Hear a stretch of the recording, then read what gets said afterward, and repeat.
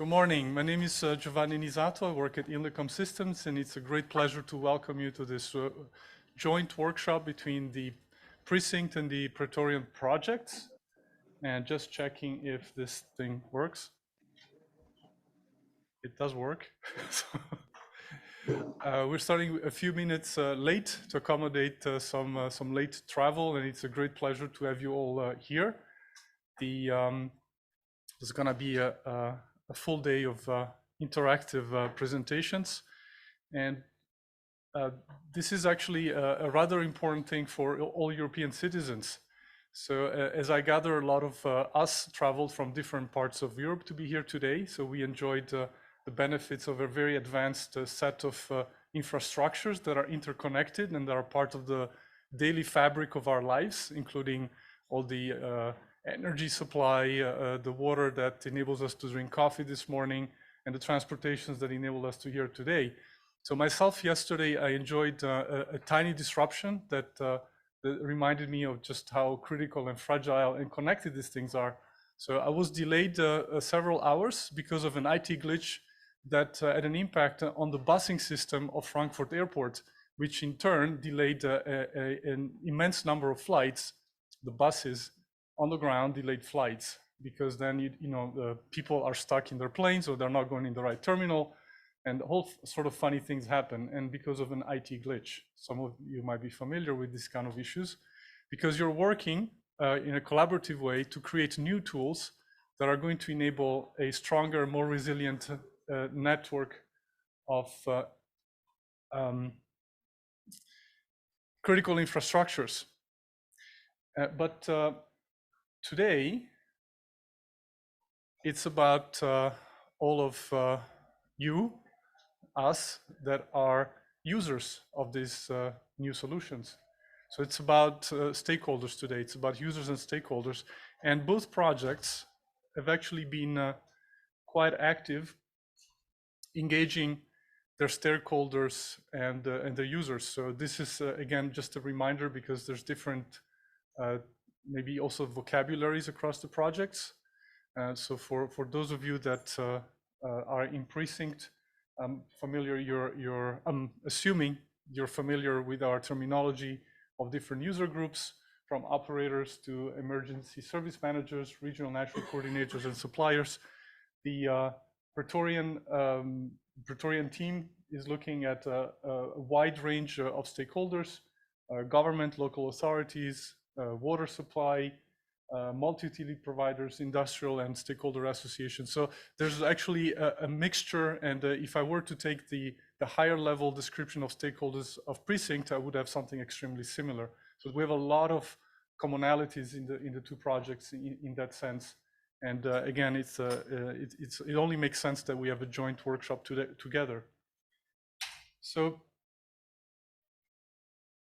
just a few words about some of the processes that led us here from the perspective of both projects. And again, I'm more familiar with the PRECINCT project. One of the key points in the journey is to have an understanding of what the users might need. So there were a number of workshops set up to find the jobs to be done, the pains, the gains, and the value propositions. And we are now well into and it's pretty much finishing the phase 2, where we see what is the alignment of the solutions that are going to be or being developed in PRECINCT, and how do these actually meet the business requirements that were identified in the previous session. And moving on, we already started looking at the different ways that key partners developing solutions could interact and start developing also viable business propositions. So this took quite a great deal of work by I'm actually following on the footsteps of Mark Bennett, a colleague at Inlecom, and a lot of work that was done by the PRECINCT colleagues. There you go. And maybe a little bit too enthusiastic there on the clicking. So the Praetorian project has had a number of interactions with its stakeholder groups. Welcome. Please find a seat. there are regular progress updates. Incidentally, PRECINCT also has newsletters and things like this. And integration into validation activities, overviews of the developed solutions. And I believe you had a workshop already in November. I understand this is the second, this may be the third workshop for you, but the Praetorian project already at another stakeholder workshop, and a number of demonstrations of the key technologies, and extremely important getting feedback from stakeholders and potential users. So maybe slightly different approaches, but a lot of commonalities. And one thing that's very important in early stages of technology and solution development, having a feedback and having a sense of how the solutions are understood, interpreted by potential users. And that is, again, one thing that we are going to do today. So today, the menu for today is actually quite a lot of activities. So we're going to start by reviewing the state of the two projects by the project coordinators that I will invite on the podium in a second. And then a first content presentation, coffee break, and then we get into the more active and interactive part. This is really the welcoming words are not just to welcome you, but again to make you aware that this is really about as much as possible about users and stakeholders. And for everybody involved here, everybody present, it would be very good to have your active participation. And we do understand that there's a lot of pressure from the work front, from other projects, from emails and stuff like this, but a lot of a lot of you have invested significant time to prepare the day. So to try to make it meaningful and try to be engaged and interactive. There are coffee breaks, there are lunch breaks. So those are also opportunities to connect and network. And in the afternoon, we continue with workshops and trainings. I think we're going to have a plenary summary of some of the main activities, and the final session of the day, which I have the pleasure to moderate as well. It's a snapshot of possible futures from the PRECINCT project, and then we will be closing timely at 5 o'clock-ish, so you all can return to your locations. So with this, I'd like to invite the coordinator of the PRECINCT project. Jenny, are you okay?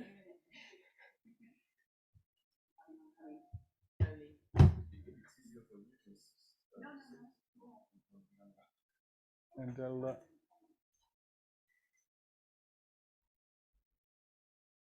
so now I do not know if the slide deck follows. I think Vincent will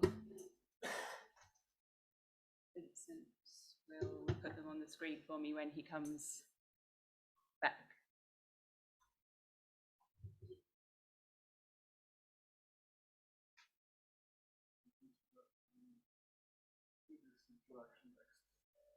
Yeah. Oh. So one moment.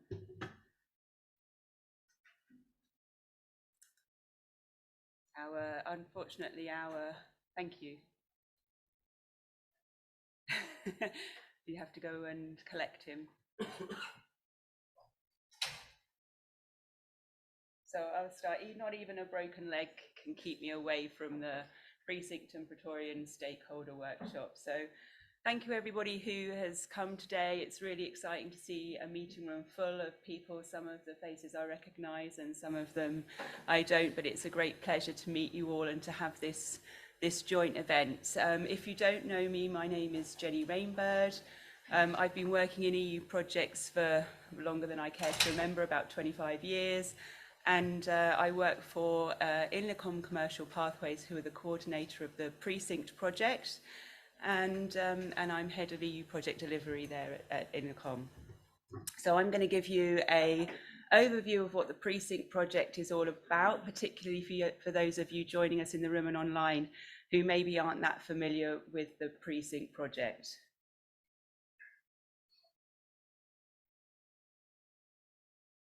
Okay, there's a short delay.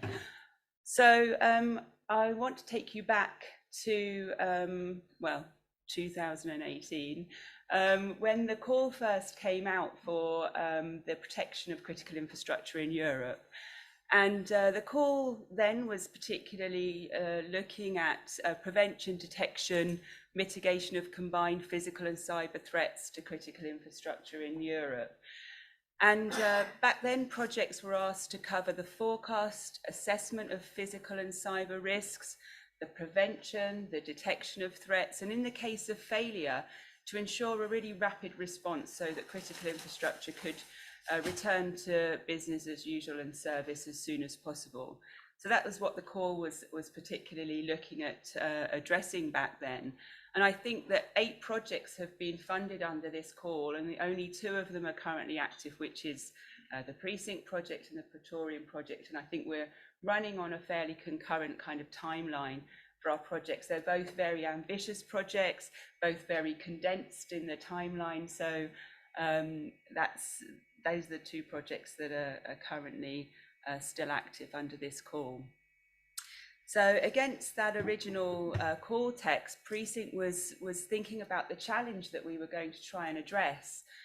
And we all know that disruptions in critical infrastructure are extremely important to citizens in European countries, and that those critical infrastructure failures can result from either physical attacks or cyber attacks or combination or hybrid attacks.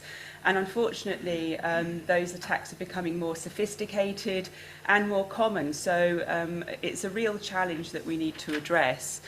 Not only that, but because of our smart cities and our more connected critical infrastructure in Europe, we have this phenomenon of cascading effects. So an attack on one critical infrastructure can have like a domino effect and impact on other critical infrastructures in the region. And some of these infrastructure connections and cascading effects are really non-obvious. So it's important that we recognise that and are going to try and address that challenge within our projects. So the vision of the PRECINCT project is to look at addressing those challenges by connecting private and public critical infrastructure stakeholders, first responders and cities within a region, so that all of those critical infrastructures can come together under a common cyber physical security management approach. We also wanted to enable the interdependent critical infrastructures and first responders to plan for, prevent, absorb and quickly recover from any types of attacks or indeed natural disasters that may happen in their region. One of the core concepts of the PRECINCT project was the idea about coordination centres. So that was really connecting all of the critical infrastructure stakeholders, first responders and municipalities into a coordination centre that would jointly harmonise their emergency processes, their command structures, share data and have a coordinated management approach for resilience in their region. We also have at the core of the PRECINCT project the concept of digital twins to provide a digital topology of the region to share data and to use concepts such as machine learning principles that over time build up improved resilience in the region through learned behaviours and corrective patterns. So PRECINCT has the overall technical objective to establish an ecosystem platform for a region connecting the stakeholders of interdependent critical infrastructures to more effectively manage and their security and collaborate by sharing data, by sharing critical infrastructure protection models, by developing and instantiating new resilience services, and by implementing digital twins. As I said, it's a 2-year project. It started back in October last year, and it's currently about month 14 of the project. So we're coming to the end of the first year and beginning our second year. We have 40 partners in the project. As you can see, quite a lot of stakeholders involved in our project, all working together on this challenge. We have 6 key outputs of the project, which you can see in this diagram here under these headings. So we're looking at developing a framework specification for systematic critical infrastructure security and resilience management that fulfills the industry requirements, and we've elicited this specification with engagement with our critical infrastructure partners within our living labs, and also looking back on past research projects. We also are developing a cross-facility collaborative cyber physical security and resilience management platform. We like lots of long sentences in this project, enabling critical infrastructures to develop an AI-enabled ecosystem and enhanced resilience support.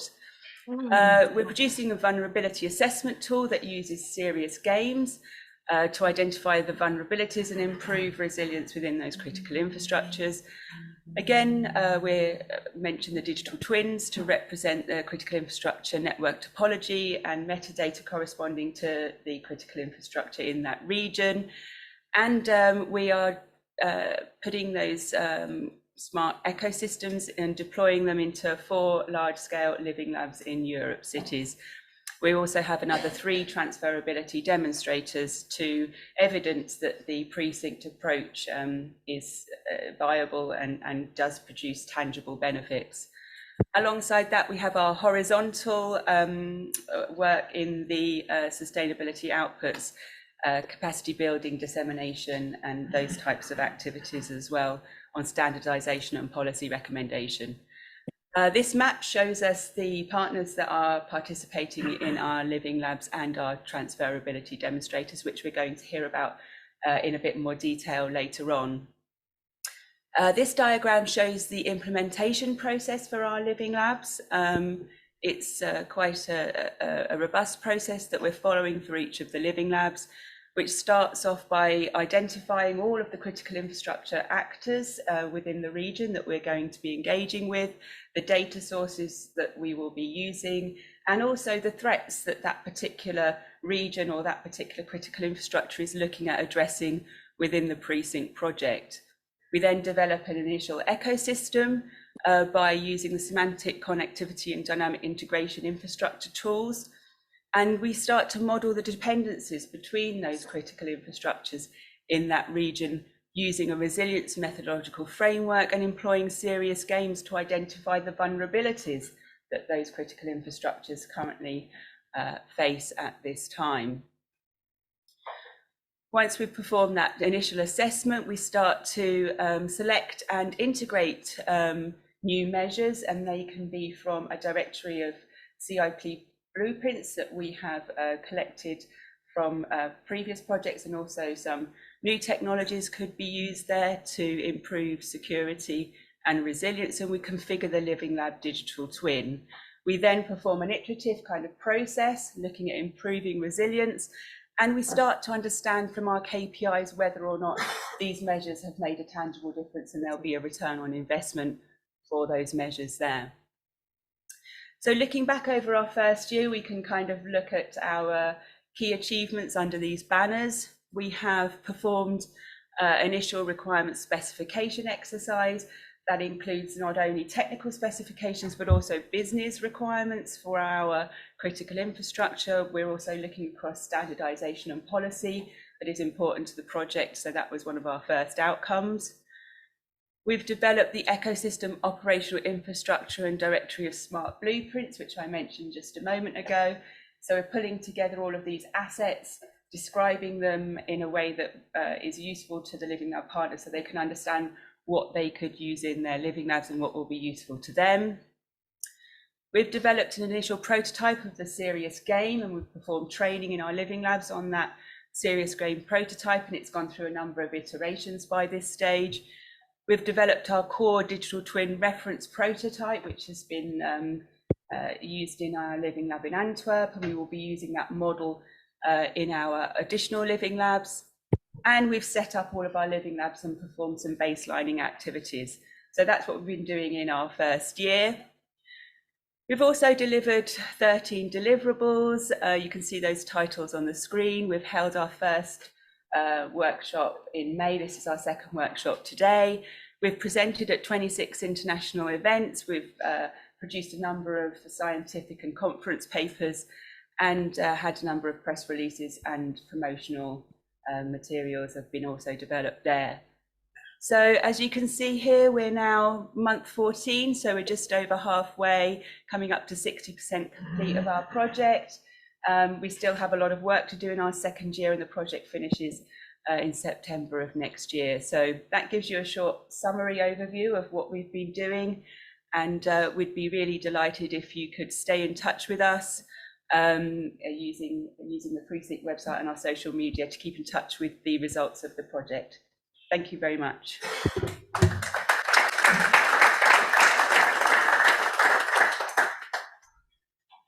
Thank you very much, Jenny. Please. I don't know if Frederic is. Oh. Pleasure to meet you. Yes. So it's a pleasure to introduce the coordinator of the Praetorian project, and the floor is yours for about 10 minutes for the introduction. Okay.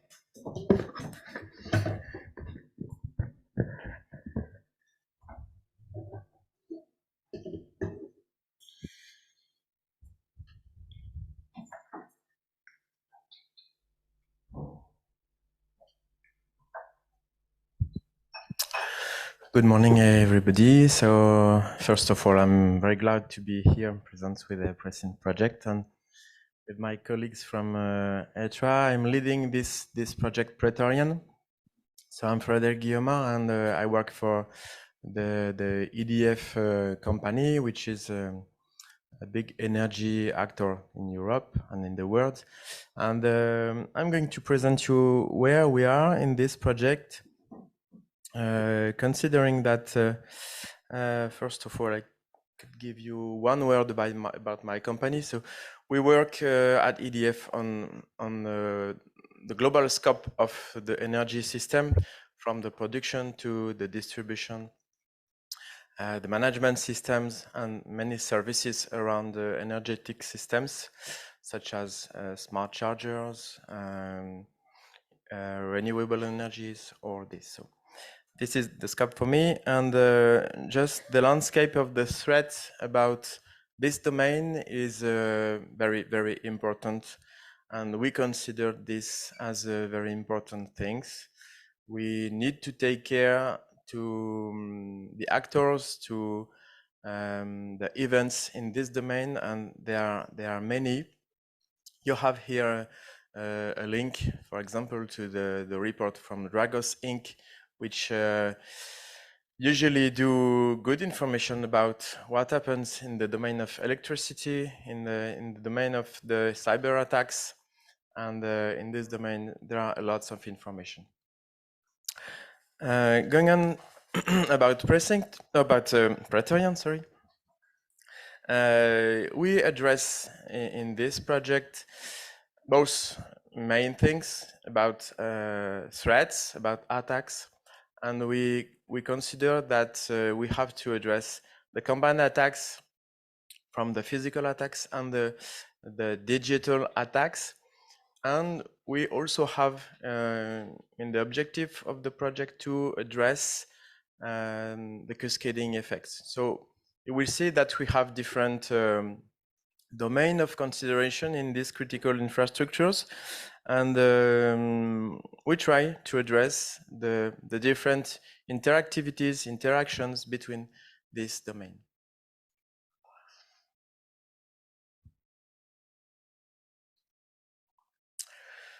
The main objectives we have for Praetorian are to try to evaluate the level of risks. There are many. There are physical, there are digital, they are combined, and we address this in the project. We also have the aim to have a better understanding of these threats. So we consider in entrance of this project Praetorian many other projects which were already realized or ongoing, and we believe that it was very important to consider this. We had many information about this, but the objectives is in this infra program to develop the resilience. And you know that in this domain, we have since July a new directive in Europe, the directive REC, resilience for entities critical. And in this domain, the projects such as PRECINCT and Praetorian are leading new approach and developing the resilience needs. And this is very important because we are very considered by the policies of the European Commission. We have many exchange with them, and it will be also a good way to show what we do, to show what are our approach, and also what are the different activities and the needs in this domain. And there are many. Then we also have the ambitious to work with the organism which work about the risk and which give information about this. I believe in this, that what we call in the digital security domain of ISAC are very interesting, and we are linked to them. The objective after this is to develop tools to enhance the resilience. And considering this, we work in demonstrator to validate what we understood, what we developed. And for this, in this demonstrator, I will show you, we have three. We have in the Praetorian project different parties, such as developers, as technological company, end users. We have first responders. It is very important to have this landscape. We have academics, and all this gives a good mayonnaise to give a good results in this domain, and consider really what is the threat and how to address this, including crisis management. And in this way, end users and first responders are also very, very, very important. Of course, we are in a European project with a big objective of dissemination. Today, thank you to you to be here and to listen to us about this. We will have some public information about this, public deliverables also. In Praetorian, we have, because of the domain, we have some EU restricted deliverables. We already submitted a lot. If I remember, we have around, in the project, we have around 60 deliverables to produce. We already produced not far to 40, and 12 of them are EU restricted.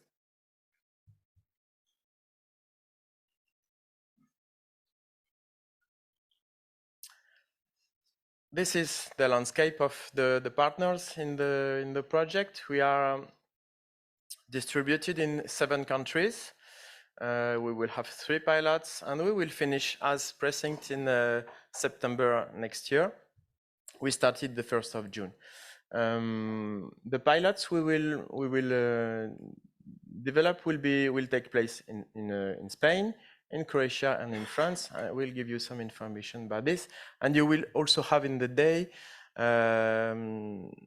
some information about the scenarios we developed, considering that you will not have the information that could be EU restricted.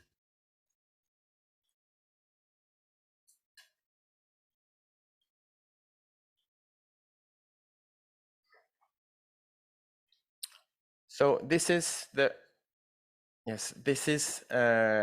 main objective we have. So in the landscape of the project, 4 domain of activities for the critical infrastructures. We have the international airport. We have the big maritime port. the health institute, important, such as big hospital or virology institutes. And we have the electrical systems to consider that we could have in this domain combined attacks, physical and digital, and in this domain we could have cascading effects.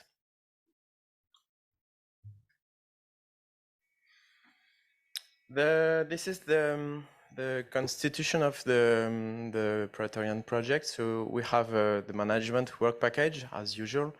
We have 5, 6 work package considering the technical aspects and the development of tools.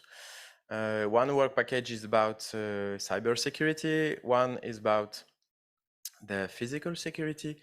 We have one work package working about what we call hybrid awareness, and it means in this way that we correlate information between our different entrants from physical and digital security.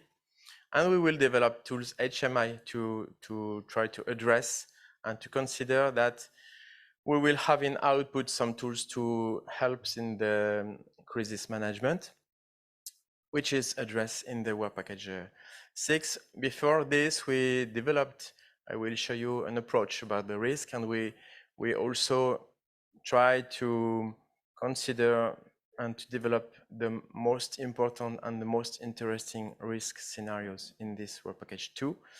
After this, we are actually in the work package 7 and 8 to prepare this demonstration I talked to you before. And it's very, very, very important for us to organize this, because we have a phases to validate, to integrate, and then to prepare the demonstrator. This demonstrator will take place at the beginning of the next year.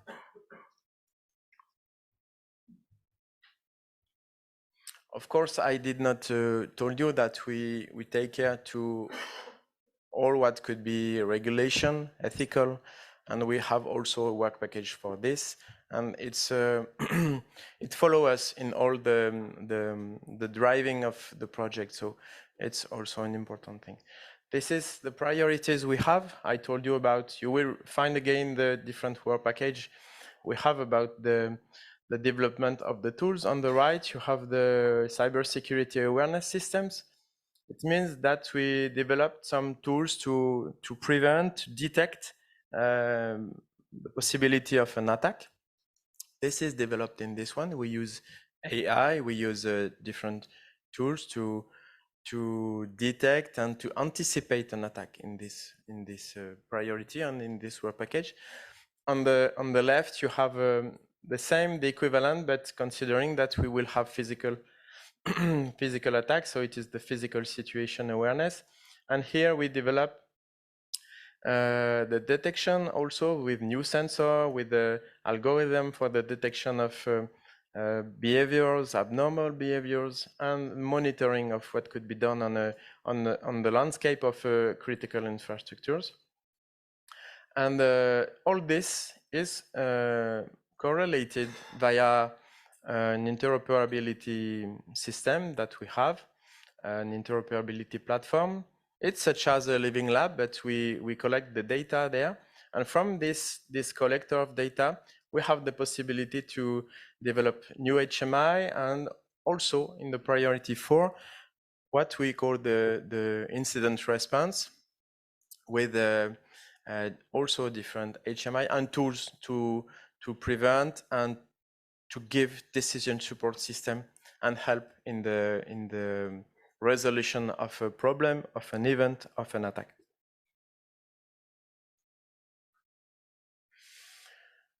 This is an overview of these tools. You see again on the left the different technologies about cyber security awareness, physical security awareness, the hybrid solution. In the hybrid solution, you will find that we also integrate a digital twin, which is modeling a real critical infrastructures.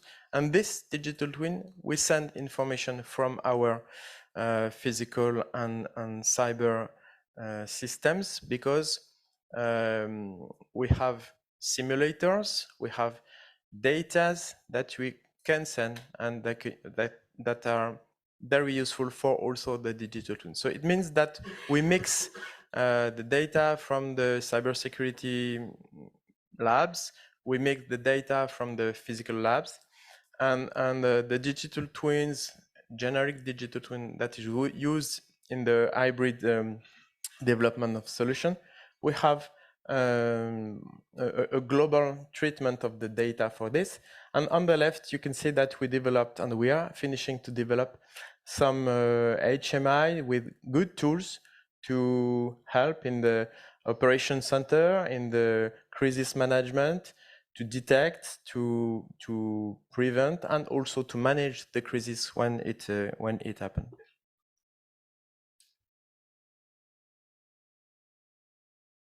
This is an overview about the generic digital twins.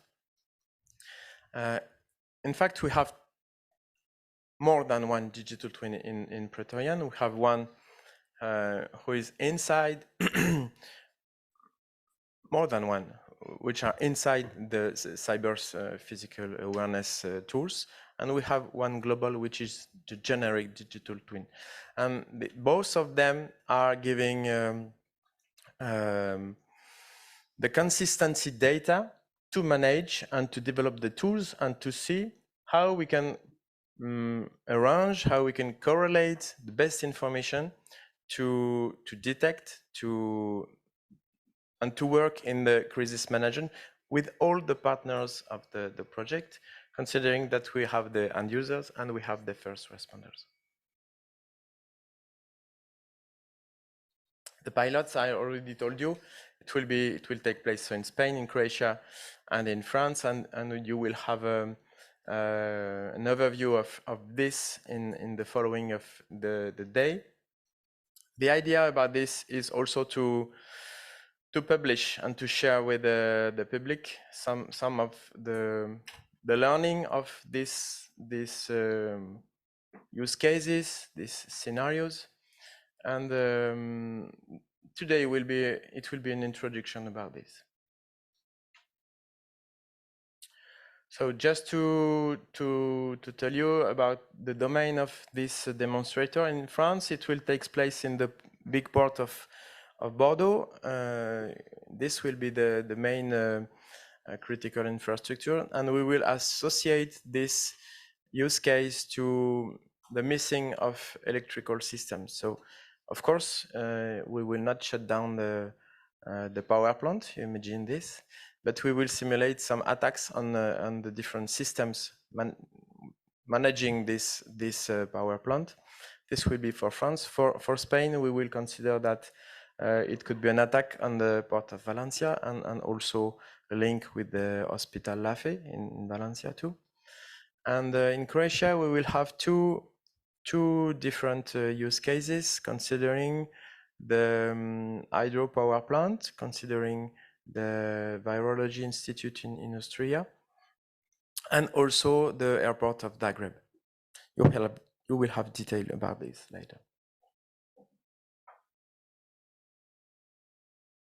So these are the different, I would say, entities involved in the Praetorian project. We have, of course, many contacts with the European Commission, and we consider that we have topics such as artificial intelligence, the social impact. We consider the human factor in Praetorian, and we have subject about this. You will have a presentation from my colleague Nora in this day. Also considering that humans are center in the management of crisis, and you will see that it is very, very important, and it's got a good position in the Praetorian project.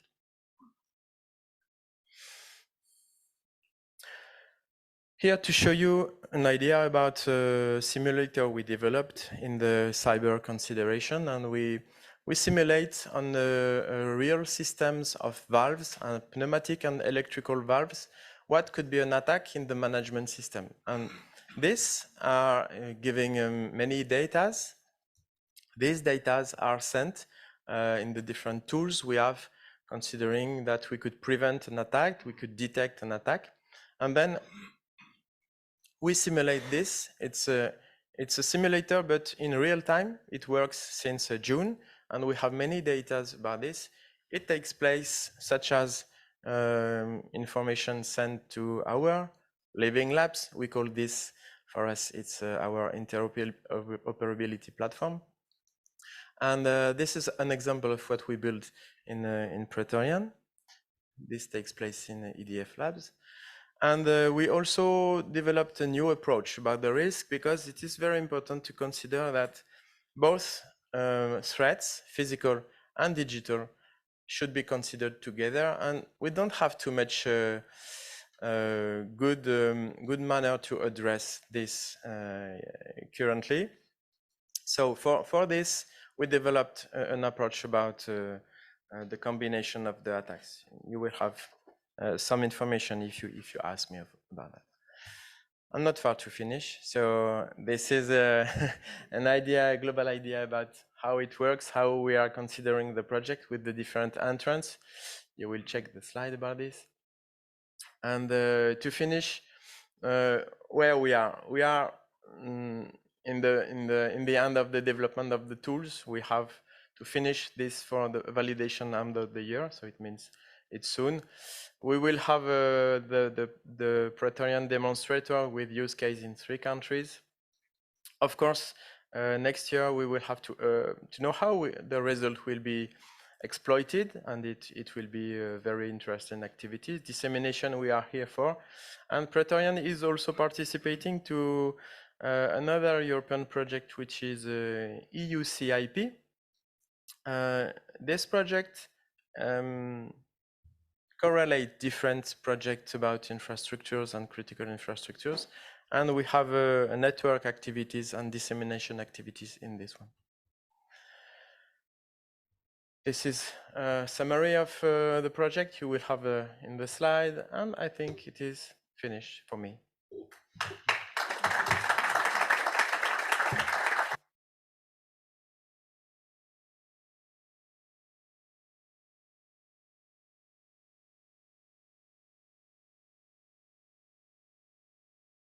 Microphone, thank you.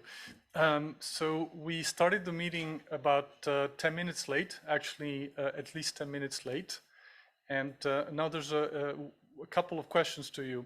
The first one is about dissemination. So we have the option to record this meeting, and the recording would actually be made available to the projects. So this would be internal projects recording, and then each project can decide what to do.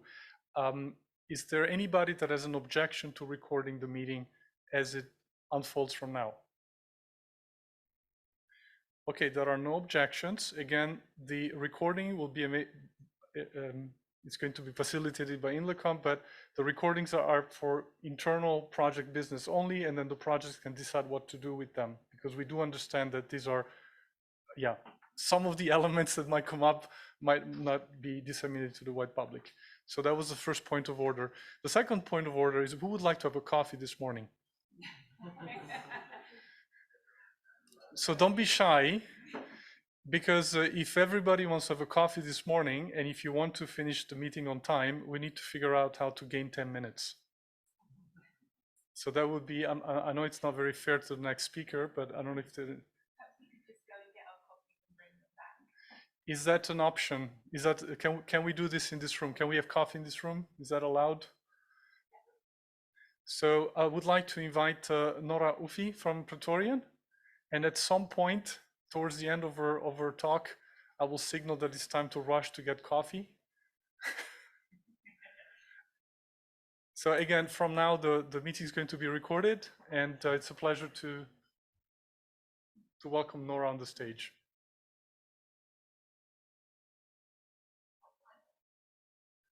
The floor is yours.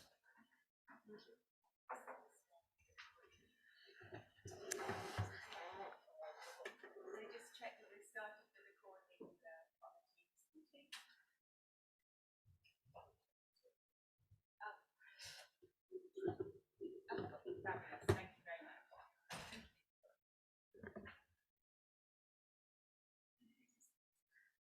It's not my presentation. Ah. Okay. Hello, everyone. So I am Nora Oufi. I'm going to introduce myself. I am a PhD student at EDF. I'm working on the crisis management, and I took part to the Priority project with our colleague from the cyber at EDF. Sorry, I'm a bit stressed out.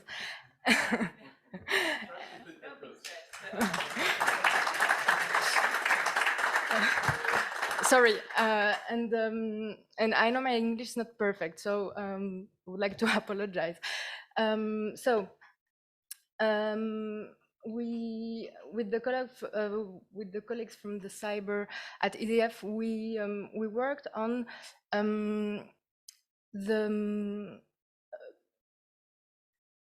the study of a cyber attack in the hospital, and I didn't mention it, but I am part of the human and organizational factors team at EDF. So our point of view is from the human factor. And here I'm going to present you a study that we made with that we conduct with our colleagues, and it is the human factor applied to cybersecurity. So in France and worldwide, we realized that there was an increase of threats in terms of cyber attacks in hospitals since 2020. Sorry, and it is concomitant with the pandemic, the COVID-19 pandemic. And we realized that a cyber crisis in a hospital could have very severe consequences, such as the death of patients and very important impact on medical staffs. So we wanted to understand how an hospital could go through a cyber attack, and what were the possible factor that could help an hospital and the resilience in the hospital. So our approach is multidisciplinary. As I mentioned, we worked with the cyber expert, and we wanted to do an empirical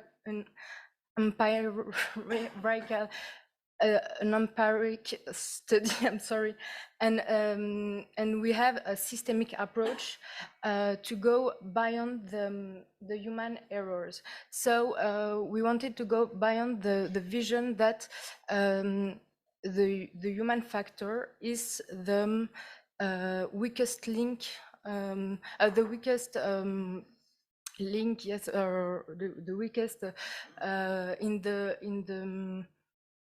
the cybersecurity chain. So we wanted to take into account the activity in the hospital, the activity in situ, and the organization globally. So we tried to characterize the human factors in relation with organizational resilience factors. So the objective of the study was to underlie vulnerabilities of the socio-technical system. It was to improve prevention and the crisis management, And we also wanted to contribute in of the we wanted to contribute to the integration of the human factors into the design of the cyber security projects. So some word about the methodology. We made a focus on a cyber crisis in a hospital in France. As I mentioned in the beginning, several hospitals were attacked, cyber attack, and we made a study case from this attack in one specific hospital. We analyzed media articles, we made empirical studies in this hospital, we made interviews, and then we made an analysis with our colleague from the cyber to characterize the different phases of the cyber crisis. And there was very important to us to have there, at this moment of the characterization of the different phases, our colleagues from the cyber, to understand how a cyber attack is possible, when it begins, when it ends. Another aim of the study was to identify success factors in terms of resilience and the difficult factors and the risks associated with these difficulties. So here I'm gonna present some of the results that we get from this study, from the HOF point of view. So one first thing that we understood, that and what we get from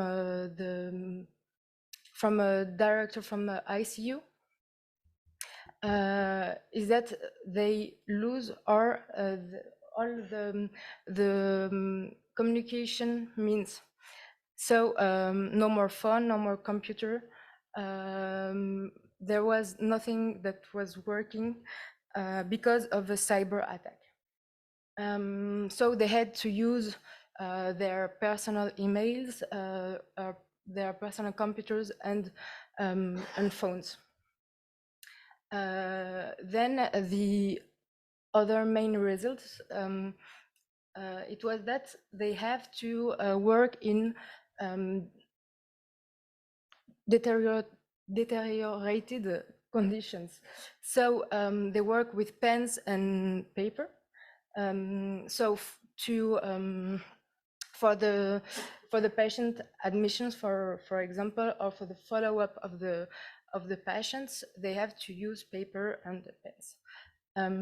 For the follow-up and the admission of patients was very deteriorated because they didn't have no more machines or no more possibility to make diagnosis because the machines were not working anymore. So it was very long. The doctors had to make diagnosis by symptoms and no more by test bloods or radiographies, or so it was very complicated. The patient medical information were no more reachable, and specific cares as chemotherapy or radiotherapy were not possible anymore. These impacts are, as I mentioned, associated with the risks. there are many risks. I'm not going to explain all of them, but there is a risk to forget a patient, to make error of diagnosis, to confuse two patients, or to endanger the patient's life. There was also a risk of legal proceedings and impacts on the reputation of the hospital.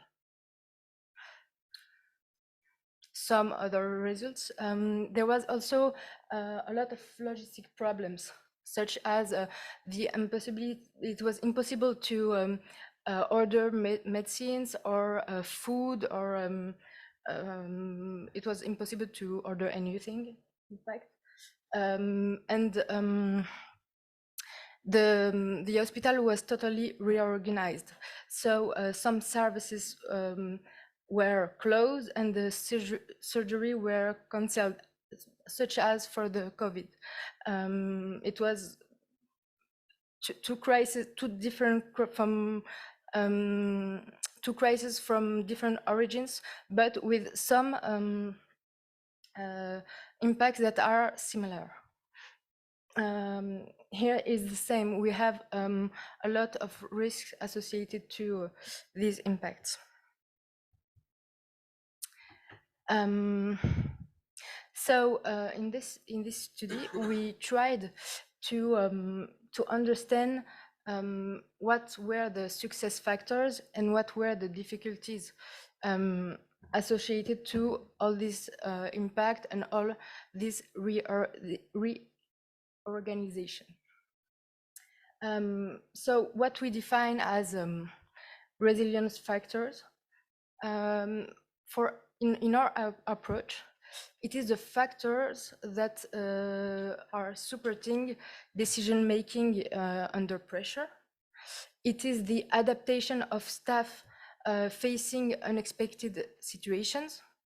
It is also the ability to innovate and to make proposals in terms of rules and operating methods. Once again, from a human factor point of view. In opposition of these success factor or these resilient factors, there are difficulty factors. And what we noted in this study, we realized that there was a lot of emotional impacts on the care staffs. At the beginnings, because of the amazement when they are facing this cyber attack. And then there was weariness because of the because this a cyber crisis is a long-term crisis. It is not just at one time and then it's finished. The impacts are very long, and so it caused also weariness for the care staff. There was also an increase in workload for the medical staff because they have to work on paper and they have to manage all what was digitalated. They have to manage it without the technologies of information or communication. And so it made an increase of the workload. Another difficulty factor is the timeline of the crisis. As I mentioned, it's a very long crisis, and the difficulties in this long term to reorganize the care activities.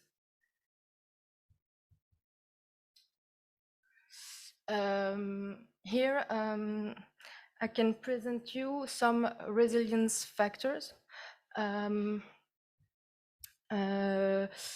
once again, when we talk about resilience factor, we talk about the capacity of individuals and teams to anticipate and to adapt their operating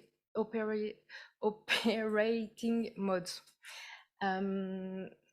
So here, one resilience factor was the investment and the solidarity of medical and the nursing staff.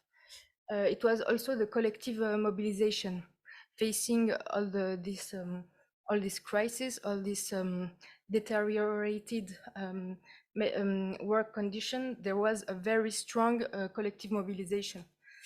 The medical experience, in particular for older doctors, was a very important resilience factor, because it made some diagnosis possible. Also, the emergency experience in the hospital in general, and in particular in intensive care units or emergencies, it's the capacity to deal with unexpected situation. So and the reactivity also. So here it is also a very important resilience factor.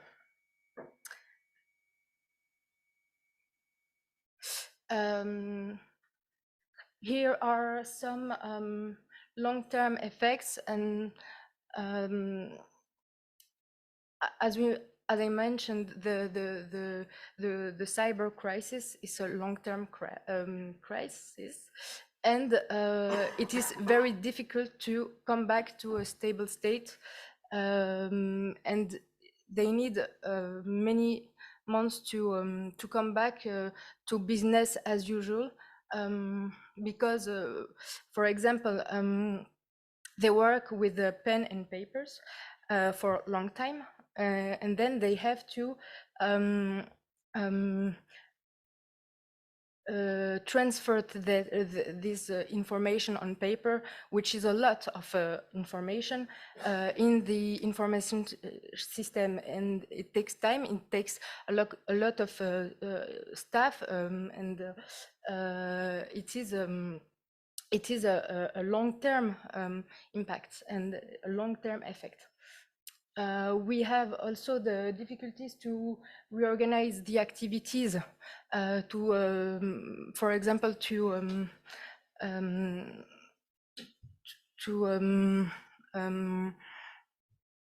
get back surgery or other activities, to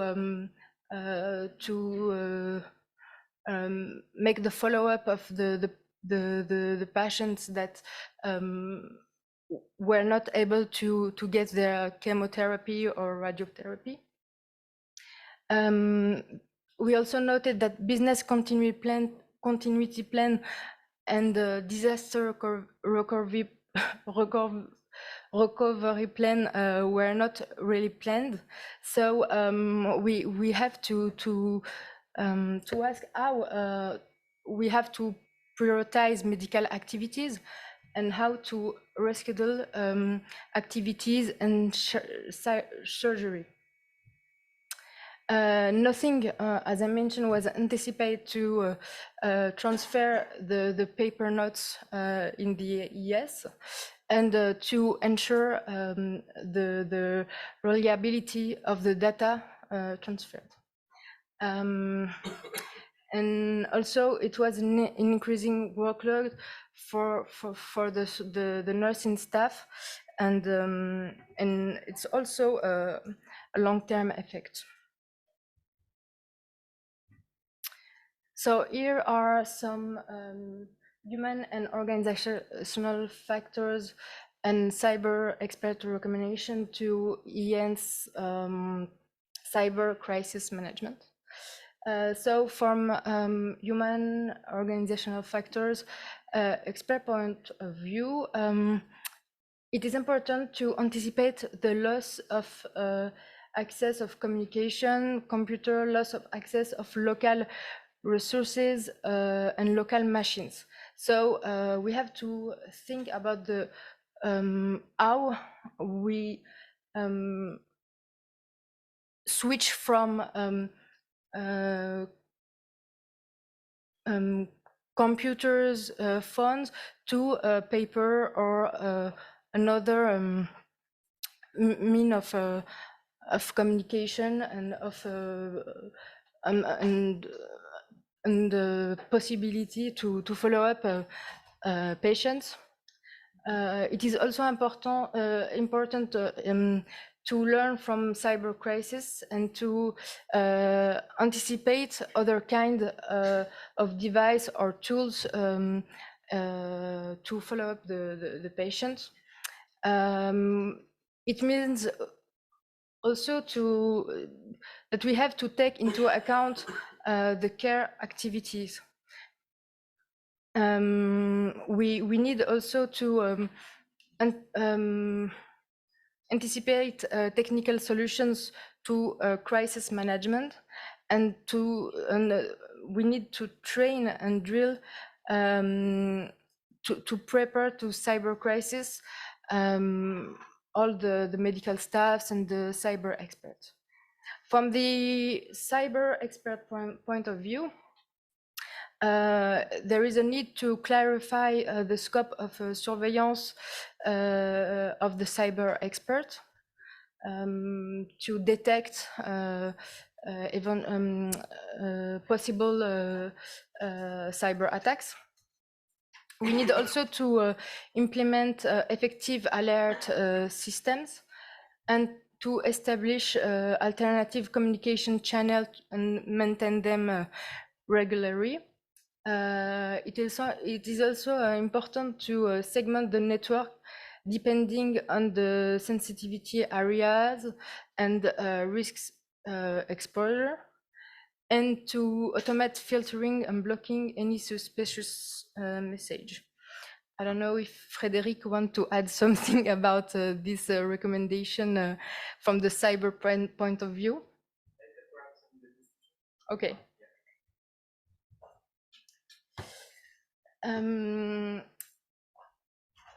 From the human and organizational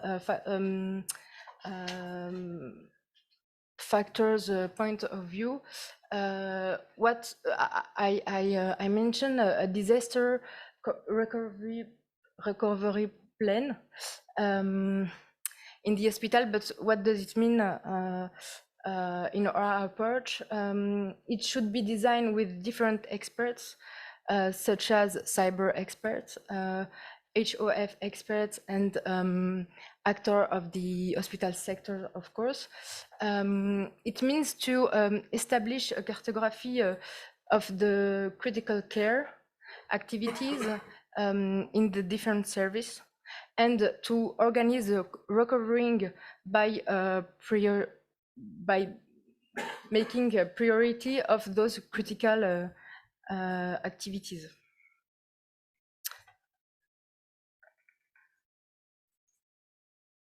And that's the end of my presentation. And oh, sorry, no. Can I get back? Sorry, I wanted to finish, but it's not finished.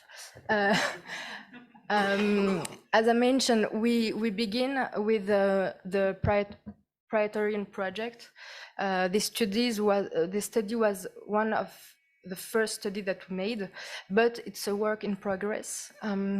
We are working, we planned and we made some of those interviews. We have 22 semi-directive interviews with healthcare staffs and administration in an hospital that get through a cyber attack. The aim is to better understand the impact of the crisis on patient care, the management of the crisis cells, the organizational adaptation and difficulties encountered. We also working on analysis of a return on experience provided by the hospital and made by the hospital. And the outlooks are to provide targeted recommendation according to the needs of the departments and associated staffs. It's also to think and to reflect to long-term crisis and their long-term impacts, and to build up a recommendation together with healthcare staffs, human and organizational factor expert and cyber experts. And that's the end. And if you have any question, you can ask.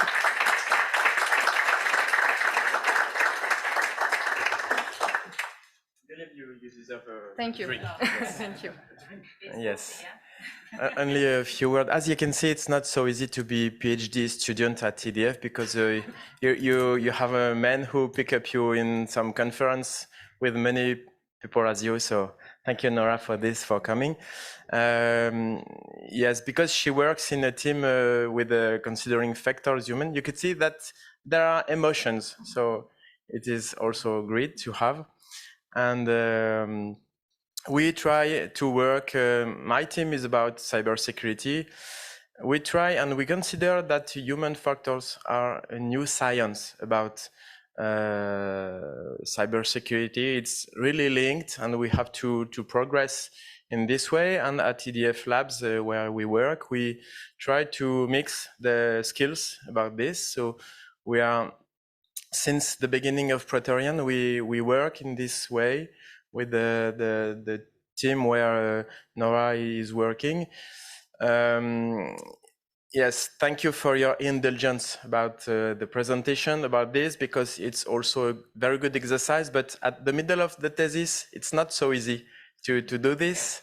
And I'm proud of what she did today. It was not so easy. So thank you for this, and thank you to her.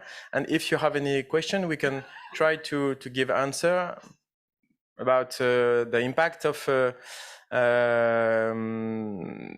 attacks. We had some event in France, for example, about this, and recently again 2 months ago, in a big hospital close to Paris was were attacked with a ransomware. I wanted to ask you if you knew what was the main typology of attacks in the hospital, and I gave you the answer. It is ransomware, and really, when you are attacked with a ransomware in an hospital, it is the mess, because all could be compromised, since the administrative computers, and even to the machine, to the computers managing industrial systems, which are contributing to the correct working of the hospital. And it's really complicated for the teams, for the doctors, because they are not aware with this, and the teams to lead the crisis management are not aware more about this. So it's very complicated. So if you have question for Nora, and if I can help too, don't hesitate.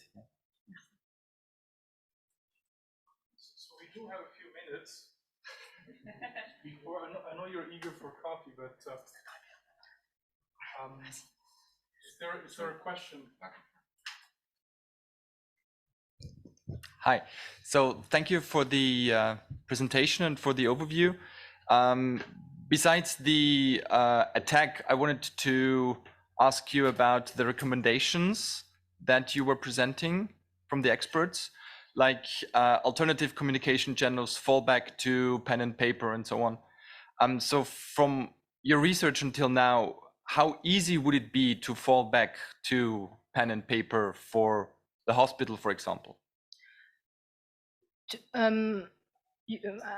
don't know if I understand your question, but you are asking how easy it was to switch. So the recommendation to fall back on pen and paper, Yes. It's set quite easily. So you can always say that as an expert. Yes.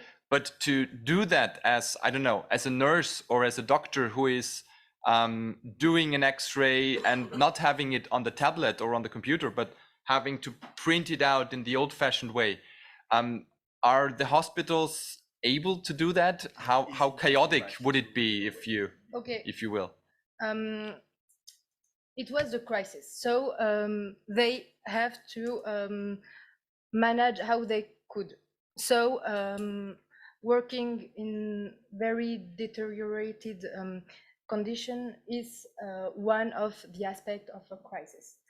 So is it a good recommendation for crisis management? I don't know, but we have to think how we could work and we could continue the activity to and continue to admit patients and follow up patients. And in fact, it is not the best way to do it, but they did it, and it is a resilience factor. And it is a crisis anyway, so we do how we can. So the recommendation now is to think how we can create new tools to replace the pen and the paper. But for the moment, it is the best solution they found. And I think it is a good resilience factor, in fact, because the activity continued. There is impact, long-term impact of this use of paper and pen, but I think it shows the ability of the staffs to be innovative. It's not the word, but to be resilient, in fact. I don't know if I answer your question. Yes, you did. So I would completely agree. It's a very good suggestion to fall back on pen and paper. But in our digitalized world, I was wondering how easy or how chaotic it would be in a hospital to really have patient data on paper, or, as I said, have the results of a CAT scanner, of a X-ray, again on paper, if you will. Yes, you're right, Stefan. If I can give you my points about the cyber expert I am. When you have an attack, it is very, very, very complicated to know what is really the landscape of the attack. Which are the system compromised from the network, from the computer, from the servers. You don't know what is, how it is deep. And considering this, when you have malware somewhere, you don't know if it is only viruses, if it is a worm, if it is a rootkit. If it is a rootkit, you know that the system you can't be in confidence with. It means you take it in the trash. So it means the only way to respond is to go on a system in where you are sure. The paper. And what you have, it is that in an hospital you don't have a high availability system. Perhaps it is possible for the data center, but for the machine, for the computers, for all this, it's not possible. So it's the how to do when you have people, human, who are not so far from die or not so far from very difficult situation. And yes, it's a human consideration. It is possible that one day you need to go to paper. Yeah. And so it is important to think how we go back to paper and how we go back to IS. So we have to think about it, and we have to train staffs, medical staffs, to switch if it is needed. We have. I'm actually trying to follow the protocol of the room and speak through my microphone. Are there? So I am doing my moderator role, but sitting down, so it's a bit of a challenge. But is there another question? We have another couple of minutes before the coffee break that will bring us back into schedule, but we do have time for one more question. Yes. It will be a very short question. First of all, thank you very much for the presentation. You did brilliant. It was very interesting. And I see that this focuses, of course, on hospitals, but I'm very interested in the social and human input to cybersecurity. So your recommendations, your findings will be scalable to other fields. Like, are you looking into that, or will you just focus on your domain?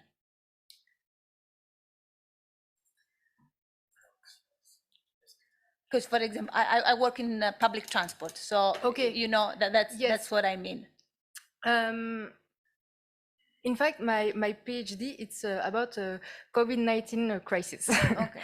Okay, so working on crisis and the recommendation made on crisis management, there are transversal recommendations that are possible when we talk about cyber crisis.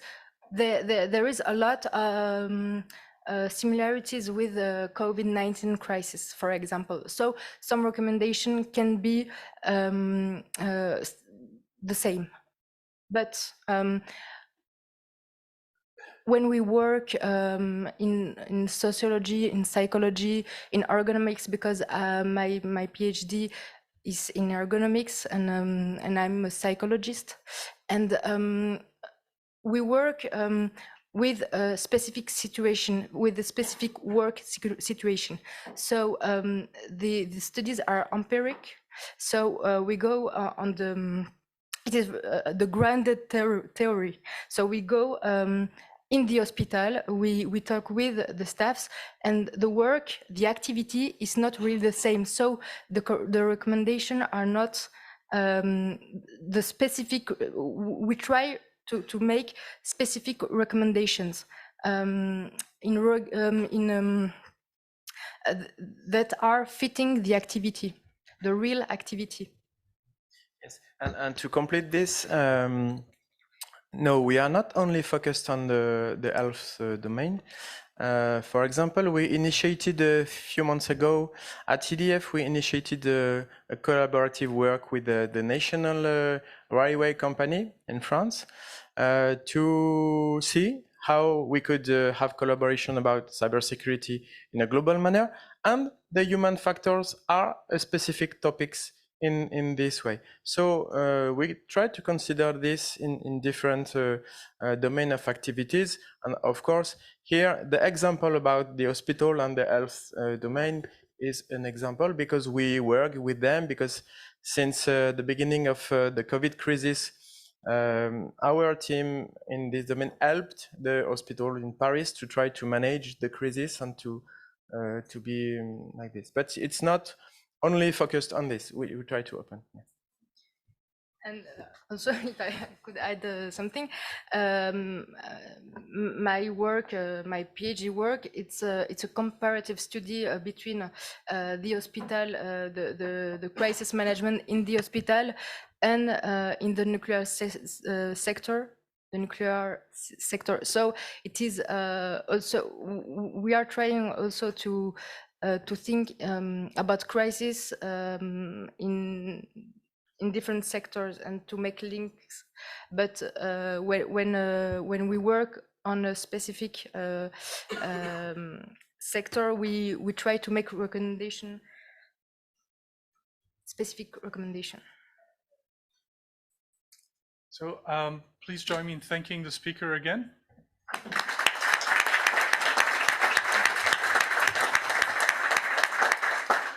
So I'd like to switch gears now, and I'd like to introduce and welcome Isabelle Fervet from the PRECINCT project, and she's going to start introducing you to the Living Labs activity of PRECINCT. Isabelle, the floor is yours. Thank you, Giovanni. Good morning, everybody. I'm Isabelle Verwee. I'm from VIA's Institute, which is a knowledge center based in Belgium.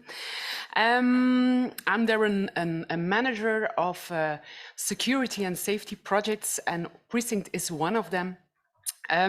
So this workshop is about the living labs, so a crucial aspect of both projects, actually Praetorian and PRECINCT. And in this workshop, we will dive into from theory to practice. So this means that we're not only going to give you some theoretical insights, but a lot of practical insights. We will focus in our workshop on how do also end users and how do the people who are needing this kind of system are going to use that, and how are stakeholders also involved into this kind of project, and what is the added value for end users. This living lab approach fits within to work package 5. And what are the objectives and the roles of work package 5? It is about setting up and coordinating the overall planning of all the living labs. It is about the development and the implementation of a permanent monitoring learning system. It is also about, of course, the organization of the 4 living labs, which are in Athens, which are in Antwerp, Bologna, and Ljubljana. It is also about the organization of the transferability validation demonstrators. And this is, so the countries who are working together with us regarding the transferability demonstrators are Luxembourg, or the cities are Luxembourg, Dublin, and Tallinn. And another role and objective of this work package is the development and implementation of a measurement and validation system. So what is the ambition of our work package? It is, so 4 living labs providing experimentation, environment, and innovation testbed. It is about validating findings and benefits and prove also transferability, which is related to the transferability demonstrators. And so you also notice on the website, on the side here, what are the ambitions. So the target is to have a 15% improved resilience KPIs measured against baseline KPIs, to demonstrate the replication in 4 member states, and simulation-based impact assessment. So it is about having a 20% improved resilience index and 10% increased speed in mitigation and reaction. In short, or in a nutshell, how does a living lab methodology looks like, or why is it important to have this kind of methodology of having living labs into a big project like this? You see in the middle, the living labs, excuse me, I'm going too fast. You see in the middle, the living labs, the circle of the living labs, which is surrounded by a lot of other circles. So this means these other circles are, of course, crucial for this living lab approach. It is situated in a real world context. It supports the innovation process for all involved stakeholders. It is also about the co-creation process and the user-centric innovation. So in this project, we work together with a lot of stakeholders, with a lot of users of PRECINCT, of a potential system of PRECINCT. So that is why also in this workshop, we invited some users, we invited some partners, some stakeholders who are going to give you an idea on what does PRECINCT mean for us? What is the added value? And what kind of challenges do we face in this project? And it is also about a multi-methods research approach.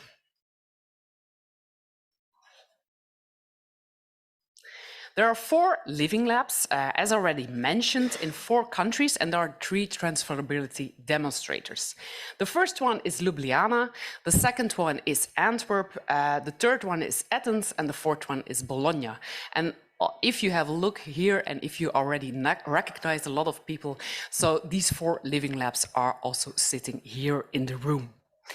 What is the focus of these living labs? I'm just going to give you the focus in a very, very nutshell, very briefly, because it is the purpose also to give the floor to stakeholders and partners who are working together with us in the living labs.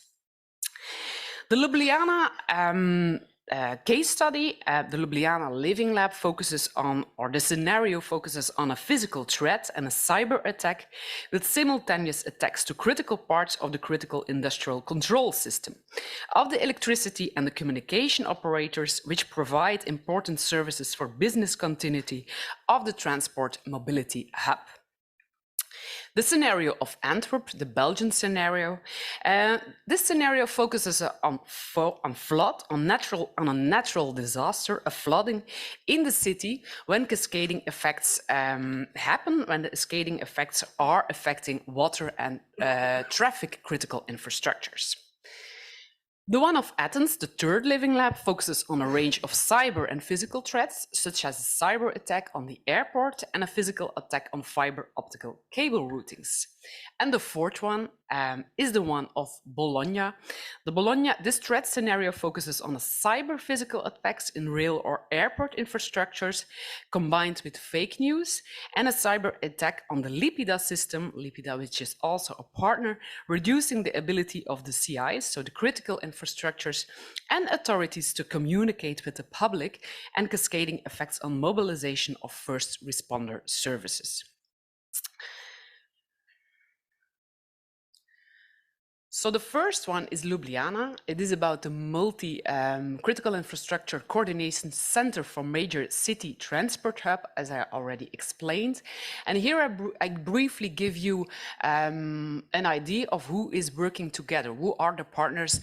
So the ones of Living Lab one are just sitting here. Maybe you can yeah, you can raise your hand. So they work together with a lot of stakeholders, as you see over here: the Slovenian Railways, Traffic Institute, City Bus Transport, Electro Ljubljana, Telecom Slovenia, Municipal Constabulary department, and the coordination. So one of Alasha and Dennis are sitting here. They are coordinating and representing as ICS. This is Living Lab 1. The second one is the Living Lab of Antwerp, which we are coordinating as VIAS Institute.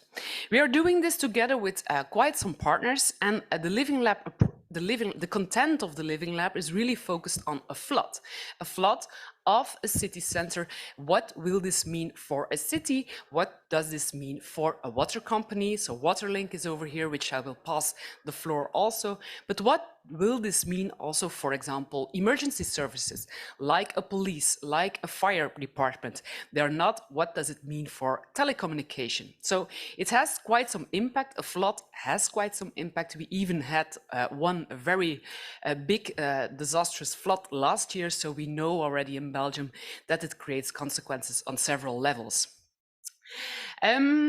So we work together with some different partners, as you see over here: the Police Zone of Antwerp, Waterlink, also IMAC. Mircea is also in the room. So Mircea, everybody knows you probably already. So they're making the digital twin for this project. We work together also with University of Leuven, who is creating a flood model. And so the critical infrastructure which is envisioned are the city streets.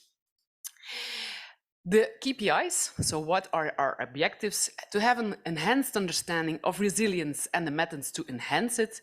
And the digital twin is associated to some target improvements, which you see over here: 20% improved accuracy in cyber physical threat detection, 20% improved resilience index, and 10% increased speed in mitigation and reaction, and the economic models showing increased return on investment. I'm not going to present or do the workshop by my own. We are going to have several interventions of different partners of the Living Lab. And the first one is not here, but he provided a video. The first one is from the KUL from Leuven. Daan Buckenhout, he is going to explain you in a very brief way what they are doing in Leuven regarding the flood model. I hope the audio will work.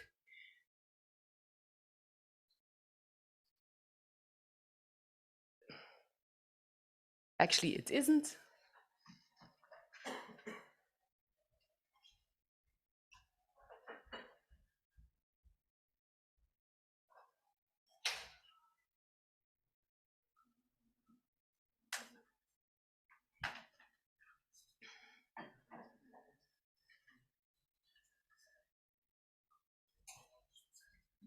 1 second or 2. Hello everyone, my name is Daan Bukkenhout and I'm a researcher at the Hydraulics and Geotechnics section of the Civil Engineering Department at the KU Leuven. In this short recording, I'm introducing the pluvial flood model we are developing for the city of Antwerp in the context of the PRECINCT project. KU Leuven has developed a detailed physics-based dual drainage flood model. Physics-based means the model solves the hydrodynamic equations that describe how water flows. Dual drainage means we model two systems, a subsurface component, so the sewer system, or in blue on this image, and a surface component, so everywhere the water can flow, streets, parks, but not buildings. The surface component is modeled using a 2D mesh of triangles built using surface elevation and land cover data. As there are no measurements of flood in the streets, we have to validate this model using fire brigade and media reports. One such validation example is for a severe storm in 2016. The model results in blue corresponds well to the fire brigade reports in red, and a picture that appeared in the media. As this is a pluvial flood model, the main input is rainfall data. While we do not account for river flooding in this model, the river level of the Scheldt still plays a minor role, as the sewers network is connected to the tidal river at some locations. The problem with this physics-based modeling approach is that it takes several hours to calculate and can thus not be used for any real-time applications. To allow for such applications, one solution is to develop a data-driven model using machine learning techniques. This data-driven model then serves as a surrogate to the original physics-based model. To this end, we first construct a database of the physics-based model's inputs and outputs for a wide range of simulations. We can then use this database to train the data-driven model. Once successfully trained, we can feed the data-driven model with the same inputs, so rainfall and river level, for it to come up with the corresponding flood depths. This now only takes a matter of seconds rather than hours. In order to achieve short-term flood forecasting, also called nowcasting, we of course also need rainfall forecasts. This is achieved using the STEPS methodology. It produces an ensemble, so that means multiple rainfall forecasts using the most recent rainfall radar observations. As rainfall forecasting remains highly uncertain, this ensemble of forecasts can be used to assess its uncertainty. In summary, the flood now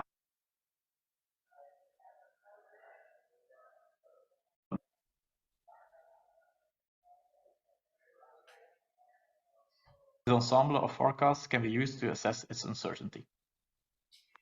In summary, the flood nowcasting approach is as follows. We take in meteorological observations, feed it to the stochastic forecasting model, which comes up with several different rainfall forecasts. Each of these forecasts is then fed individually to the surrogate, so the data-driven flood model.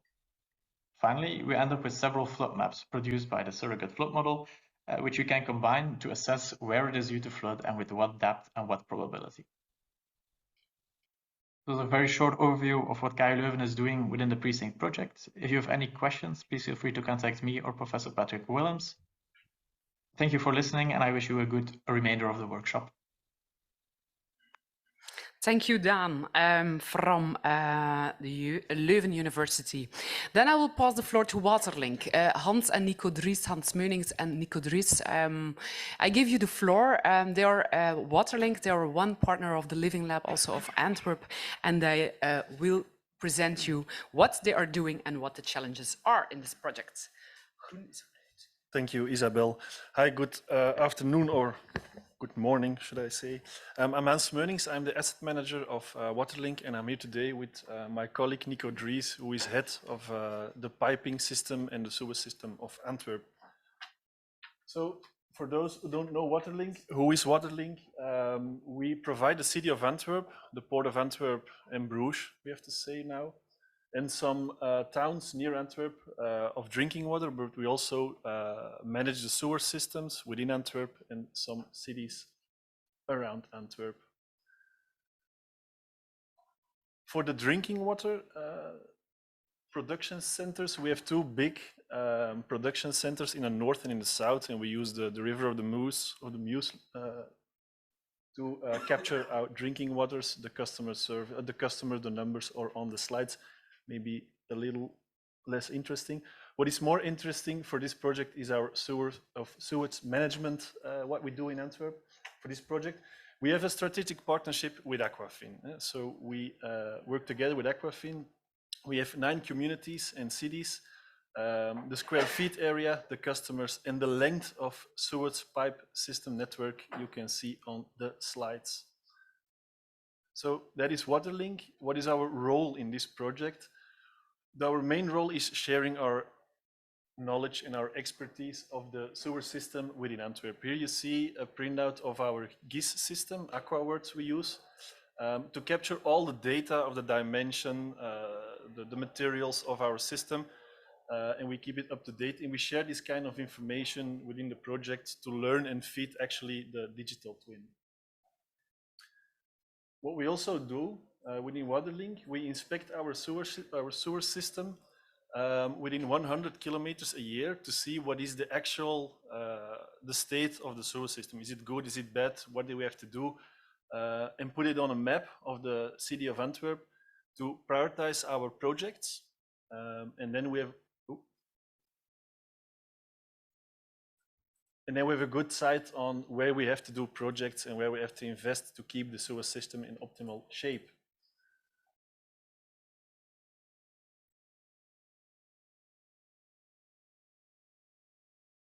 Okay, so when we're talking about sharing expertise for Waterlink, let's go back. What we saw the last years, the last decades, we saw that in Antwerp there were like 16 bottlenecks when there was a flooding. So that kind of information we're also sharing with within the project to see if this also would be the outcome for example, the digital twin. So we can prioritize our projects to resolve those bottlenecks in Antwerp.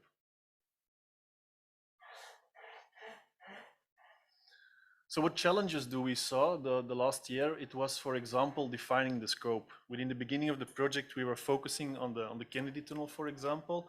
But when the project evolved, we saw that it was more important to focus on the city center of Antwerp to have the more value of the project to focusing on the city. The impact of the cascading effects, so for police and utility operators, and the scoring and prioritizing of the used and combined data, the data of the sewer system, the data of the electricity provider, and also the data of Aquafin we saw.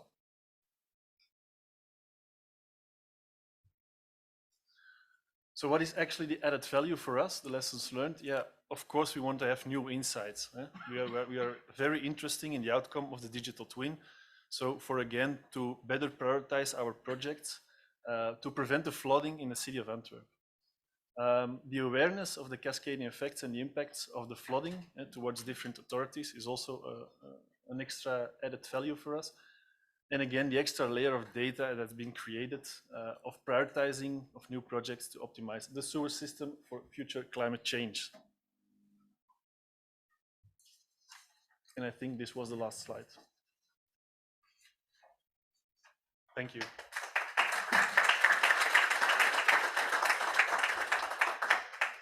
Thank you, Hans and Nico, for giving us an insight or a quick insight on your role as a partner into this project. There is like a black thing which appears all the time on the slide, so maybe you can fix this. Thank you very much. Then I give the floor to John Mimaxis from Inlicom Systems. He will present, or he will give you his thoughts on Living Lab 3, together with George Sakas from Kemea. Please, George. Good morning, everyone. Thank you very much for joining today, either physically or online. I'm going to introduce you to Living Lab 3. Next up. It does, okay, yep. The goal of this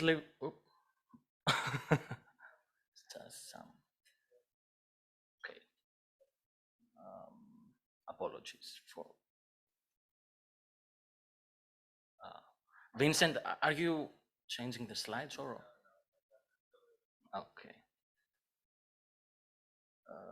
Okay, So the goal of this Living Lab is to increase the resilience of Athens transportation network. For these reasons, it consists of 3 prominent CIs: Athens International Airport, which is the largest and busiest airport in Greece, serving its capital Athens with millions of passengers every year; Attiki Odos, which is the road operator responsible for the maintenance and operation of Attiki Odos motorway, linking the city center of Athens to the airport, as well as providing access to other major road arteries and public means of transportation; and Attiko Metro, which is responsible for the maintenance and the owner of critical assets of Athens Metro, such as trains, tunnels, boats, etc.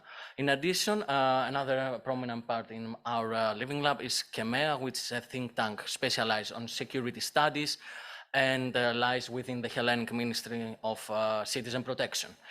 Last, Inlocom Innovation is leading the effective coordination of this Living Lab, aiming based on its expertise on software engineering and business management, aiming to ensure that we'll attain our business and technical objective as a Living Lab.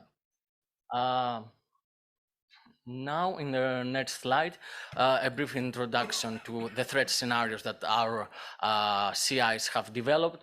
This includes scenarios based on various attacks, such as cyber, physical, or from technological related, as for example, an earthquake leading to road damages, or to an energy blackout, which means that metro trains will stop operating and serving and providing services.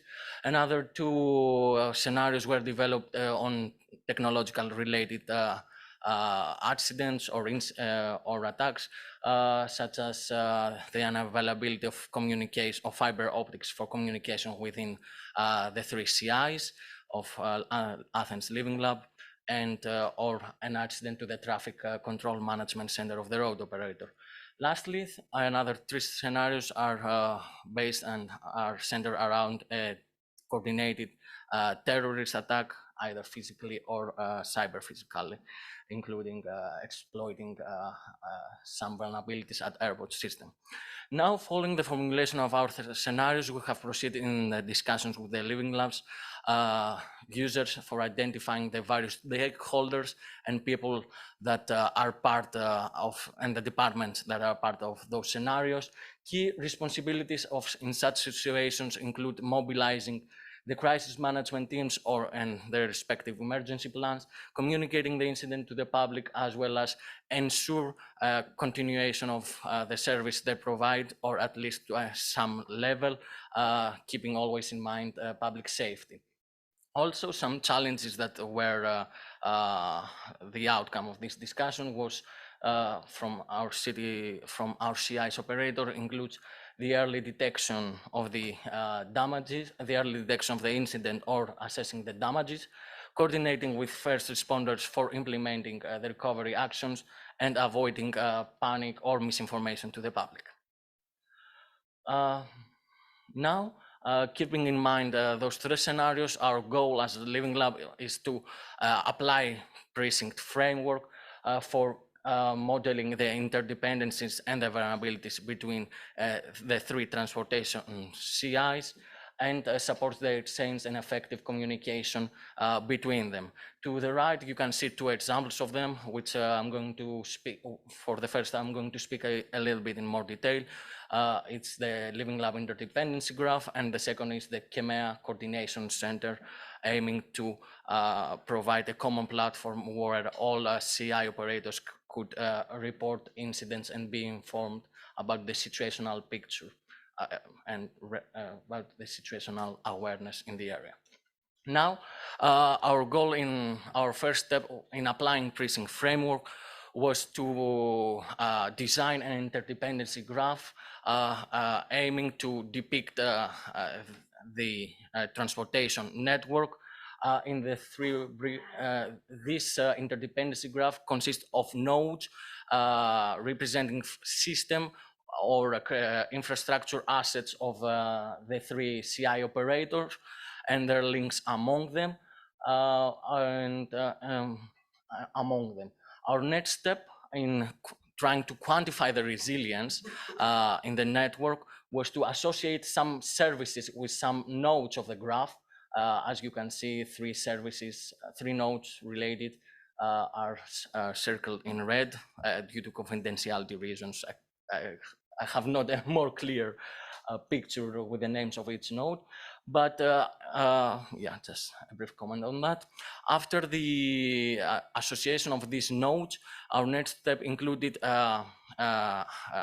investigating some indicators associated either with the resilience of the services of the nodes or the overall resilience of the network, as for example, how the services would be affected if an attack will be made during peak hours, during a season that is during summer, which is a season with many users using the transportation network and the services that CIs offer. Other indicators relate to the infrastructure or systems that are available in place for detecting the incidents, such as CCTV networks, security patrols, etc. And lastly, apologies, and lastly, some indicators that are exogenous, out of the control of either of the operators, such as weather conditions that may create some obstacles in handling and managing the situation. The last step, including of modeling the attacks described in the previous threat scenarios into the interdependency graph, where through simulations we can see how an attack propagates to the network, which nodes are affected and their states regarding whether they will be operational after the attack or not. In the next slide, I'm going to talk a little bit about our next aspiration is to evolve this interdependency graph into a knowledge graph. The knowledge graph provides 2 main functionalities. It can ingest and interlink data as well as store properties about the node. Here are some examples, such as of this information that that a node could be enriched and validate, such as a node in the graph representing a metro station could be fed with data sets or near real-time available data sets from validated ticket, from the tickets are validating the train's location or the crowd, so helping us having a more complete situational picture about the state of the node, as well as other properties that are useful according to our CI operators, could be the GPS coordinates of the network, or contact details, or contain other informations. And in the next example, in the next slide, I'm zooming in a little bit an example of this idea, where here we can see the 3 nodes representing the metro stations linking to the airport premises, and the airport premises connected through the road. This is an example of some nodes of the interdependency graphs, and by clicking in them, the tool could be enriched with some information, as those that I have said previously. And the goal through this tool is to create some new knowledge, automate some help in automating the decision making, or search or having available informations that are necessary for the first responders or CI operators when an attack happens, for coordinating with each other. And this is more or less my part about Living Labs operations. Now our colleagues from CHEMEA, they are going to present their coordination platform for linking the CI operators of Athens Living Labs and the various stakeholders. George, I think. Yeah, good. Thank you, John. Floor is Good. yours. Can you hear me well? Can you hear me? Yeah, here we can hear you. Okay. Thank you. Good morning to everyone. Nice to meet you, even in a distance. I didn't have the chance to. I wanted to travel and be there with you, but due to other obligations, I couldn't. So just a few words on the Coordination Center of Center for Security Studies Greece. Center for Security Studies Greece is the national contact point in Greece for the European Commission regarding the critical infrastructures that are located in Greece and have, let's say, a European service and extent and impact, if you want. So what we have done a few years ago through the National Internal Security Fund, we got a fund to create a new pilot coordination center with the aim to strengthen the cooperation and collaboration in general and communication between public and private sector and, of course, public and private infrastructures with the main, let's say, the first responders agencies of Greece. The goal was also to have a continuous exchange of views and idea, good practices, in order to improve the level of the infrastructures and security, and in general to be in a constant cooperation in order to try and solve problems, if you want, and make, let's say, Greece and in Europe safer. Next one, please.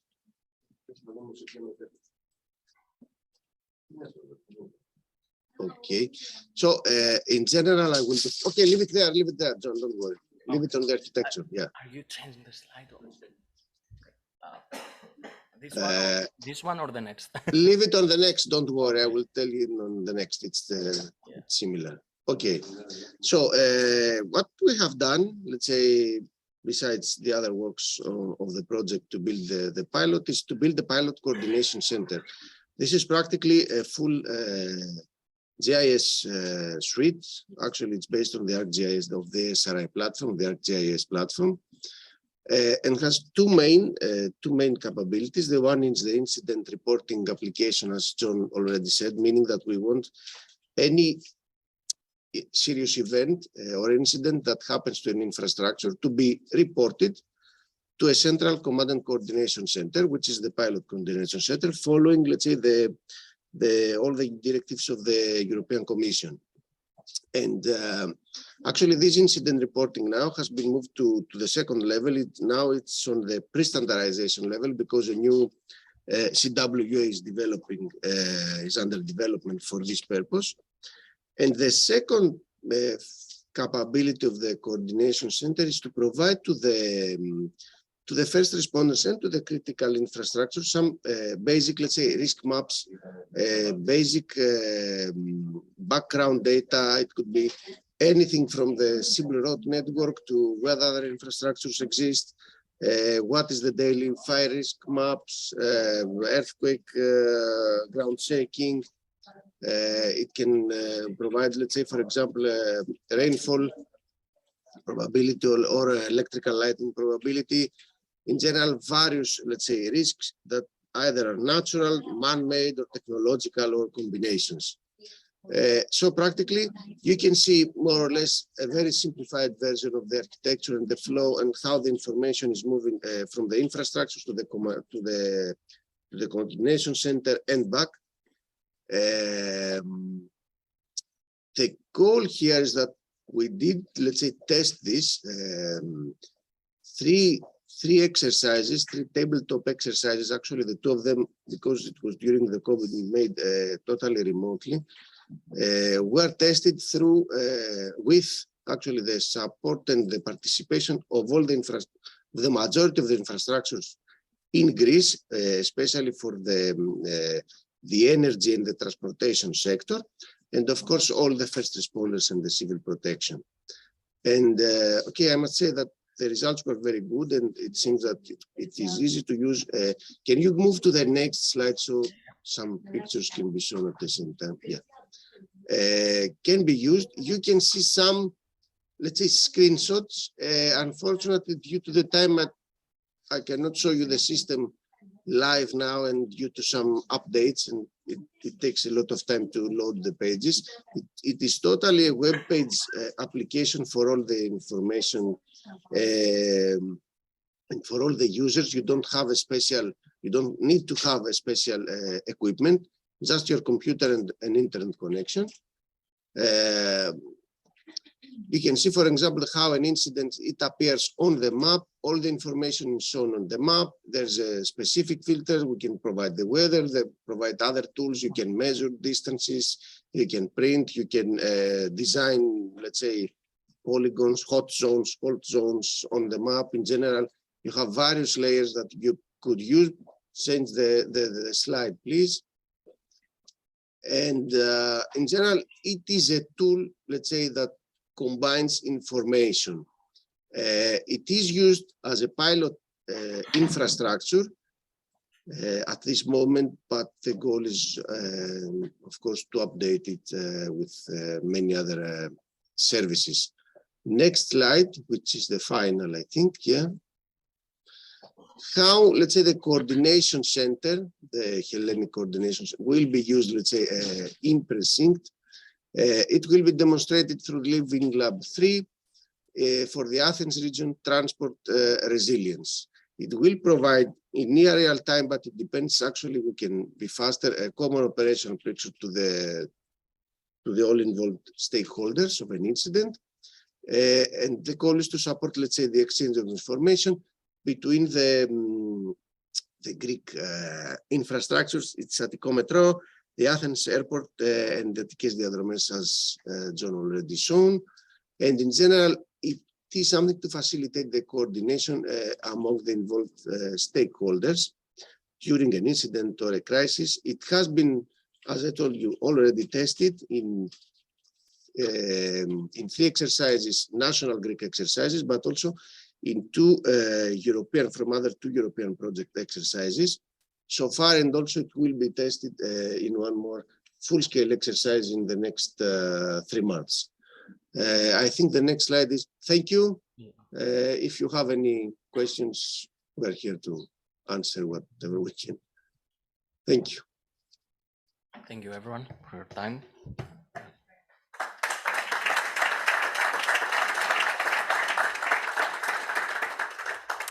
Thank you, George and John, for presenting Living Lab, the Living Lab, the 3rd Living Lab. It seems like the most critical infrastructure today is the pointer, and it has as a cascading effect that we're often quite slow, so sorry for that. Then I pass the word to Giuseppe Brancaccio, I hope I pronounce it well, from ITL, who is going to tell you everything about the Living Lab 4 of Bologna. Please. Thank you. Thank you, Isabel, and thank you, everybody, for being here. I'm pleased to have the time to introduce you to the Living Lab of Bologna, and which started officially in last September. But of course, as you will see, the, let's say, preparation work has begun 1 year ago with the PRECINCT project. So, okay, so, okay. So basically, Living Lab 4, the one of Bologna, is made of 4 partners, which are ITL, which is a foundation which deal with transport and logistics project in particular, but also has a key role in the regional, let's say, coordination of the organization. And the airport of Bologna, which is the biggest airport in the region and also one of the biggest in Italy. Lepida, which, let's say, deal with the telecommunication network and the ICT aspects of related to the region. And FST Technology, which represent the railway operator, FS, which is the main one in Italy. And in particular, the railway station of Bologna, such a big one and such a crucial one due to its connections. As you can see in the map, you can see in the top left corner the airport, and in the bottom right corner the station, which are the 2 main transport-related critical infrastructure. But as I said, there is also Lepida involved in the Living Lab, and the telecommunication network has an even more crucial role because it is transversal to each activity that we carry on in our times. You can also see, indeed, the MAN cables on which rely the Wi-Fi connection, both of several transport infrastructure, but not only. You can see the main transport alternative, public transport alternatives to reach the airport from the station and vice versa. You can see in green the Marconi Express, which is a people mover service, a dedicated infrastructure, and also the public transport bus lines, which are the one who can replace the Marconi Express in case of problems. And you can also see some blue dots, which are the traffic monitoring measurements. Also, other crucial nodes are highlighted in orange. Okay, as this session is named, how the Living Lab goes from theory to practice, I would say that since a lot of preparation activities were necessary for the development of the Living Lab activities, I would say that there are also, of course, practical aspects even before starting with the theory one, because first of all, we had to build the Living Lab. We were different actors. Of course, we knew each other, but we were different and separated actors, and we needed to begin to build a unique group for working together on several problematics. We also had to find potential stakeholders and to involve them, showing them the capability of the project and what it can be, where can it lead. And the first activities, of course, were the scenario definition and consolidation, and tightly coupled with that, the priorities identification. I will say that theory has gradually increased, of course, its role during the Living Lab activities, because we, in the last months, we had continuous talks with technical partners in the project, and in particular with thanks Give Engineering, who helps us in that sense, but also the other one who provided the tools for carrying out the activities related to PRECINCT, such as the knowledge graph, for example, and which can help in think about possible solution to be applied in the in our scenario. And we then at the end we go back to the practice, because of course both us and the stakeholder want to see some improvements in the management of emergency situation.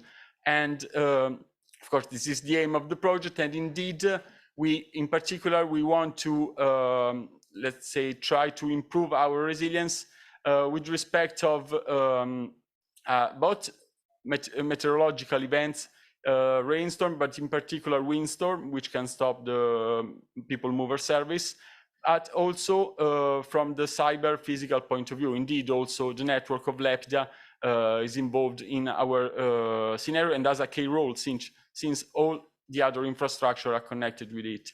And as you can see here, I talk about connection between the different actors, because is the thing that first of all we aim to improve, because in the situation as it is right now, many aspects can be improved and digitalized. So this is fully consistent with the aim of the digitalization, crucial not only for us, but I guess for all of you who are here.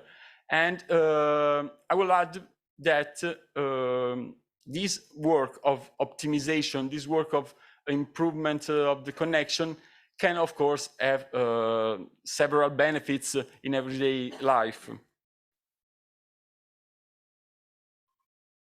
How we arrive to how we are conducting our activities. We had and we are currently having a periodical meeting internal to the Living Lab, because of, as I said, we were 4 different actors and we need to know each other, knew the needs and knew the objectives of each of us. And then, of course, we proceeded with the activities related to the project. So, as I said, the scenario definition, the trainer session, and so on. Currently, the sharing, the collection and the sharing of the data and the needs with the technical partner of the project in order to make the solution to be developed with the project as consistent as possible with our expectation. And I will spend a word about the scenario, which is, let's say, such an iterative procedure to be defined. Indeed, many needs and many situations that we want to avoid can only be observed during time, since during improving our knowledge of each other actor in the study area.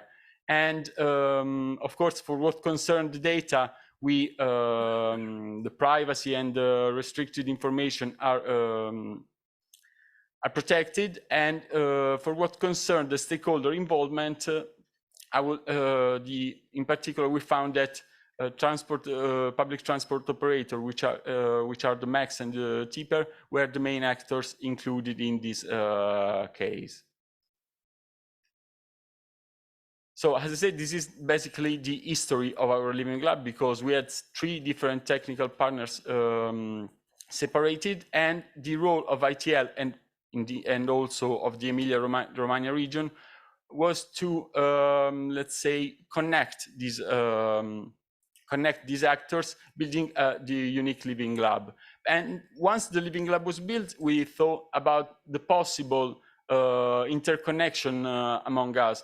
Of course, every one of us has its network of knowledge in the area, but we needed to find the interconnection, and we found that in particular in the transport services, public transport services, since they are like the bridge between the telecommunication network and the transport network. For what concerns our responsibilities, it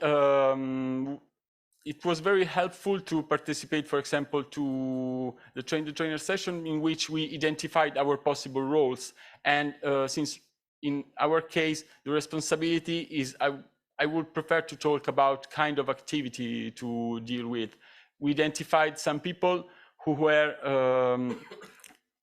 in charge of keeping the relation with the stakeholders, contact them and understand their needs. Found involved people in our organization that could help in the data collection, those who can be the facilitators, so facilitate the project management, and also keep the contacts with the technical partners in order to go on with the technical development of the solution.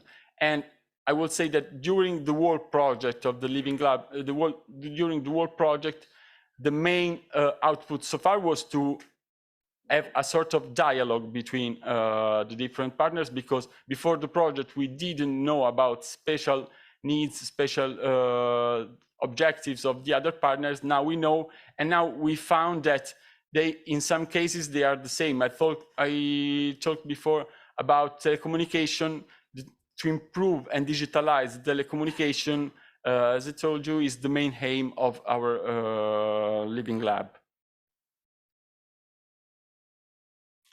And for what concerns the added value of the project, of course, you know that PRECINCT and also Praetorian deals with the improvement of the resilience in emergency situation.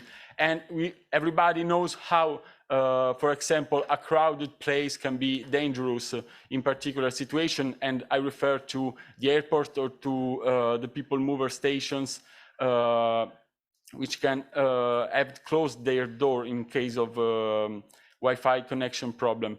But we wanted to spend one slide to highlight the fact that by adapting the work done in PRECINCT, we hope to be able to have also benefits in everyday life, because you can optimize a procedure for dealing with emergency situation, but then adapting and recalibrating, let's say, the models, we aim also to have some benefits in the optimization of the services. And this can be done, of course, as I said, by building the framework of the project, participating to the activities, and learn from the technical partners the capabilities that can be exploited by us during the project. And of course, this is all the activities related to the project aim to the digitalization in order to make faster and more accurate the communication exchange, and to avoid the situation in which everything relies on humans, because of course humans have knowledge about the area and know how to act, but in many cases it is not enough. So I think that was the last slide from our side. Yes. So I'll give back the floor to Isabel. Thank you.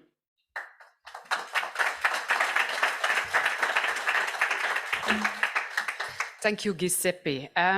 So we have 4 living labs, and besides the four living labs, we have 3 transferability demonstrators. So the PRECINCT insights will also be transferred into demonstrators to obtain maximum value. And you see the countries over here. There are Luxembourg, Ireland, and Estonia, which are working together with us for these transferability demonstrators. So these 3 transferability validation demonstrator participants, they will follow the Living Lab planning and monitoring activities so that they can transfer their insights into their own demonstrators to obtain some maximum value and contribute to the knowledge of packaging outputs for maximum impact and commercialization potentials.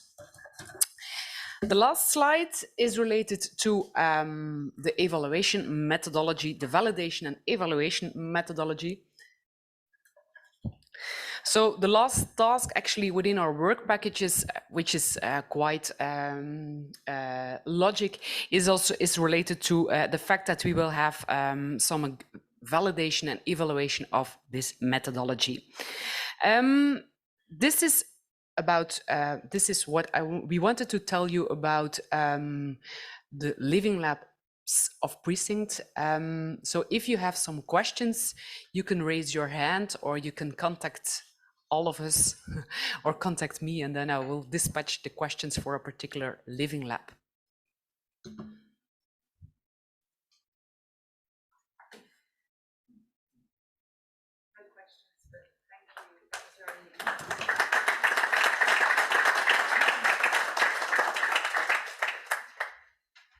So again, thanks to Isabel and thanks to all the speakers that presented the Living Labs of the PRECINCT project. I would like now to invite to the podium the representative of the Praetorian project. That will be Eva Munoz, I believe. So join me in welcoming Eva to the podium for the following presentations.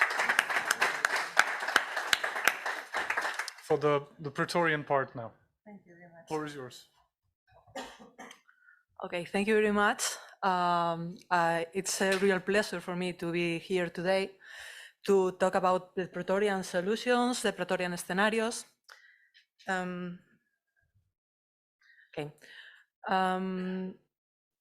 You know, we are the sister project of PRECINCT. That means we are focusing on the main objectives.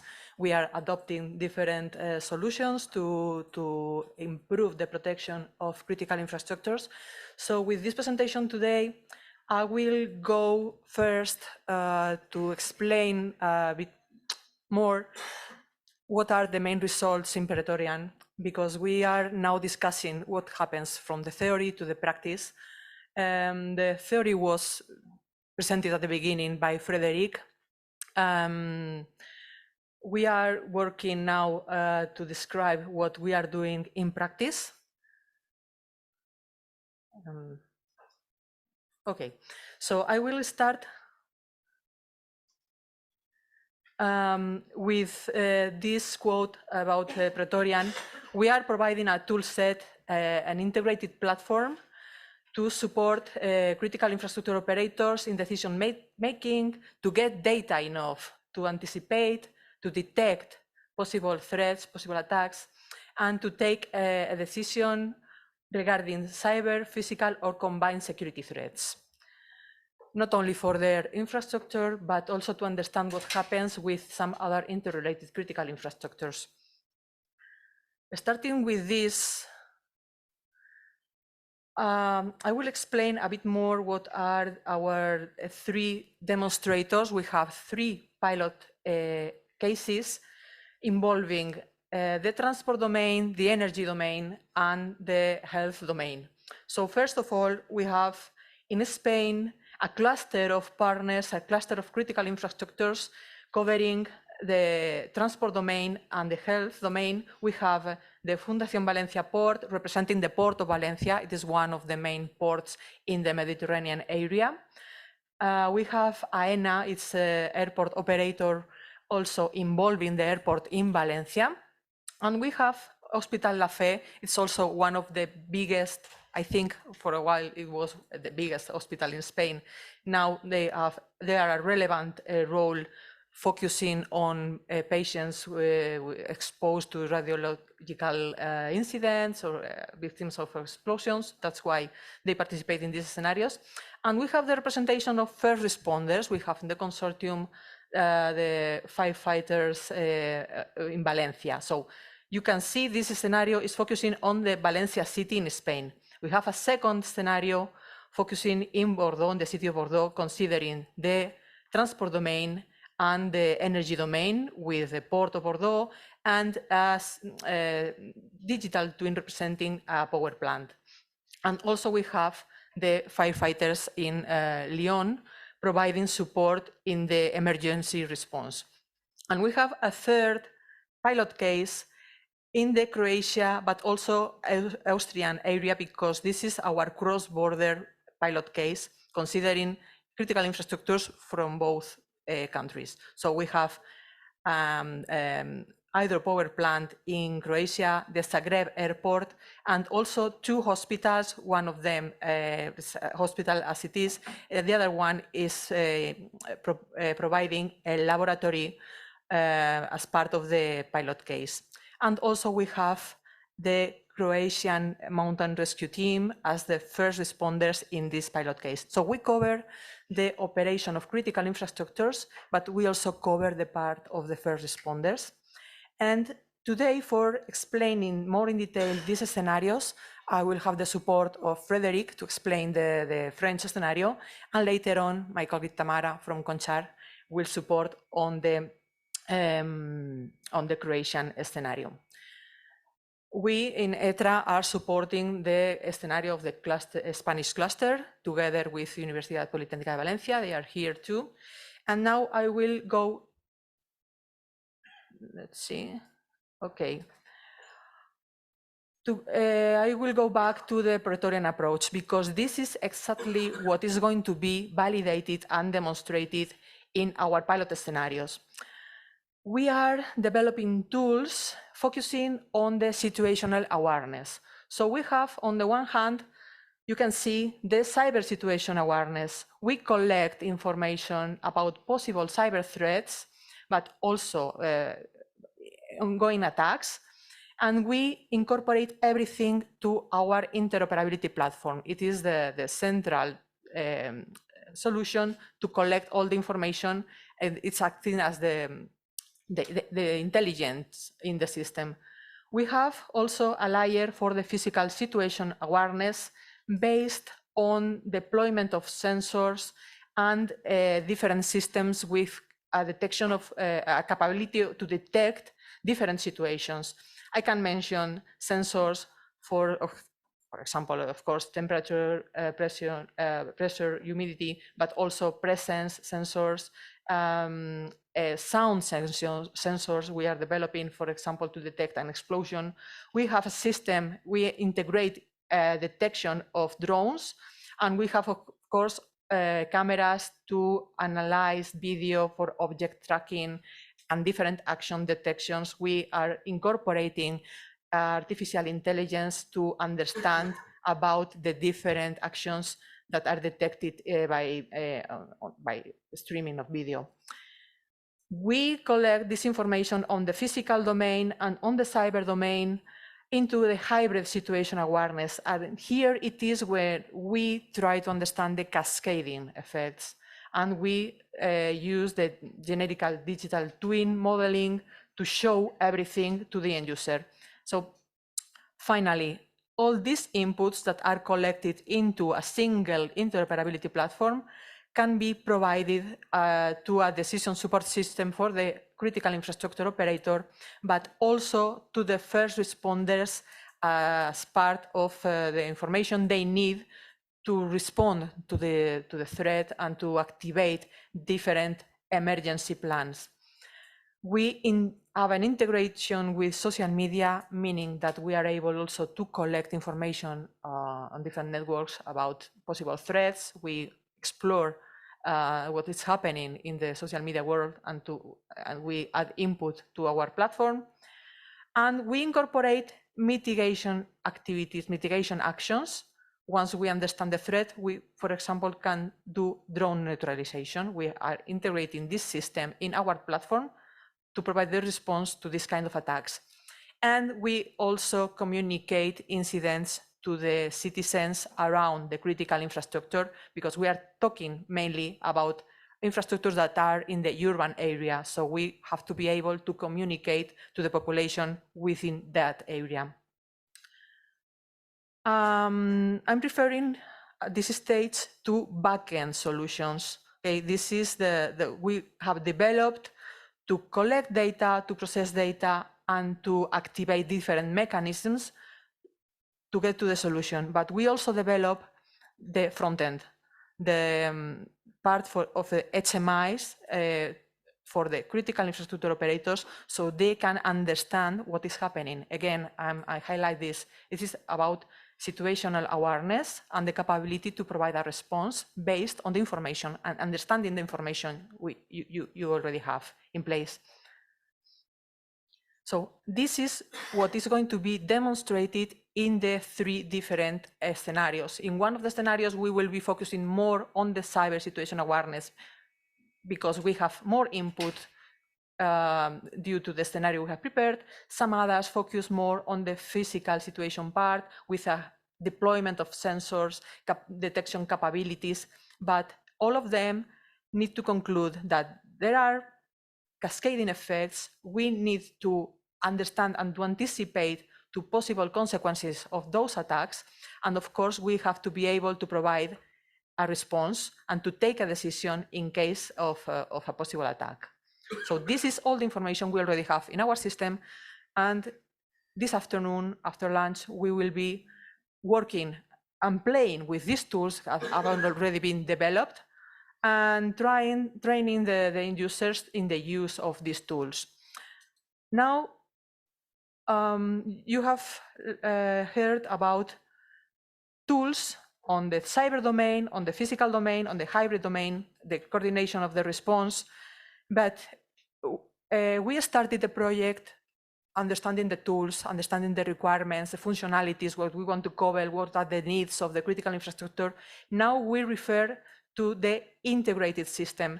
And this is what we have in mind, that everything has to flow. When we collect data, when data is analyzed, is processed, and then when we have to use different tools, everything is about integration of the tools into a single platform.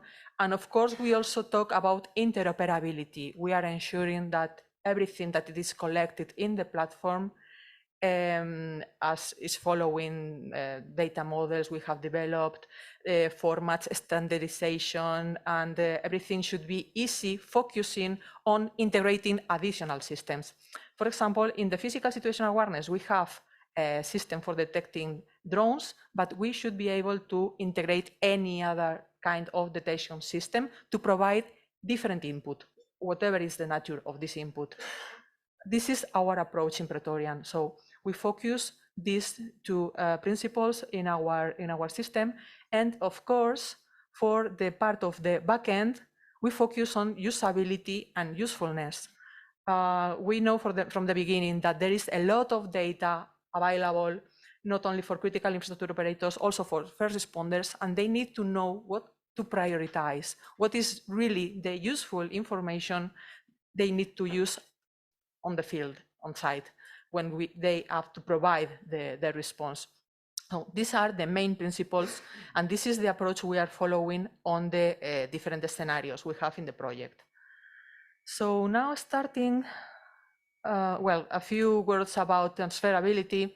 For sure, we focus in the project to transfer our solutions to different airports, different ports, because the way we collect information can be easily transferred to different critical infrastructures in Europe, also for the power plants and also for hospitals, because each of them is focusing on different aspects, and the way to provide information is clearly defined in the project. And second, okay, I'm not sure. Okay, finally, about replicability. For sure, what we are doing in these three domains, transport, energy, and health, can be transferred to different domains. A few of them would be water, railways, or gas providers, because in our approach, we just have an interoperability platform that is fed with data of any nature. And we play with this data, and we provide this information to different levels to understand threat propagation, cascading effects, and how to coordinate the response. So following this approach all the time, we can incorporate data from different domains and ensure replicability in different domains. Now I think that I start with the Spanish scenario. What we have in the Spanish scenario, as I was presenting previously, is that in the city of Valencia, we count with the port, Valencia port, with, okay, this is the airport of Valencia. You can see it is out of the west side in the city. We have the Hospital La Fe, it is in the city itself, and we have also the Port of Valencia, is this big area in the west. So we identified some interdependencies for our scenario. In the case of an attack, in our scenario, everything is starting in the Port of Valencia, in the cruise terminal. Something can happen that as a consequence in the airport, but also some consequences in the Hospital La Fe.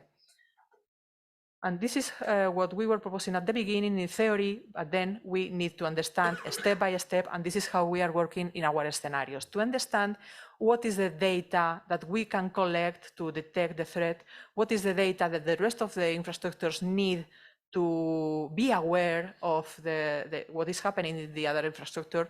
And of course, last, we have the firefighters consortium acting as first responders under the umbrella of the emergency management of the 112. They are providing input to see how to respond in an emergency, in this case, in the Port of Valencia.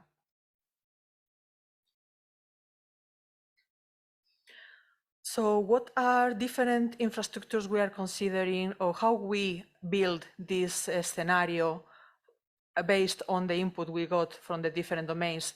We integrate sensors, cameras, location of agents and vehicles. For example, in the Port of Valencia, we will have this kind of representation, different sensors collecting data, different cameras, gating video streaming, and able to provide video. And this is very important in real time. We collect everything, and at any moment we are able to connect with the camera, which might be a static one, which might be as a wearable with an agent, could be the mobile phone of an agent, and we get information in real time about video. And we analyze the video. We can detect abnormal situations, we can detect objects, we can see different possibilities. Regarding the cyber part, we integrate information from IT systems, for example, the access to the cameras, the access to different access gates. We are simulating this into the cyber part in the Spanish scenario. And we provide 3D model representation as part of the representation of the generic digital twins. This is important because we are trying that the information is easy to see and useful for the end user. So we incorporate 3D models of the critical infrastructures. Indeed, we have 3D models for most of the city of Valencia and also for the rest of the cities in our project. And we explore notification channels. The main idea is that the key actors within each scenario are rapidly notified in case of incident. So we incorporate these kind of mechanisms in our platform. Now, you can see the different stages in the Spanish scenario. We are just telling you what is the story about. Of course, we are not providing restricted information. Everything has been reported accordingly in the deliverables, but this is what we try to explain when we talk about our scenarios. First of all, we consider that we have a cruise arriving to the port, and also we consider there is an alert coming from external agencies about possible cyber attacks in Spain. We also are able to see in the platform that there is a confidential report in the internet disclosing information about the IT systems. So we have a tool that we will explore social networks, and we collect this information and add it as an input in the platform. And third situation, we detect a drone that without authorization is flying in the airport. Okay? At this stage, we have different inputs about a cruise, about a report in the internet, about a drone, and everything is feeding the platform. So internal calculations can start determining cascading effects.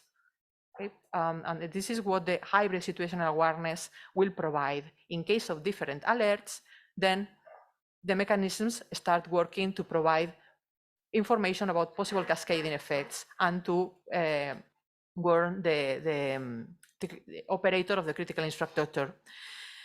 As a consequence of possible cascading effects, the operator in the port decides to activate an underwater drone. This can be one of the mitigation actions in the plan to see if something is happening and to explore the surroundings of the port. This is one possibility, but mitigation actions can be several of them as a result of the cascading effects.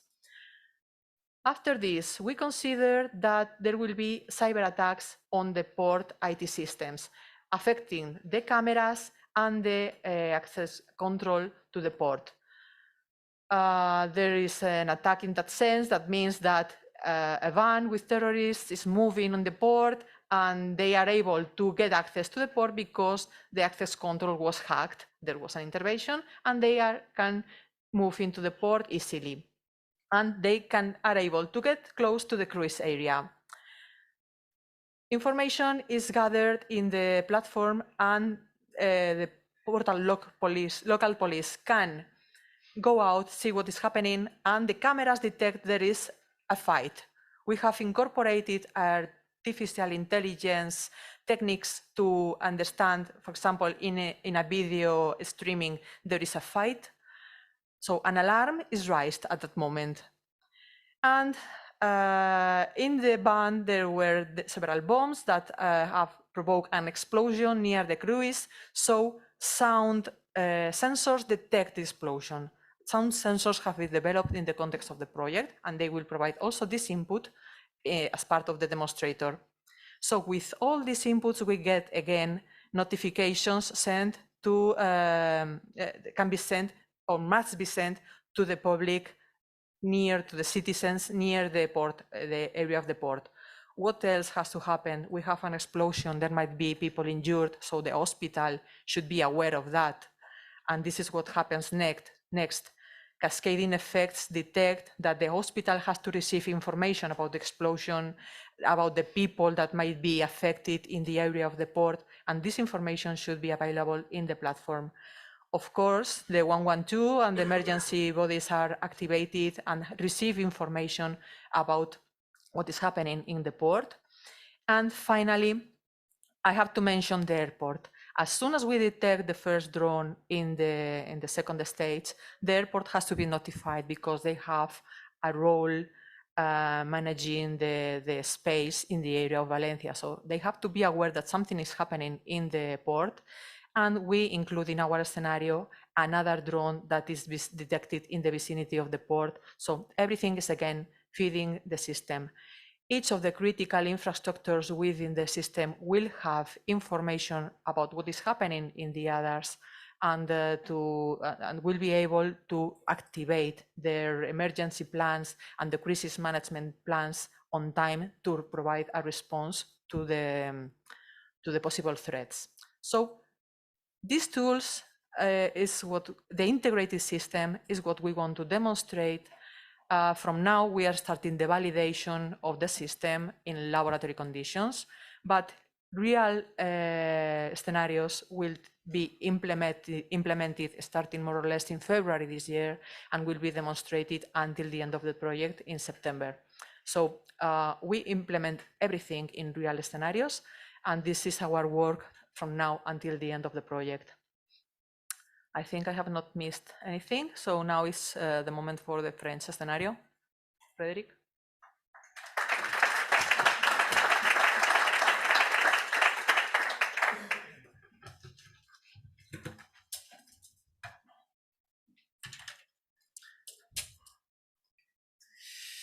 Thank you, Eva.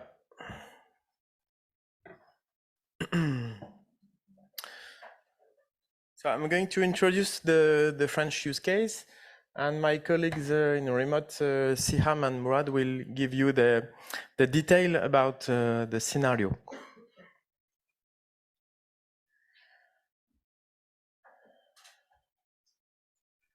So as you can see on this slide, the French scenario will take place in the west of France, in the port of Bordeaux, close to the city of Bordeaux, which is on the map on the left here.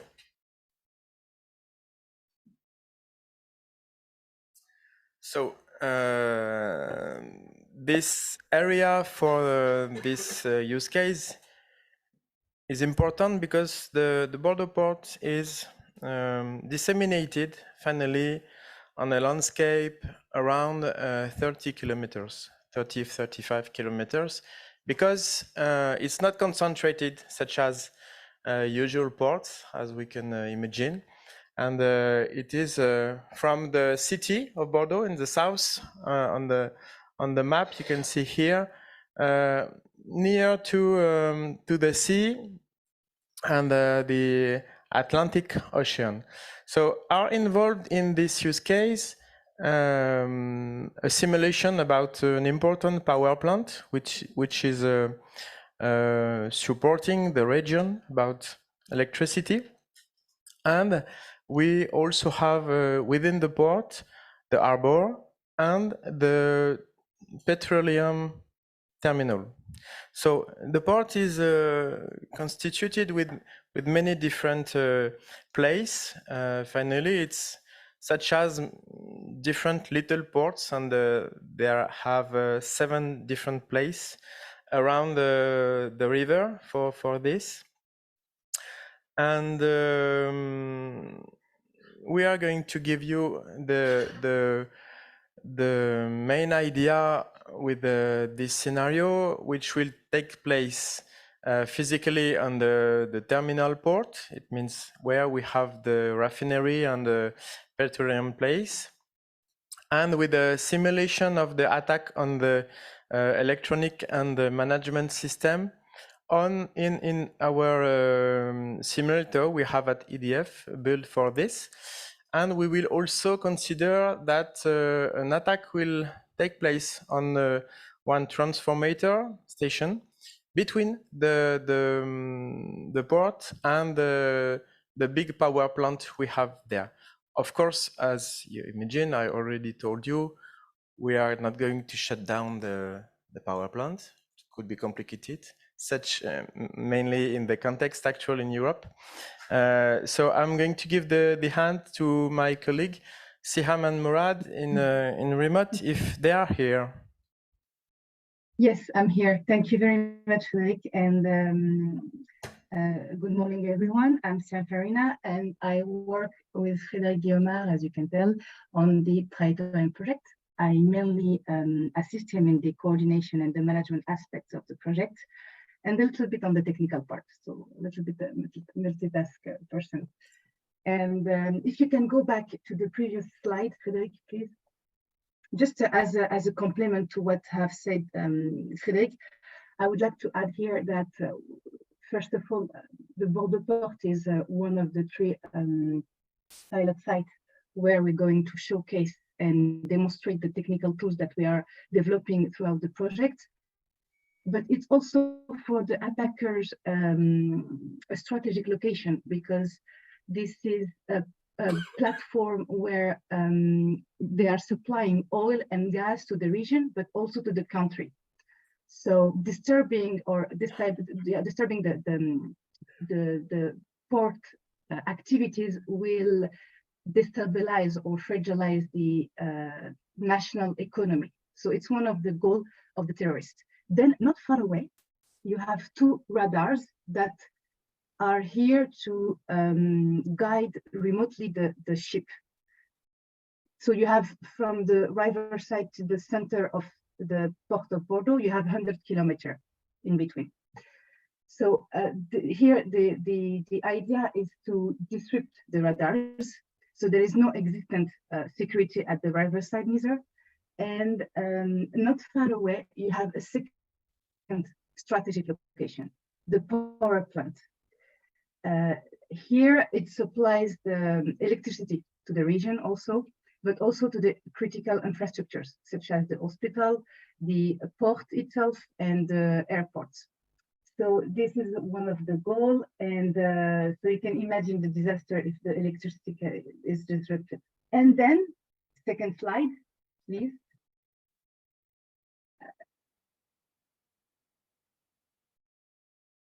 Thank you. So here, since it is a very sensitive matter and area, we at EDF decided to develop a digital twin. So it's a representation of that mimic a physical industrial system of a real transformer and in the purpose. And this DT will mainly serve during the demonstration phase, since we will have combined cyber and physical attack that will be run to address the risk scenarios. And then next slide, please. And then here I'll go, it's not interactive than the Spanish one, I'm sorry, but I will go very in a nutshell into the scenario. So first, we have the terrorist that will send a false tidal measurement via the very high frequency radio. And then at the same time, in parallel, they will send an email with an URL to the Harbor Master Office in order to impersonate the port community system software. Then the attack is launched, and you will have a corrupted employee from the power plant that has been hired by the terrorist organization to connect a USB drive into the physical access control system and install a malware. Then in parallel, he will create 5 badges for the 5 terrorists to access the power plant. Then when they will be accessing the power plant, they will be dropping several bombs in this area. Just after, you will have the terrorist connecting a PC with a special modem to the electrical cabinet. So the purpose of this attack is to disrupt the industrial process. And then the time-triggered bombs detonate one by one, and all the badges will be disabling, also with along with the emergency exits. So all this, as you can see, as you can tell, the orange part will have some tools that will be involved, that we have developed, and that will be involved to detect the vulnerabilities and the threats that happening. Then, And then, yes, the orange part is related to the power plant, and the green one is related to the port of Bordeaux. Then you have a malicious act done at the two technical radars that I have shown you just before. So they will disrupt these two radars, and it will create a disorder at the entrance of the port. Then you will have 5 drones that will be sent by the terrorists to fly over the perimeter and take some pictures of the site. Then in the meantime, of course, there are the tools depicting the threats and the issues, and you will have the authority, especially the team management port, calling each other and spreading the information through a developed tool, through a chat that will be developed, and other tools also that that Eva has just shown you before. And then you have also some docks that will be exploding due to the drones. They will be dropping the bombs on the docks right before the neutralization. Neutralization will be done by the drone system that we have also in this project. And later on, you have the on-site intervention done by a local, or let's say a national program called an emergency plan, the DOC, that is activated by the prefect himself. And this plan will gather all the local authorities, the police, the first responders from Lyon that are also involved, etc. And then at the very end, we have to alert the population through, again, a tool that is developed in this project to keep the site secure and the people informed of what's going on during the attack. I think we don't have any other slide, if I'm not. Yes, I think thank you. Yeah, this is the answer. Okay, thank you, Siam. As you can see, we will have a different stage. So simulation about missing electricity from the power plant, simulation about an attack on the radar with a complexity in the management of the chip in the place and in all the area. And we will have real activities on the terminal port with drones, and interaction with these activities about a physical attack. We will simulate on our industrial platform an attack about the detection systems and about intrusion detection systems, and also on the SCADA, on the management system of the electricity power station. So it should be a complete activities about these scenarios for Praetorian, and it will be I would tell an add-on and something that will complete the actions we will have in the others demonstrators and in the others use cases. So Eva, I give you the end to introduce the creation scenario, I suppose. Yeah. Okay. So yes. Mm-hmm.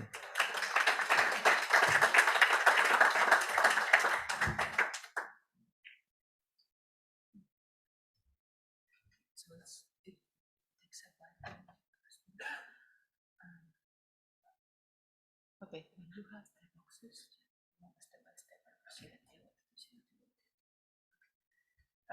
Hi everyone. So I wasn't sure if I was going to make it to this session, so Eva prepared the slides for me. I hope that I'll catch up on everything. I'm Tamara. I'm coordinating the creation pilot in Praetorian project. It's maybe unfair to call it the creation scenario because we have Austrian partners. So it's called the, I would say, creation Austrian pilot with 2 scenarios. So I will explain the scenarios here. I'm from a company called Concha. It's the biggest creation electrical equipment manufacturer with more than 100 experience in mainly in the energy and the transport sector. So the company has 100 years of experience, not me. I have a little bit less. So let's start with the first scenario. So it's the scenario which connects the hydropower plant, which is located in southern Croatia, and a hospital. Hospital which is somewhere near the river. I don't think I can see the river here in this picture, but trust me on that.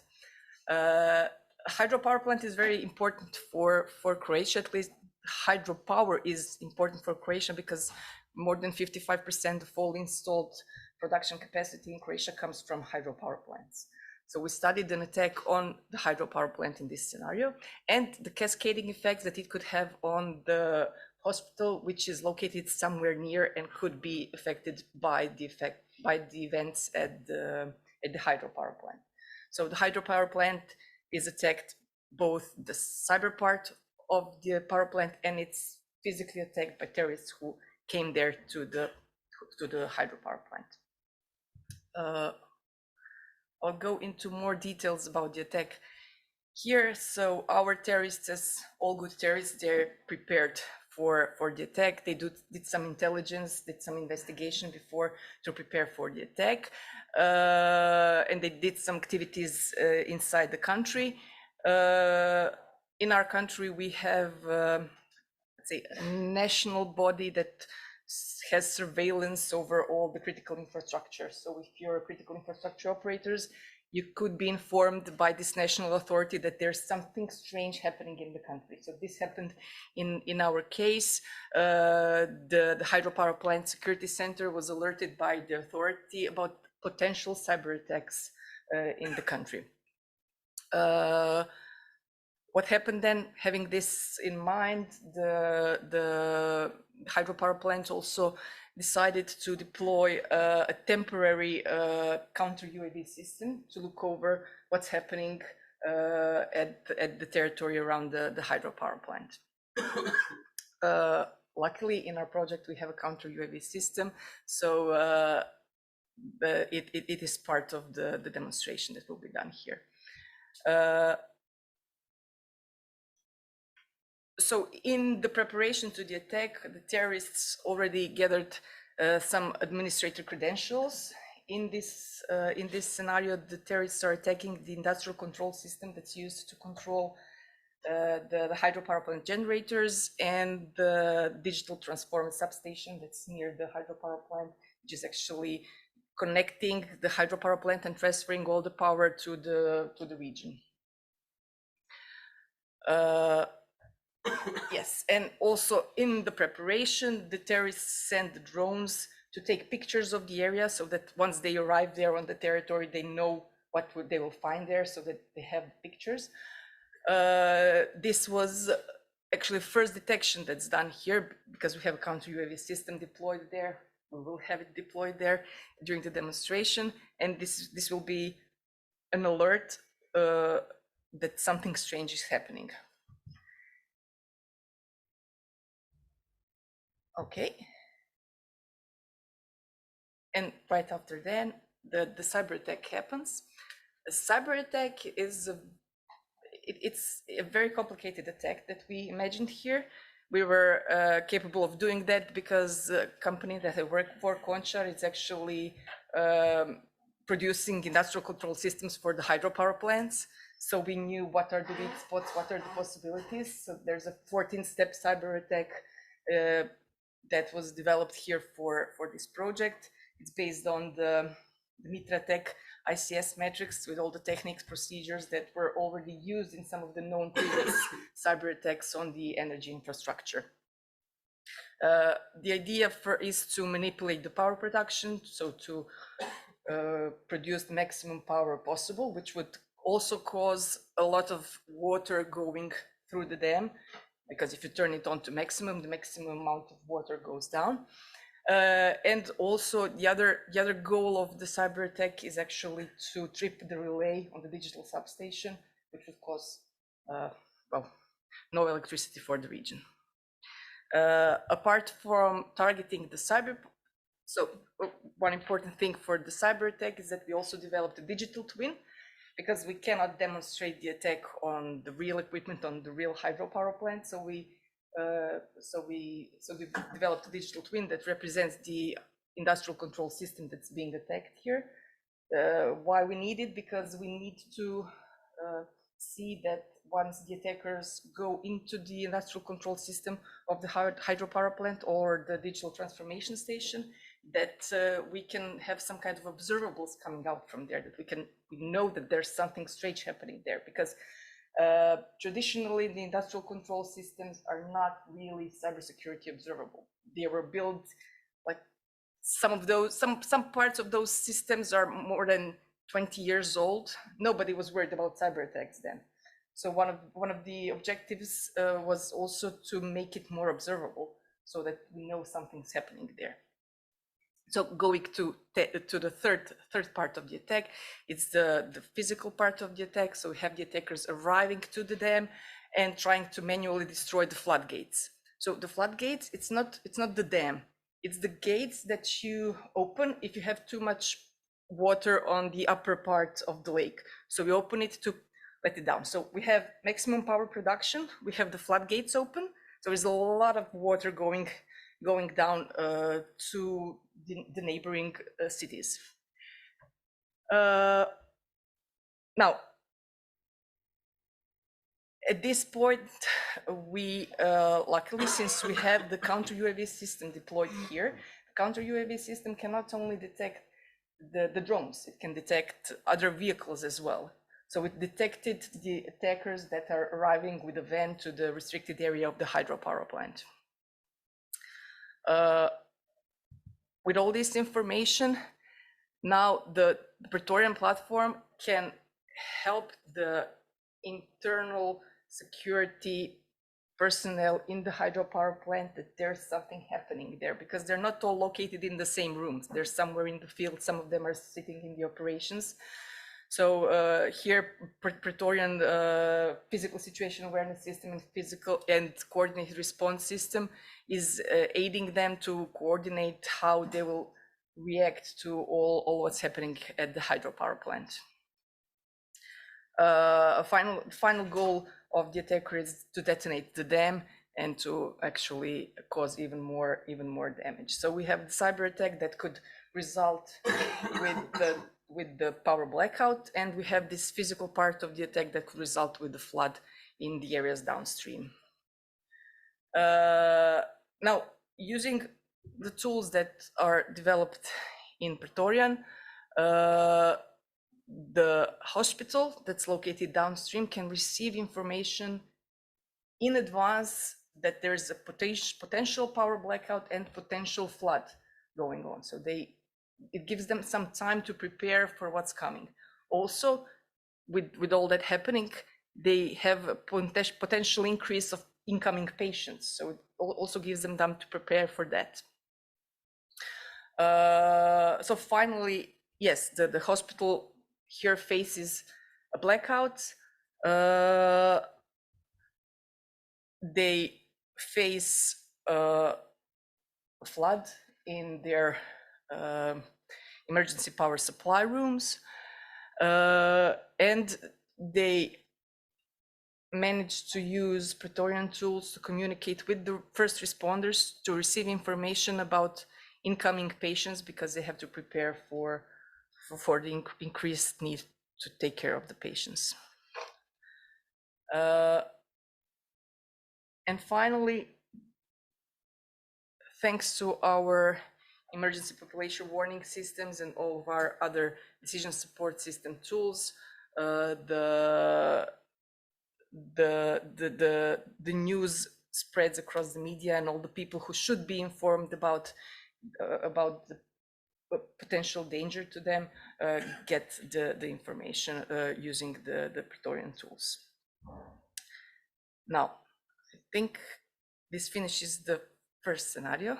We call this one fourth because it was in the timeline of developing the scenarios, this one the last one that we developed. But I like this one because this is the cross-border scenario. So again, Croatian-Austrian scenario. So we have one Austrian partner and one Croatian partner here. Okay. So the Croatian partner is Zagreb Airport, so the biggest airport in the country, and probably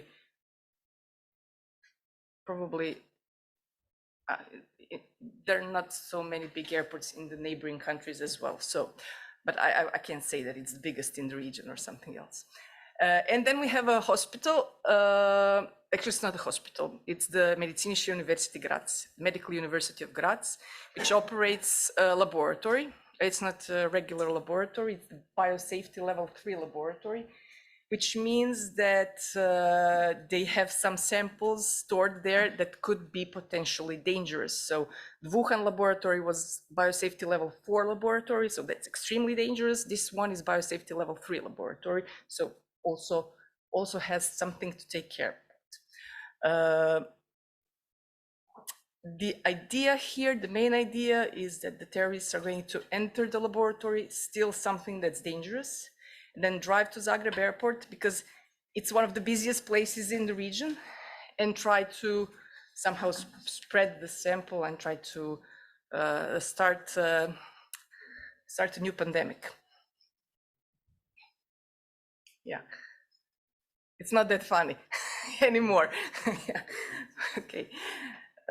So let me go through the steps in more details.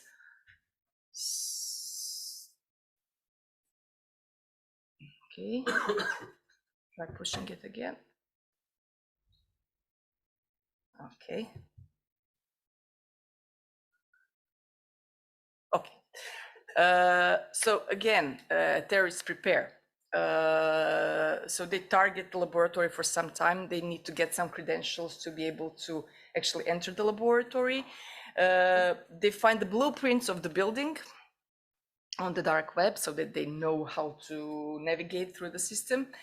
And using some social engineering skills, they managed to stole and copy ID card that's used to enter the doors to the laboratory, and also a 4-digit code that's used to enter the main room of the laboratory where all the samples are stored. So that was the preparation, and then with all that knowledge and all the assets that they need, they decide to go to the laboratory and steal the sample. But inside the laboratory, there's a special procedure that you have to go in when you're entering such a laboratory. So you have to, I don't know the exact procedures, but you have to go in, you have to wash your hands, you have to put on some clothes. And the terrorist does not know that. With our partners from IDEMIA, in this project, there's a video analysis tool developed that's actually monitoring the time that the attacker spends in various rooms that he has to go through before entering the main room, and it helps the Praetorian to get information that something strange is happening because the person did not go the way that it should go, did not do all the procedure that it should do. And then he gets in and steals the sample. But also, this is a combined attack. So apart from entering physically the laboratory, there's a cyber attack, an attempt at a cyber attack to actually erase the data so that people in the laboratory wouldn't know what was stolen there. There's a USB stick here with some kind of malware that should erase the database. And with all that done, the terrorist heads to Zagreb Airport. So it takes him about 2.5-hour drive to Zagreb. There are 2 of them. They split the sample. At that time,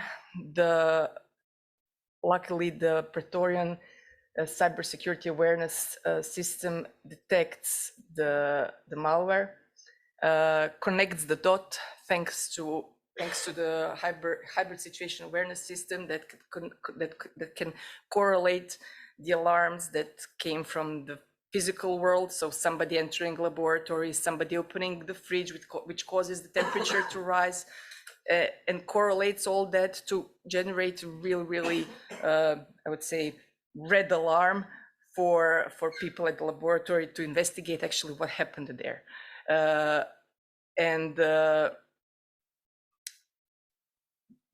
This helps the laboratory to actually using the tools developed here in Praetorian to give information to other critical infrastructure, one of them Zagreb Airport, that could be affected by this attack.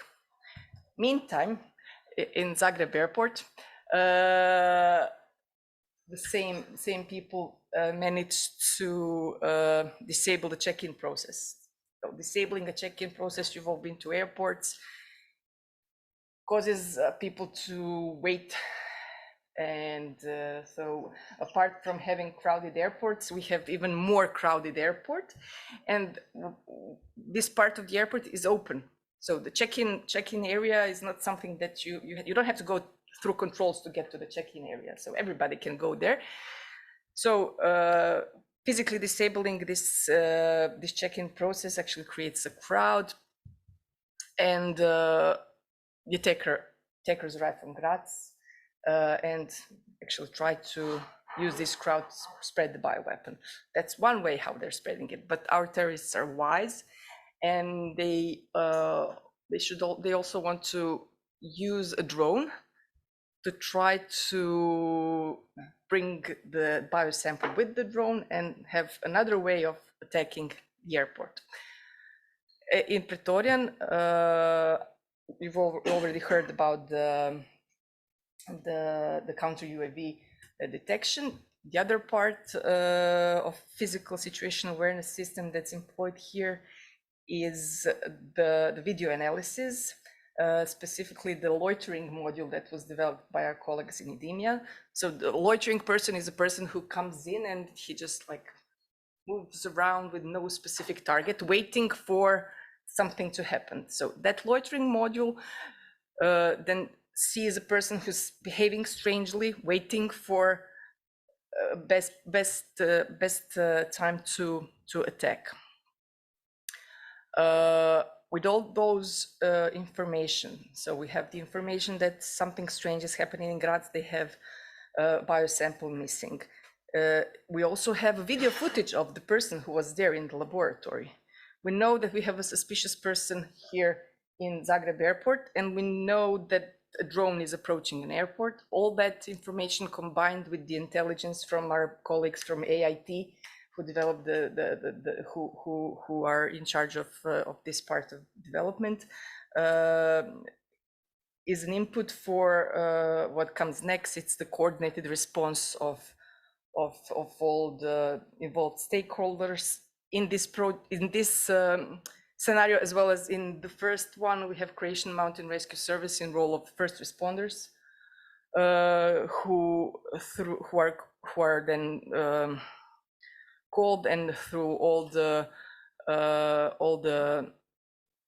through emergency population warning system, social media warnings, first responders involvement, we try to respond to this situation.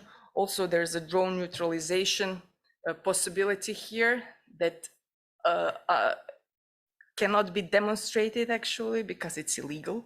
It's only allowed to police and military, but if it was legal, we could also demonstrate how drone neutralization is part of the coordinated response of the Praetorian stakeholders. And I think that's it. I did not press the button when I should have. Yeah, thank you.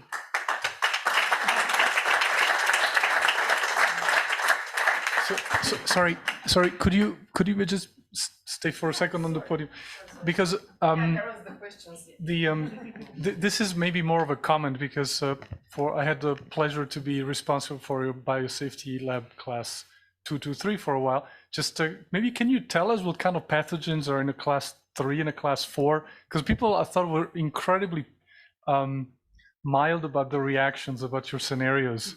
Can you just try to bring it more to home? What kind of stuff is in a lab 4 or 3? I'm industrial control systems and energy person, but Marcus is there, who is from the laboratory, Please, your so maybe microphone. he can answer the question.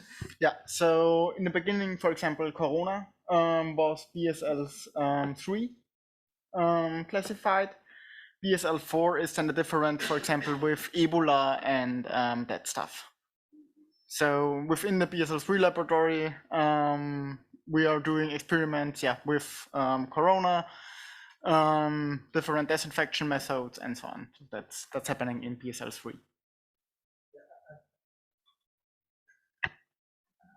I'm just trying to bring this to maybe the emotional level here, because yeah, sure, 2, 3, 3, it's the biggest pandemic we've experienced. She was talking about 3 and 4. Just to say, I know before lunch is a bit heavy, but just to say, what are we talking about in this workshop? Thank you very much. Okay, I don't know if there are more questions. Any other questions or comments or remarks? Maybe one question related to the first step. You have mentioned that there is a coordination center led that CI operators logs the information. Just my thought was if it's something similar with the initiative that our Living Lab partner from KEMEA presented. So, so there are two. I'm not sure what you're asking. So if it's about the national authority that's coordinating, or the Praetorian tool? About the national authority, and which are their responsibilities, or if nobody knows. Okay. No, really. We just know that there is a national authority that's like an umbrella covering and collecting some kind of information from the ministries, from the critical infrastructure. But I don't know really the technical details because they're not publicly available. Okay.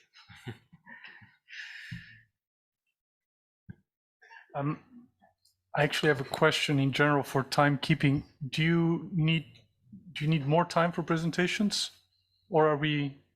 Because if we don't, if you do have more questions, I'd like to take them now. If you don't have questions, we could take a little bit more time for the break, and that will give also people more opportunity for networking, clarify things, and so would that be okay? Are there more questions or thoughts to the excellent presentations of the Praetorian project?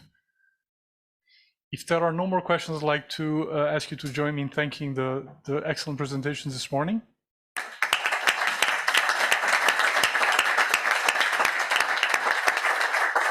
So I think now we can start. Good afternoon. Welcome to this PRECINCT training.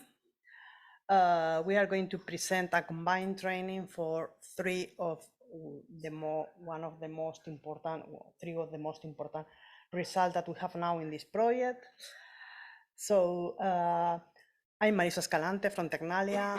I'm going to moderate this session, but the presenter will be Sandra from IIT, Lorcan from RBS, and Mason from UCD.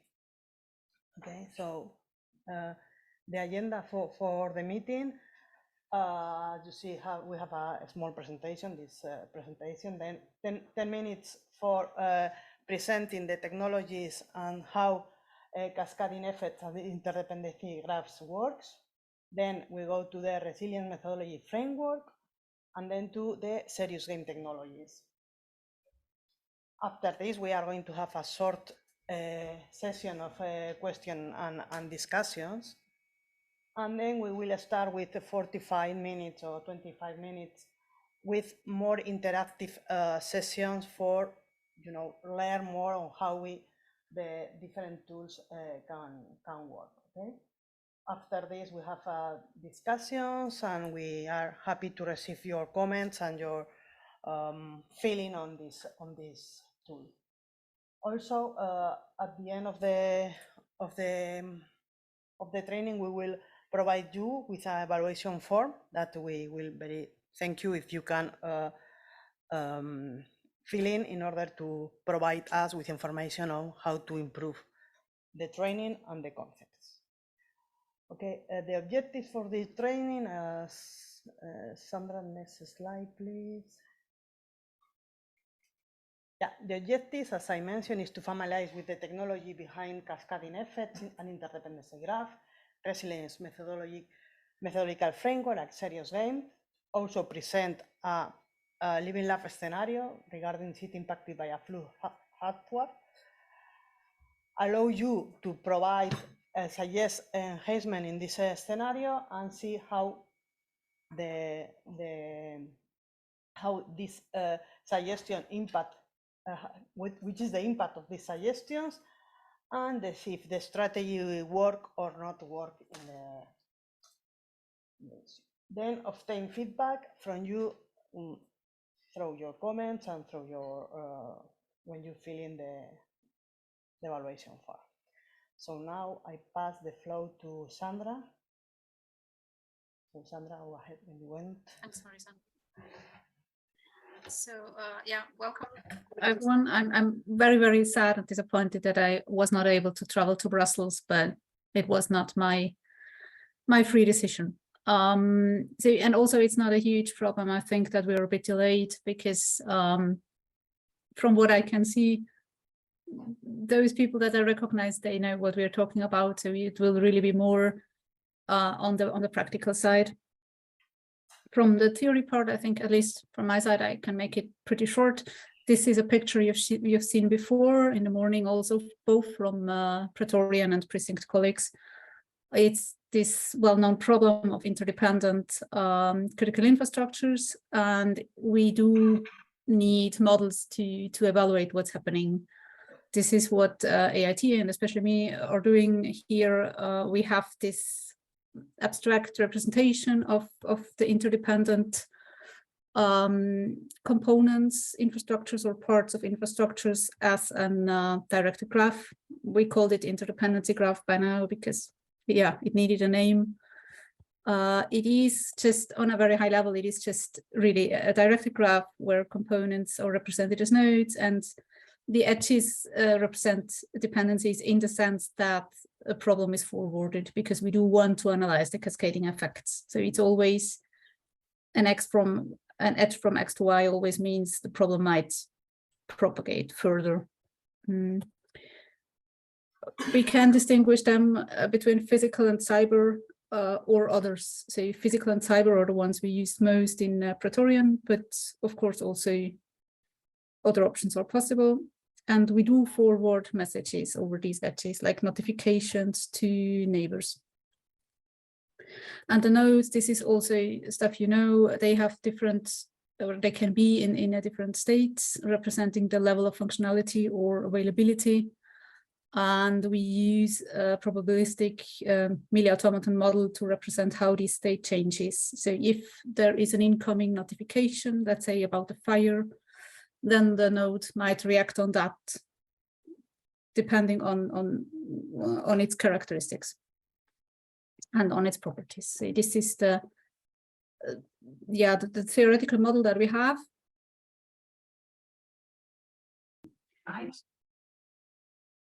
Okay. Very small. Allow to record local files. You go. should now be able to record. Yeah. But it's currently saying that I'm recording, so let me just switch out very quickly to the PRECINCT one. Between these cascading effects. So this is, sorry for stopping. I always get these messages, recording has stopped and recording is in progress. So that's a bit interrupting. Yeah, this is the example we means Lorcan and me use to illustrate the combination of the cascading effect simulation and the resilience framework, both of which have been to some extent already in place and in use. But the good thing we want to do here is we want to combine, we want to learn from each other. And this is something you've seen before, most likely. It's an abstract city or parts of a city affected by a flooding. So I'm not sure if you can see my mouse, but there is a flooding node up here representing the threat considered as in Living Lab 2. We take into account some parts of the traffic infrastructure, of the water infrastructure, of the electricity, and also, of course, emergency services, how they react to threats or how they are affected. To some extent, also the telecommunication, just as one note to say it's there. And most importantly here, people, in order to see how much they are affected. So we do not really care about how they react to all these things that happen, but really how much are they affected, how much do they suffer. And the main goal for us here is to reduce this impact on people, to keep the effect limited. We have identified the interdependencies, and we consider the one threat, namely strong flooding. And now I give the floor to Lorcan. Thanks, Sandra. So Sandra's going to continue flicking my slides remotely for the sake of handiness. And I may potentially be interrupted, as you were, Sandra, by the obnoxious recording lady. So we'll see how she goes. So I'm going to talk about resilience. Sandra's presented the interdependencies model, how that works. So one of the first questions we have to answer in PRECINCT is, what do we mean by resilience? How do we quantify it? How do we measure it, etc.? So we have we've adopted some definitions of resilience from the literature. For those of you who aren't familiar with the concept, it evolved out of risk assessment, from the theory that risk assessment didn't fully consider the entirety of the disaster cycle, from recovery, mitigation, preparation, and response. But how do we measure resilience? So within PRECINCT, as many others have before, we measure it in terms of the service provided by the infrastructure. So the service can be anything really that the infrastructure provides. We can start from the more basic things, like for transport infrastructure, we tend to deal in things like delay of traffic, so user delay or transport time, etc. But we can also consider things like safety, availability of electricity networks, of power networks, etc. Sorry, Sandra, seem to be, no worries, thank you. So yeah, I mean, one of the important aspects of resilience is that we try to track the service over the various stages of the event. So pre-event, we have a standard level of service. Then we have some perturbation or some cyber-physical hazard in the PRECINCT context. This hazard increases over time, and during that time, the service decreases. After a considerable amount of time, the perturbation finishes, and this is now the recovery phase. Once the hazard stops, we don't necessarily go straight back to normal. It might take some time for the infrastructure to respond. So this time aspect of resilience is really crucial. So next slide, please, Sandra. So within PRECINCT, again, we started from the baseline of many other projects that came before us. So as to save time in terms of how we were going to quantify resilience and develop a resilience methodological framework. In recent years, there's been a lot of advancements to move away from qualitative consideration of resilience and to really quantify it in terms of the resilience index. And again, we tend to do that in terms of travel. So an example here is shown for travel time. So over the course of the event, the resilience might be considered as the area under this curve. So we started from the basis of the CEN-CWA publication, Guidelines for the Assessment of Resilience of Transport Infrastructure to Potentially Disruptive Events. Within PRECINCT, then, we needed to make this more applicable to our context. So we needed to look at cyber hazards in particular, as well as physical hazards, more related to deliberate disruptions of the infrastructure. And also we needed to, of course, consider the multimodal infrastructure that we're considering within PRECINCT. So next slide, please, Sandra. So this is the framework that we developed. I think there's some other text here, but we don't really need it. The framework, in essence, we start by defining the critical infrastructure system. So we look at what is the system doing, what's the function, what's the primary service. We then quantify the service. So again, this could be anything from delays to travel time to availability, etc. Then we quantify resilience, and in this sense, the resilience is considered as the service, the percentage of the service lost during a cyber-physical hazard. And in this context, we develop what we call resilience indicators, which we will go through shortly. We can then develop various metrics, including the resilience index, return on investment, which again I'll go through, which allows us to set targets in terms of how we're going to enhance resilience over time. So next slide, please, Sandra. So again, we come back to this theoretical example, which we'll be dealing with a lot once we move into, I guess, the more fun part of today's workshop. And you'll probably hear more about this later. We're calling this this example Numenor, which Isabel might tell us more about later, for people familiar with Tolkien's mythological universe. Numenor is a city that had a significant flooding problem, and our example is the same. So we start with defining the infrastructure system. So in this case, Sandra's already presented a lot of this. It's an infrastructure system consisting of urban transport, electricity, healthcare, telecoms, etc. We have in this example, we have a specific flooding event which occurs to the infrastructure and affects the various services considered. And there's various organization context here in terms of local government, multidisciplinary dispatching teams, how we respond to the event. So next slide, please, Sandra. So one of the key steps in the resilience calculation, and what we found to be one of the more difficult steps at times, is the quantification of the service itself.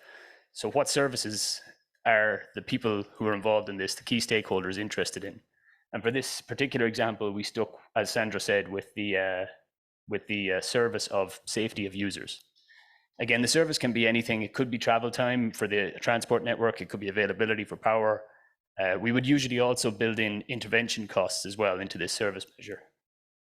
So in this case, we quantify in terms of safety of users, loss of life and limb, and we consider an average value of safe use, which we need to do in order to value the service which is provided. So we value the safe use of the service in the first instance, in this case, a value of 39 million per day. Next slide, please, Sandra. The next step then is that we need to model the hazard.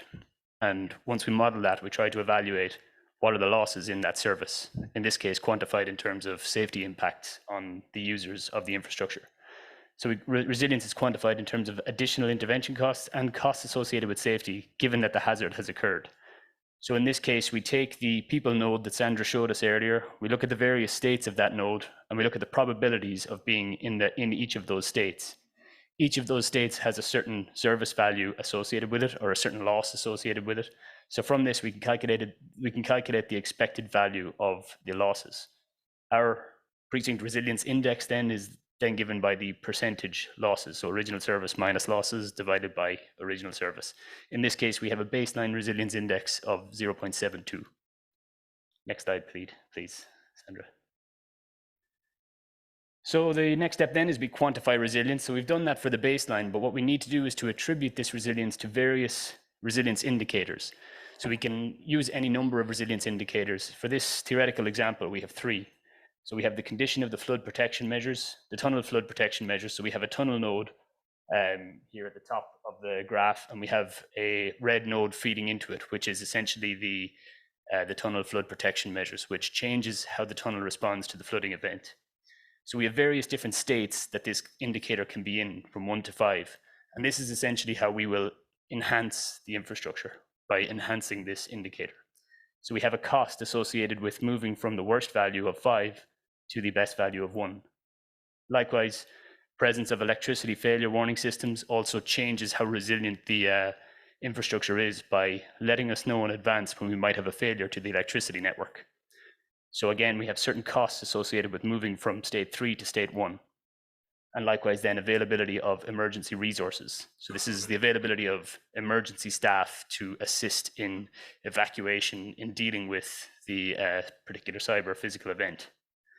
So again, these are basically giving us an indication of where we can spend some investment in order to enhance the resilience of the precinct for our example. Next slide, please, Sandra. Finally, then, when we're quantifying resilience, we can, of course, use the graph, use the probabilities that we have, as well as the impacts in terms of resilience to quantify the relative weight of each of our indicators. So how important is the tunnel flood protection measure? How important is the presence of electricity failure warning systems? Likewise, emergency resources. And likewise for all of the various nodes in the graph. So next slide, please, Sandra. Lastly, then, we want to set targets. So we want to decide where should we spend our money in order to enhance the resilience. So we can do this in various ways. This is one example here in the table from another case study. But we can look at cost-benefit analysis in terms of enhancements to resilience and what is the cost of enhancing that resilience index.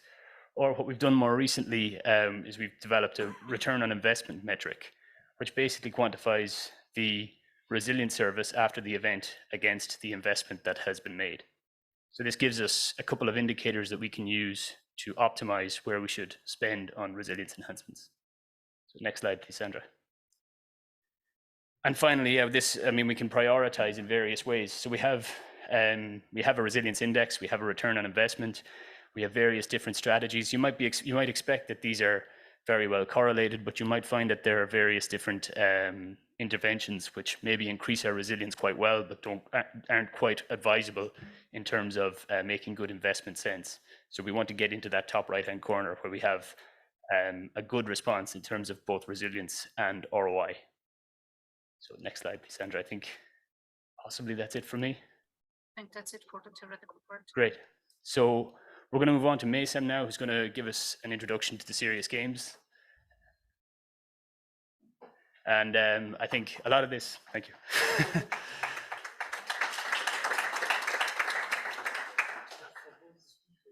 Yeah, I think a lot of this is probably a little bit more technical than we're expecting for a workshop, but it is going to get a little bit more interactive and a little bit more fun. So.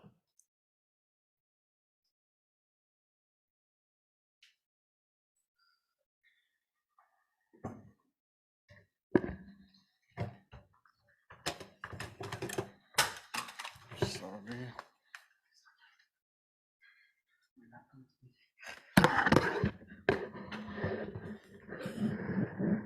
Hi everyone.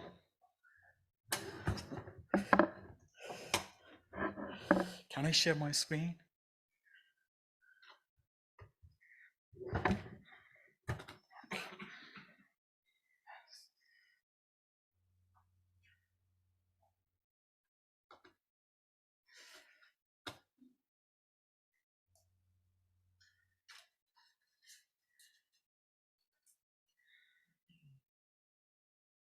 Good afternoon.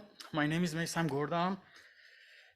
I'm working with UCD, University College Dublin, with Ili Ku, Howard Carroll, Daniel Macron, and Mona Suridi. Today I'm going to talk about serious game.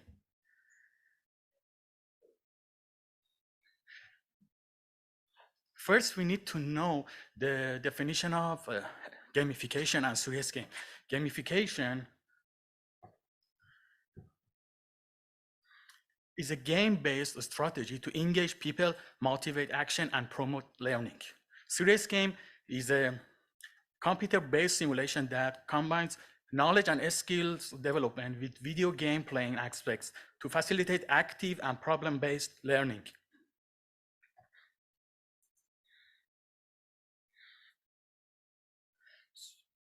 Sorry about that.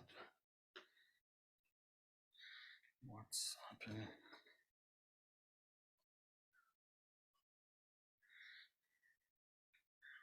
Now, I am going to show the Venn diagram. In this Venn diagram, you see the combination of serious purpose and game techniques is the definition of gamification.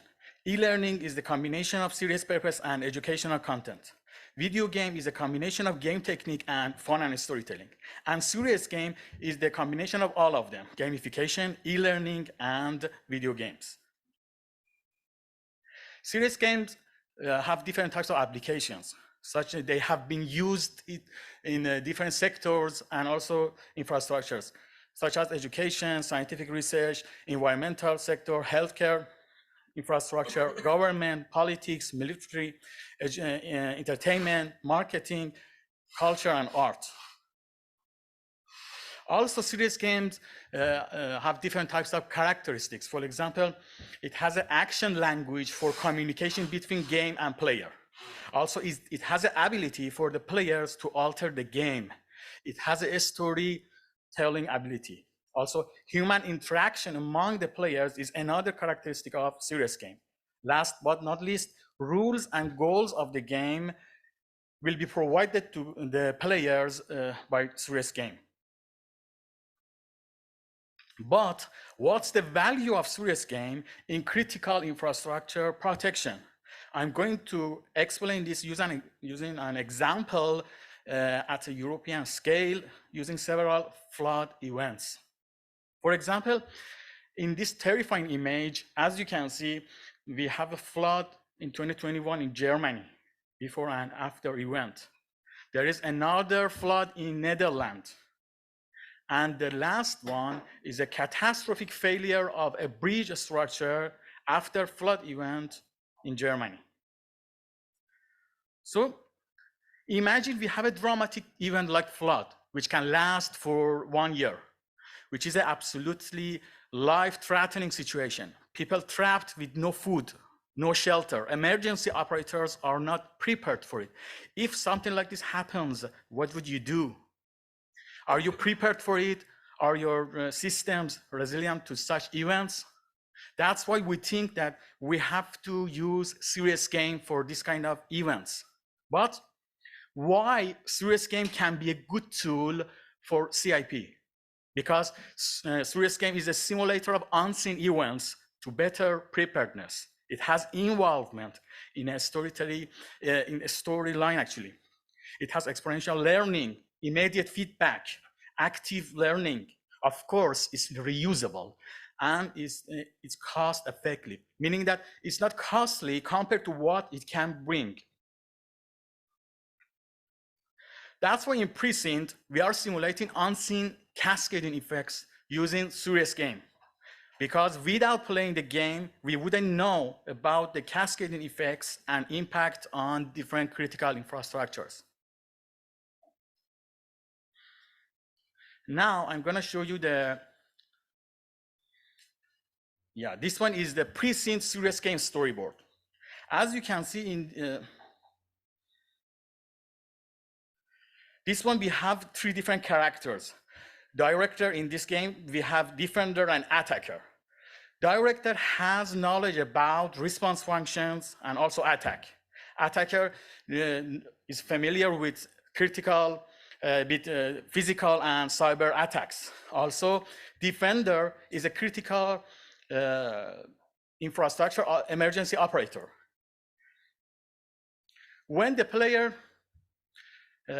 log into the system, is taken to the director dashboard. As you can see in this dashboard, we have different components. For example, physical attack, cyber attack, location of the attack, and budget. For example, as you can see here, the director is decided to choose flood as a physical attack. After that, director is going to choose the location, level of the damage, level of the attack, which is level 3, and the location is city center in this example. Then it's going to provide the budget for attacker and also defender with different types of critical infrastructure, such as communication, energy, transportation, water.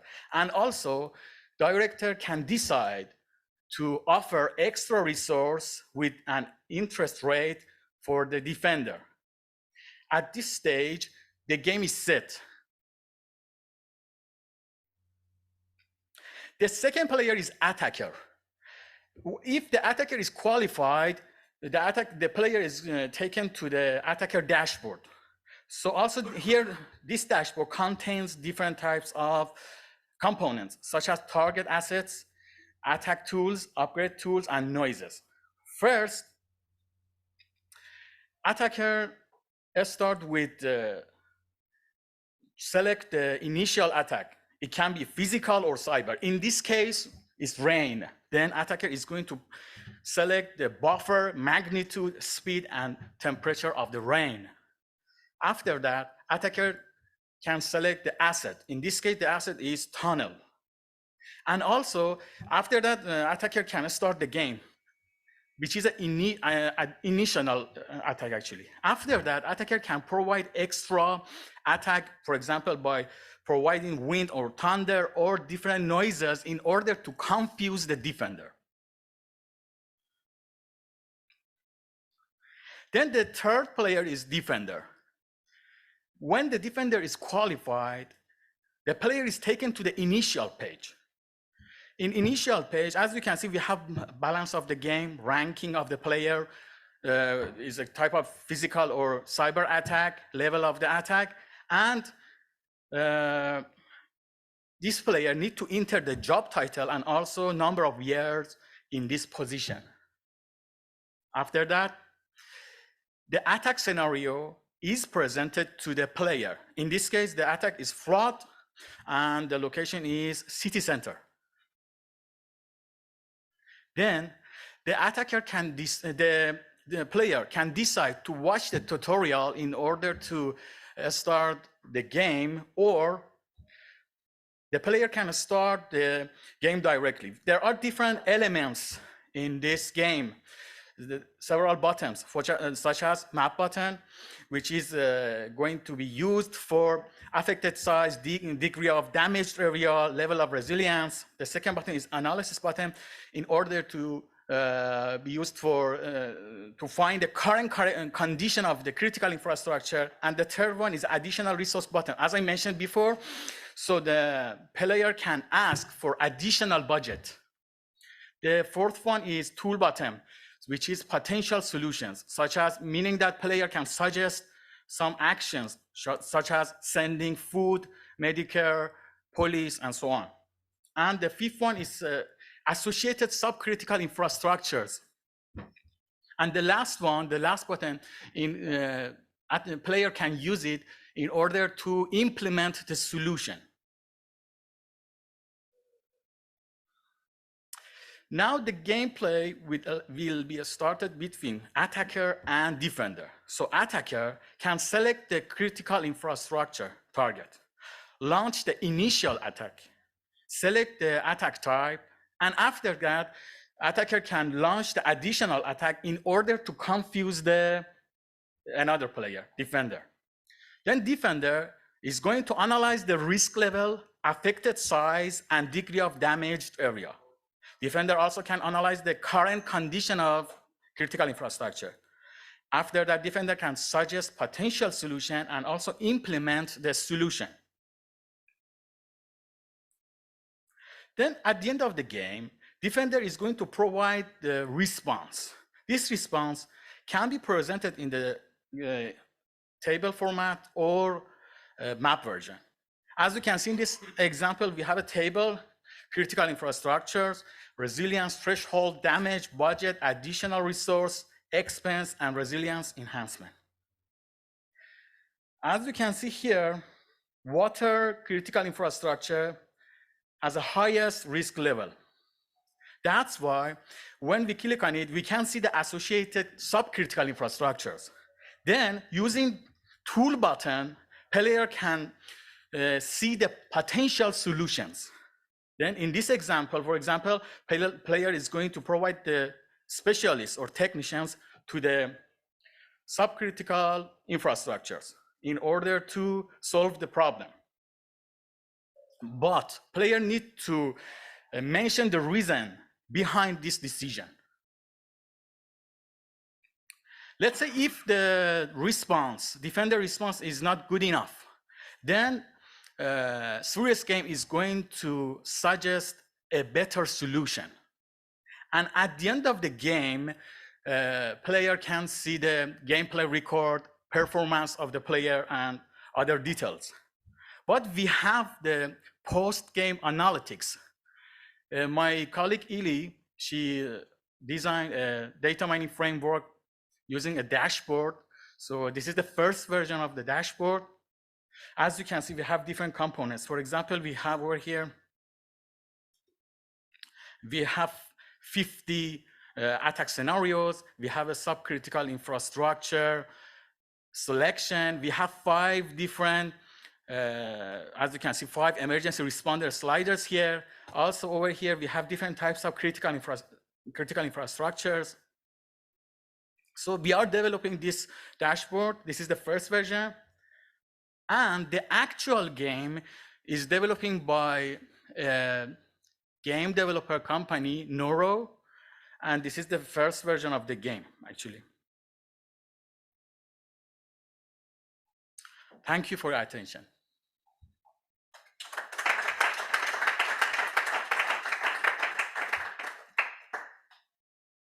Any question? Please.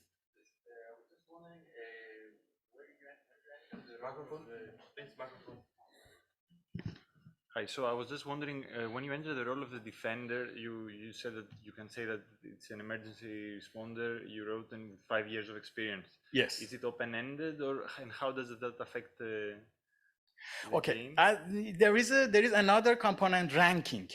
Let's say we have different types of players, so they have different years of experience in the role. So the ranking and also years of experience, both of them, they have relation. If the player has better experience in playing the game, definitely the ranking will be better.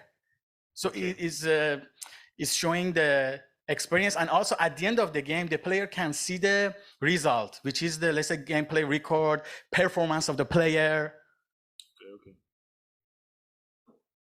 Yes. Pardon my ignorance about your tool. I'm from Athens International Airport. I'm supposed to put some assets there. Could we say that the serious games is a kind of complex simulation? Because in my mind, I also confuse it with game theory, and I don't know where is the if there is any overlap or if there's any connection between the game theory that we are taught in mathematics, or is it something like that, or is it a complex simulation could be supposed to with various variables? Actually, I've tried to explain the difference between gamification, video game, and serious game. Serious game is the combination of all of them. It's a simulator of unseen events, like unseen cascading effects. So yes, it's a simulator, I have to say. Okay. And nothing to do with game theory. Of course, it's a relation with game theory. Sorry. Yeah, please go ahead. I was just saying we will discuss the relation to game theory, because from AIT side we do have game theoretic models also to deal with these critical infrastructure protections, and this is one of the exciting upcoming stuff that we want to compare the serious games results with the game theoretic results. Okay. Thank you. Thank you. I don't know if there are other questions to Sandra or Lorcan also from the previous presentations. I don't know, online, you have any question, people online? Okay, if not, thank you very much, Mason. And Sandra and Lorcan, the floor is yours again. So I think that's now where the questions will come, when it's the newer stuff. I'm so sorry. So what this second part is about, it's basically to some extent answering the comment that Mason was mentioning, that players get feedback whether their choice was a good one or not. And we try to give at least some intuition, and also let people in the room now choose then later on or propose actions, and we will evaluate them. And this will then again be input for the serious games. So what we have, or what we already have, is this abstract graph with the colored nodes, depending on how well they're doing. And of course, this is not very attractive also for users. If they want to play games, this is like not very entertaining and not appealing. But below you can see a picture from Ili. So this is a much better representation of the same situation, but just to provide the information in a less abstract way. So the simulation that we do, the cascading effect simulation, of course, it assumes that at the beginning everything is working fine. And then there is this threat coming in our case of flooding. The node reacts to that. It changes. If it's red, it's bad. It's like the traffic light, like the redder, the worse. And you send notification to neighbors and they react again, and then you have this cascading effect. So this is in place, this is available, and we are discussing this with the Living Labs, how to do this for each of the considered scenarios. But I mean, this is like not enough. So we do want to improve in the following sense. So we do want to basically take into account which efforts have been done in terms of resilience. So Lorcan presented previously these resilience indicators about how we measure resilience, and if a player, in this case, if they want to invest or to invest money to increase resilience of some components, then they expect, and hopefully that's the case, that the effect of such a cascading effect is reduced. And we want to demonstrate you here basically how this can be done and how this could be understood. So what we did is we do have, or we define a baseline in order to see the improvements. So the baseline, it's just the current situation. It says for the given, like assuming no additional measures have been taken in regard to resilience, what will be the effect of the flooding? And then we, or Lorcan, defined investment strategies. So useful ways to increase resilience, to protect your system or parts of it.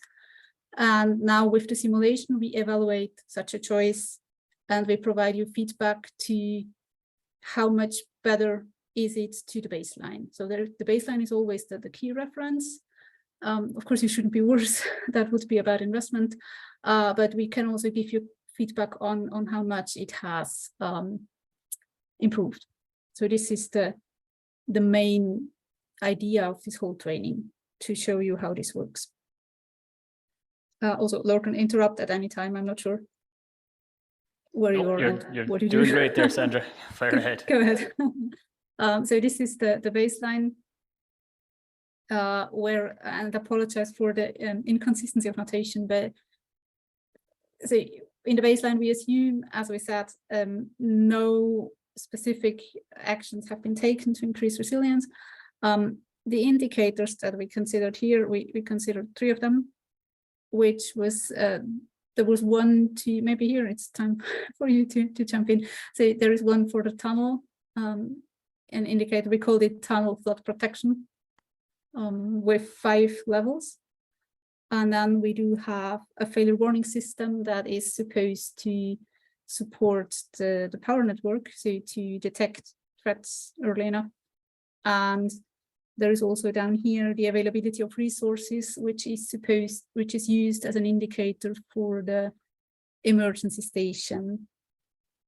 And the very basic idea is that, again, the simulation of this cascading effect, it's always about these changes to worse states, right? It's about having a problem. And the main idea we had is, if the resilience increases, these probabilities change.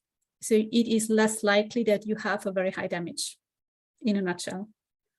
And we are currently, or colleagues of mine at AIT are currently working at a combined implementation that explicitly considers this resilience. But for the time being, and also to illustrate, we have now adapted the graph a bit. So we have introduced, we let the classical, the normal node, which was emergency station, and then we introduced this artificial node that has not been here before, which represents the indicator and also the value of the indicator. And then based on this value, the reaction of the emergency station has changed, or might change. And therefore we do have this other node here, emergency station resilient. And this is now the actual reaction that you get, taking into consideration the resilience of this node. So this is a bit of a turnaround, but it's actually very good for illustration as well. And for the baseline computations, we have set all these to the worst possible values, representing that no investments have been made so far. And we run the simulation. I'm so sorry. And we identified, or we concentrated on the people node here, reading off these probabilities here that you can see in a table that just represent how likely is it that people are impacted very severely. So in state 5, that's kind of the worst case. You don't want to have that. And based on this, we now compare the new simulation results with this one and see how the changes are and whether the node is kind of less affected. yeah, so then of course the strategies are just formulated in terms of changes of the values of the resilience indicators. Say, for example, maybe I want to comment before I start. Sure, Sandra. Yeah, I mean, you've already given a good overview of how the graph works. This next step is kind of what we talked about before. So this is just how we go from the states of the nodes to calculating the resilience. Again, this is kind of important because there'll be a Mentimeter in a moment where we're simulating gameplay. So you'll be somewhat quizzed on this. But really what we're doing is, so we're taking these probabilities that Sandra has just given us for the people node, which is the orange node here in the center. And we're calculating what the probability of being in that state is.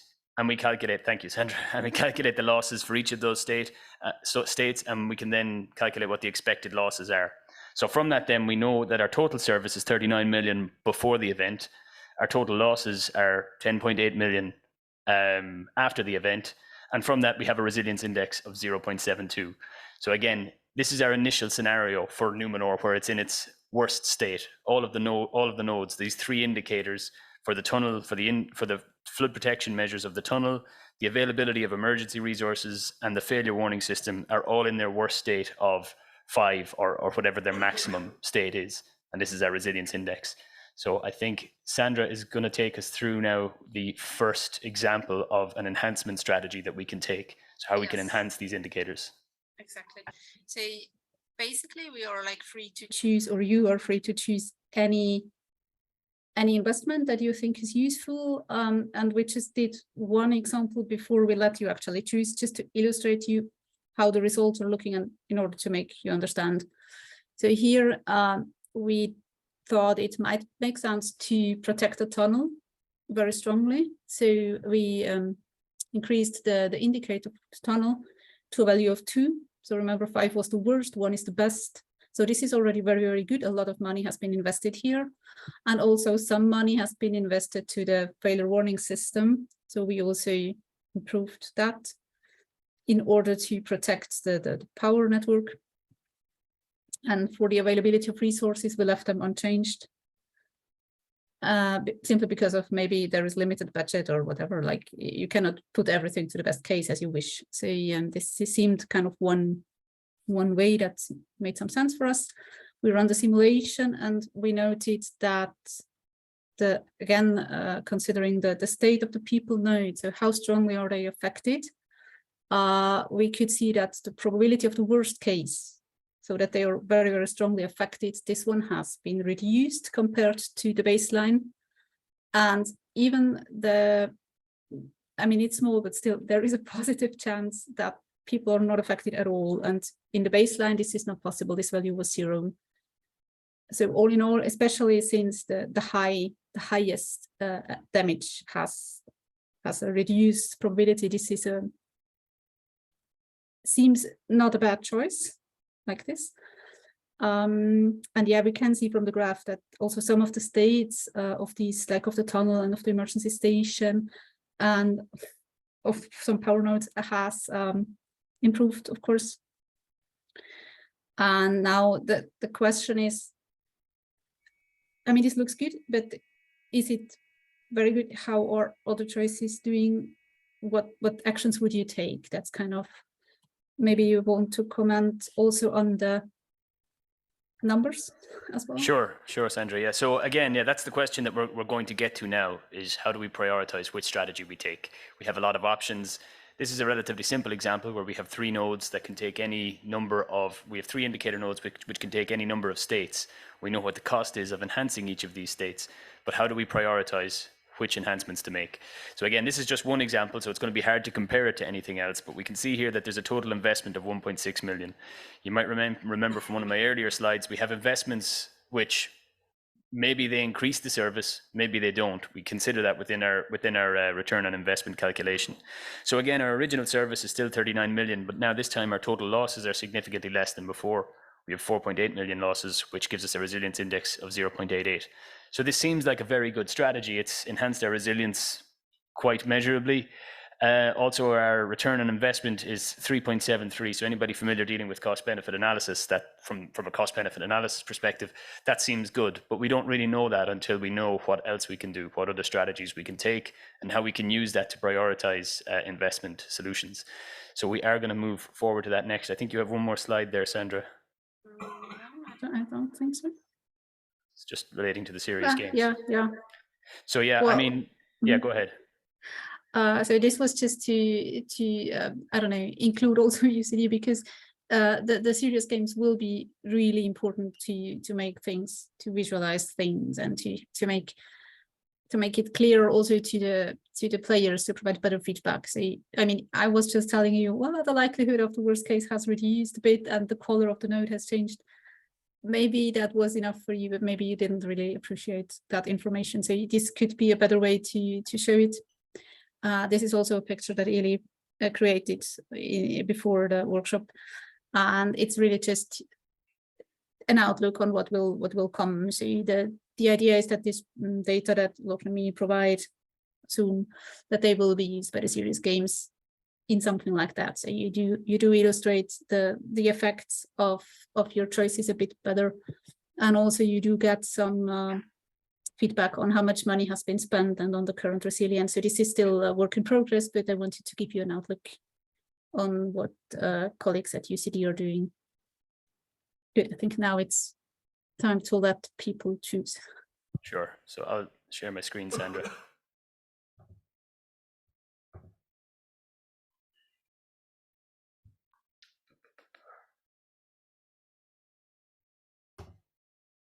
Can I share any screen, or is it? Normally you can. Normally you can. You should be able to share.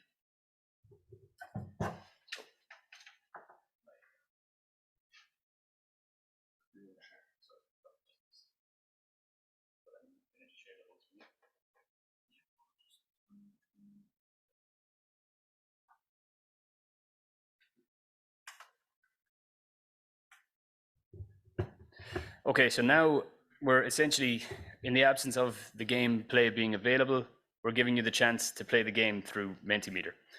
So I count, I mean, at least 30 people in the room. So we're expecting engagement from everybody if possible. So for those of you who aren't familiar with Mentimeter, we have one sample question here for everybody to engage with. So you can do this on your phones, on your laptops, however you want to do it.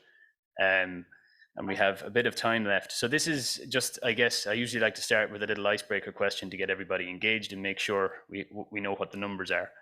So basically, if you log into www.menti.com, you should be prompted to enter a code.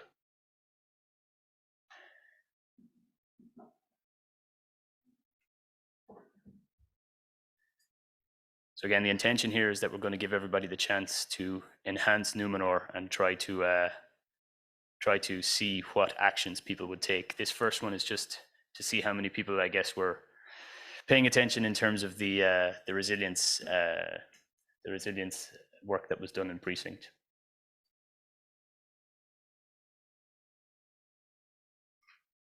Six. I think we can do a lot better.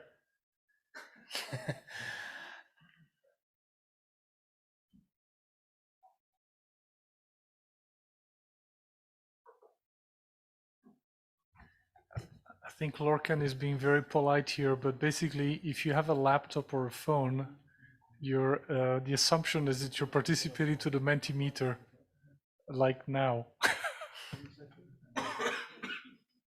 Thank you.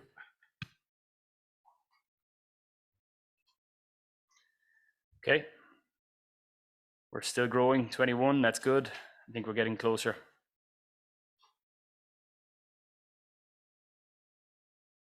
In case you can't tell, this first question is just to understand how many responses we can expect. We won't ask who got the wrong answers.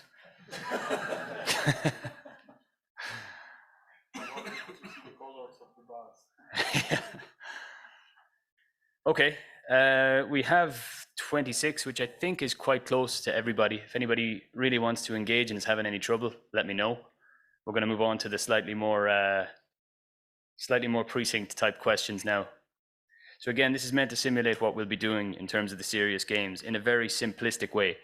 So forgetting a little bit, it's going to be hard to remember exactly where your priorities lie from our presentation, but we know that we have 3 indicators. We have three things we can do to enhance our precinct. So what would you do? So assuming 1 is the worst state for each indicator for now, 5 is the best state. And bearing in mind that you've probably got some budget constraints, so you can't just enhance every indicator to its best value. How would you enhance each of these indicators, or where would your priorities lie? So we'd like to get a quick interpretation from everybody on that right now. Well, I mean, I'd be very impressed, Stefan, if you can do the calculations as to which strategies you can afford. The next slide will be a little bit more constrained. This is just... If you ask me now, just to pull on all. Yeah. You say that I can't do that. So let's pick your favorite at 5, Okay, so 1. your least favorite at 3, and your least favorite at 1.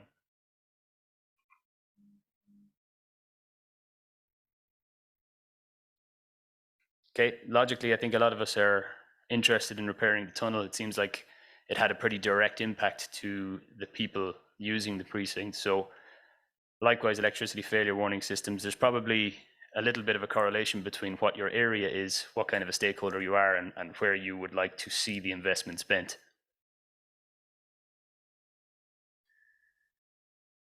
See, we have 17, so we are getting up there.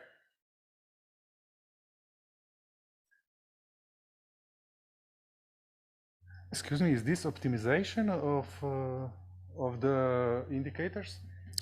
I don't think we're quite there yet, but we are more prioritization. No, because there's something moving, the values are changing. I thought that there's some recalculations or something like that. No, this number here is the average of everybody's results. Yeah. Better if you don't show the results in the beginning. Probably, yeah. But we're at 25 now, so I think we're at a full complement already. So logically, the condition of the flood protection measure seems to take precedence here. Again, this is a little bit high level because, of course, it's not constrained. It's more just an interpretation of where people think the money should be spent. The next slide might be a little bit more direct. So it looks bad here, but on your phones, on your tablets, on your laptops, it should look a bit more legible. So we have a table, which again isn't readable behind me. But essentially what we've done is we have a total budget of 2 million, and we've calculated all of the potential strategies that you can take. So you should see in the table that there's 21 strategies that you can take, as well as what the indicators are for those strategies. Again, you're not going to see it here behind me. You're only going to see it on your computer or on your phone. So based on those strategies and based on your best guess, which strategies do you think work the best? There should be an outcome of the cost of each strategy as well in the final column. So based on that, we're bearing in mind here that we can prioritize both in terms of the resilience itself, also in terms of the return on investment. So while it may seem attractive to spend a lot on enhancements, it may not make a lot of economic sense. So we have one brave soul in, 2 brave souls in on option 9 from the get-go. Excuse me, what are the numbers in the cells? The so again, this behind me here, it's not really legible, but in your computer, you should be able to see that the numbers in the cells basically are the value of the indicator after you put in place the enhancement. So 5 again is the worst value for the first indicator, 3 is the worst value for the second indicator, and 4 is the worst value for the third indicator. So basically, when you reduce the indicator, you're making the precinct more resilient. So it seems like option 1 is taking the lead. I don't know whether that's because it's the first and we're a little bit unsure. Could be the case. I guess, yeah. Hopefully things will become a little bit more clear when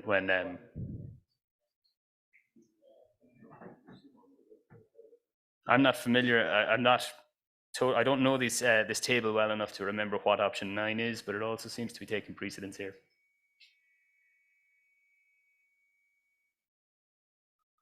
And I'm sure there's a study to suggest that once that's been selected a certain number of times, all of the new people are going to select that one. So you're biased.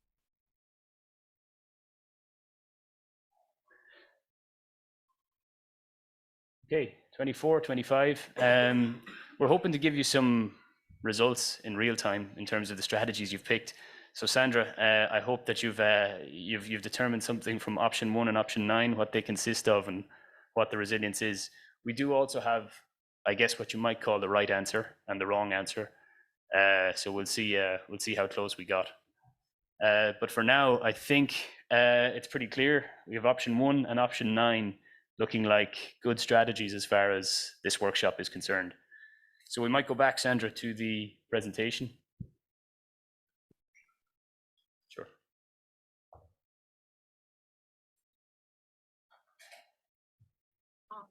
So I just looked it up. Option 1 was just improving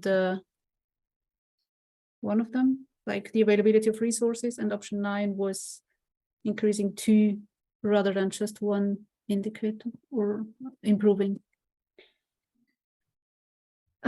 Jesus Christ, I'm sorry. We'll fix this at some point.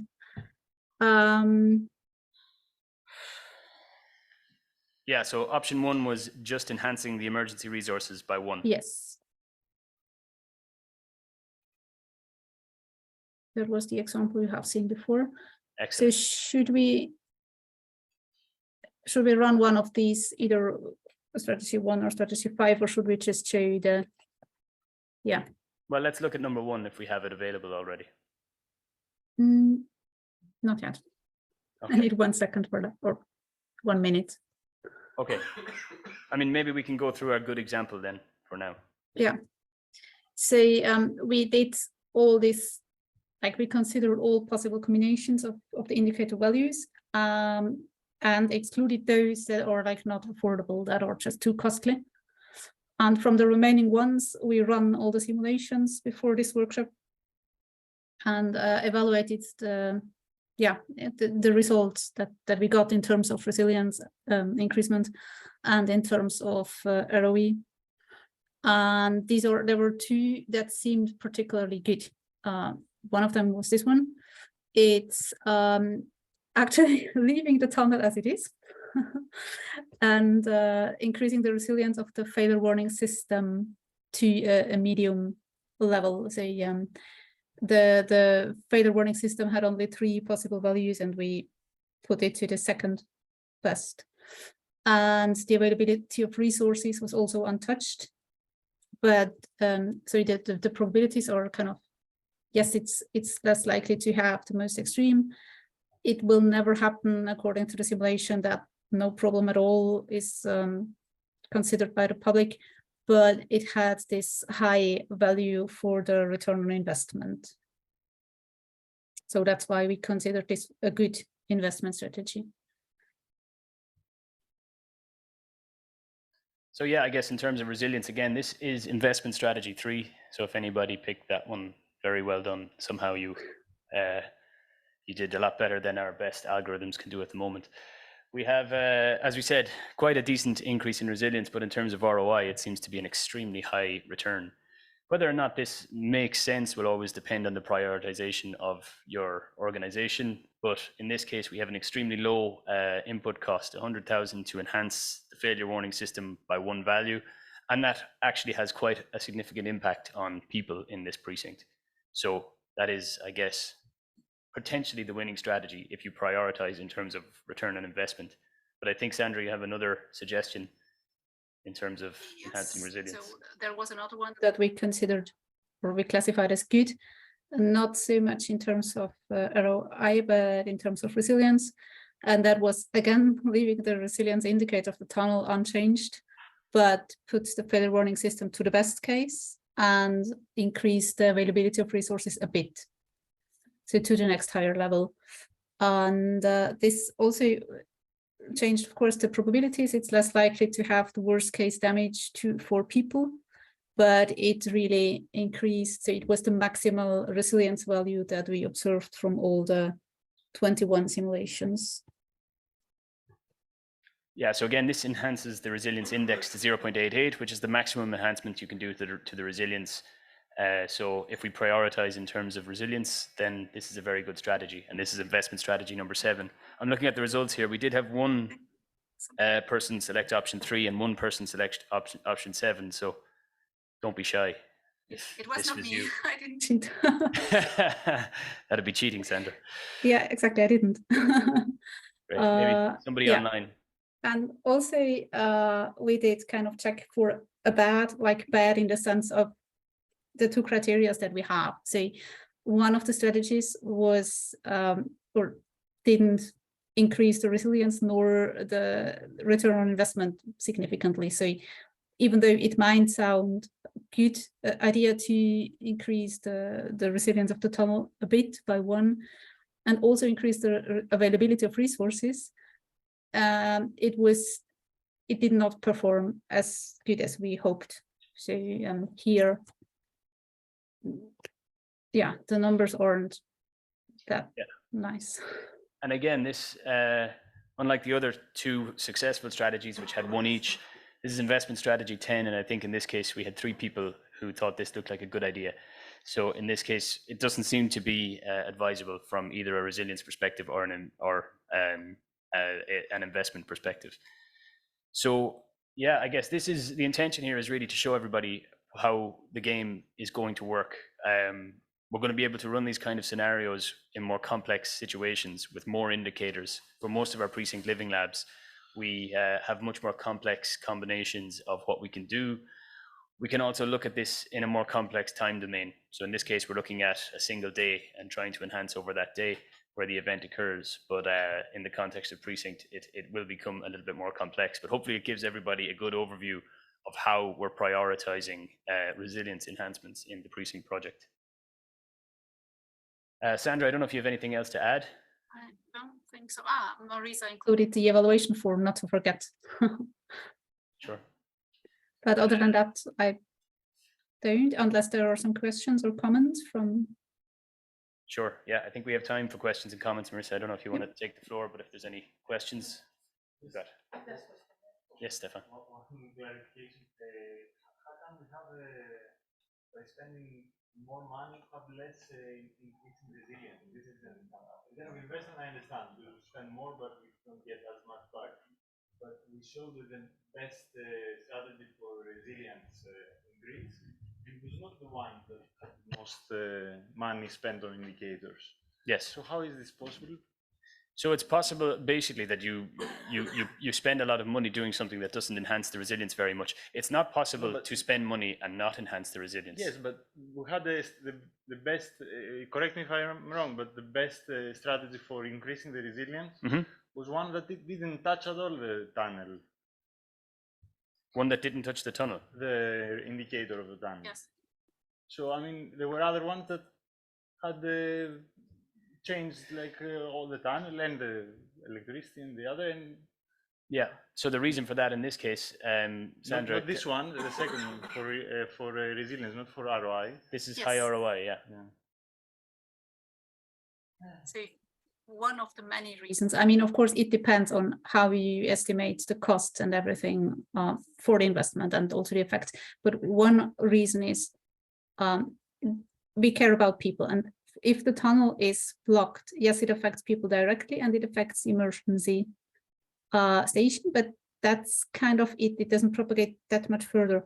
But if we do have a problem with the failure warning system or with the power network, it affects the people in many different ways. So this is also one of the things that doing this cascading effect simulation, it shows you like some of the like 2 steps ahead things that you were not considering at first.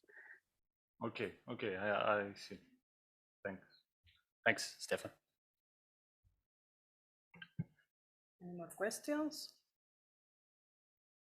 So please, I will ask you fill in the form from the. So yeah,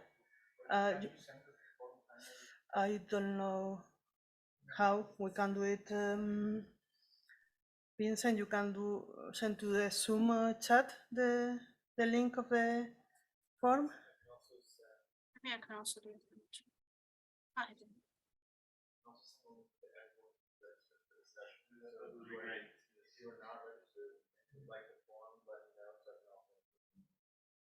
Okay, so please, it's I think you. Okay, so we can continue. Share my screen.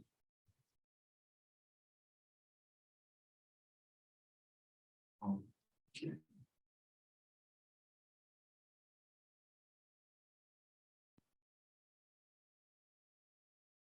Yeah, we are discussing about standardization and policies in PRECINCT. So can you ask if they can hear us online? Thanks. And the target impact model that will provide a set of policy recommendations, will support the standardizations and the broad application, and will assess the potential impact of the PRECINCT platform. Regarding the target impact model, we'll produce a white paper in PRECINCT that will be a kind of roadmap that which contains required actions, policy recommendations, and best practices. All of these three pillars will define the impact of the project in two different ways, and in order to impact different aspects that are the European Commission strategies and the security research strategy. Regarding the joint activities and collaborations that PRECINCT already started in the first months of the project, we participate in the CI working group and conference. We try to establish some cooperation with other European Union funded projects, such as Praetorian and Strategy. We have possible cooperation with women in a standard group, and we can be contributors for different standards. Regarding the next steps, as I said at the beginning, we have different outcomes. We would like to create a stable working group with the participation of different projects and experts. We would like to expand the participation of other international experts.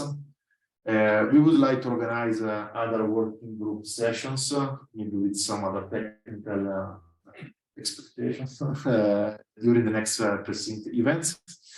And we would like to cooperate in order to build the white paper that I mentioned before. Thank you for your attention. I can give the floor to Percy with strategy. Maybe it's easier if I sit here. Yes. Yes, then I will sit here. So, ladies and gentlemen, good afternoon. Glad to be here and to see that there are, how many people there are out there? Six, and we have about 50. That's great. So, my name is Percy Watch, and here today I'm representing the strategy project, a project which is sister project to PRECINCT and to Praetorian.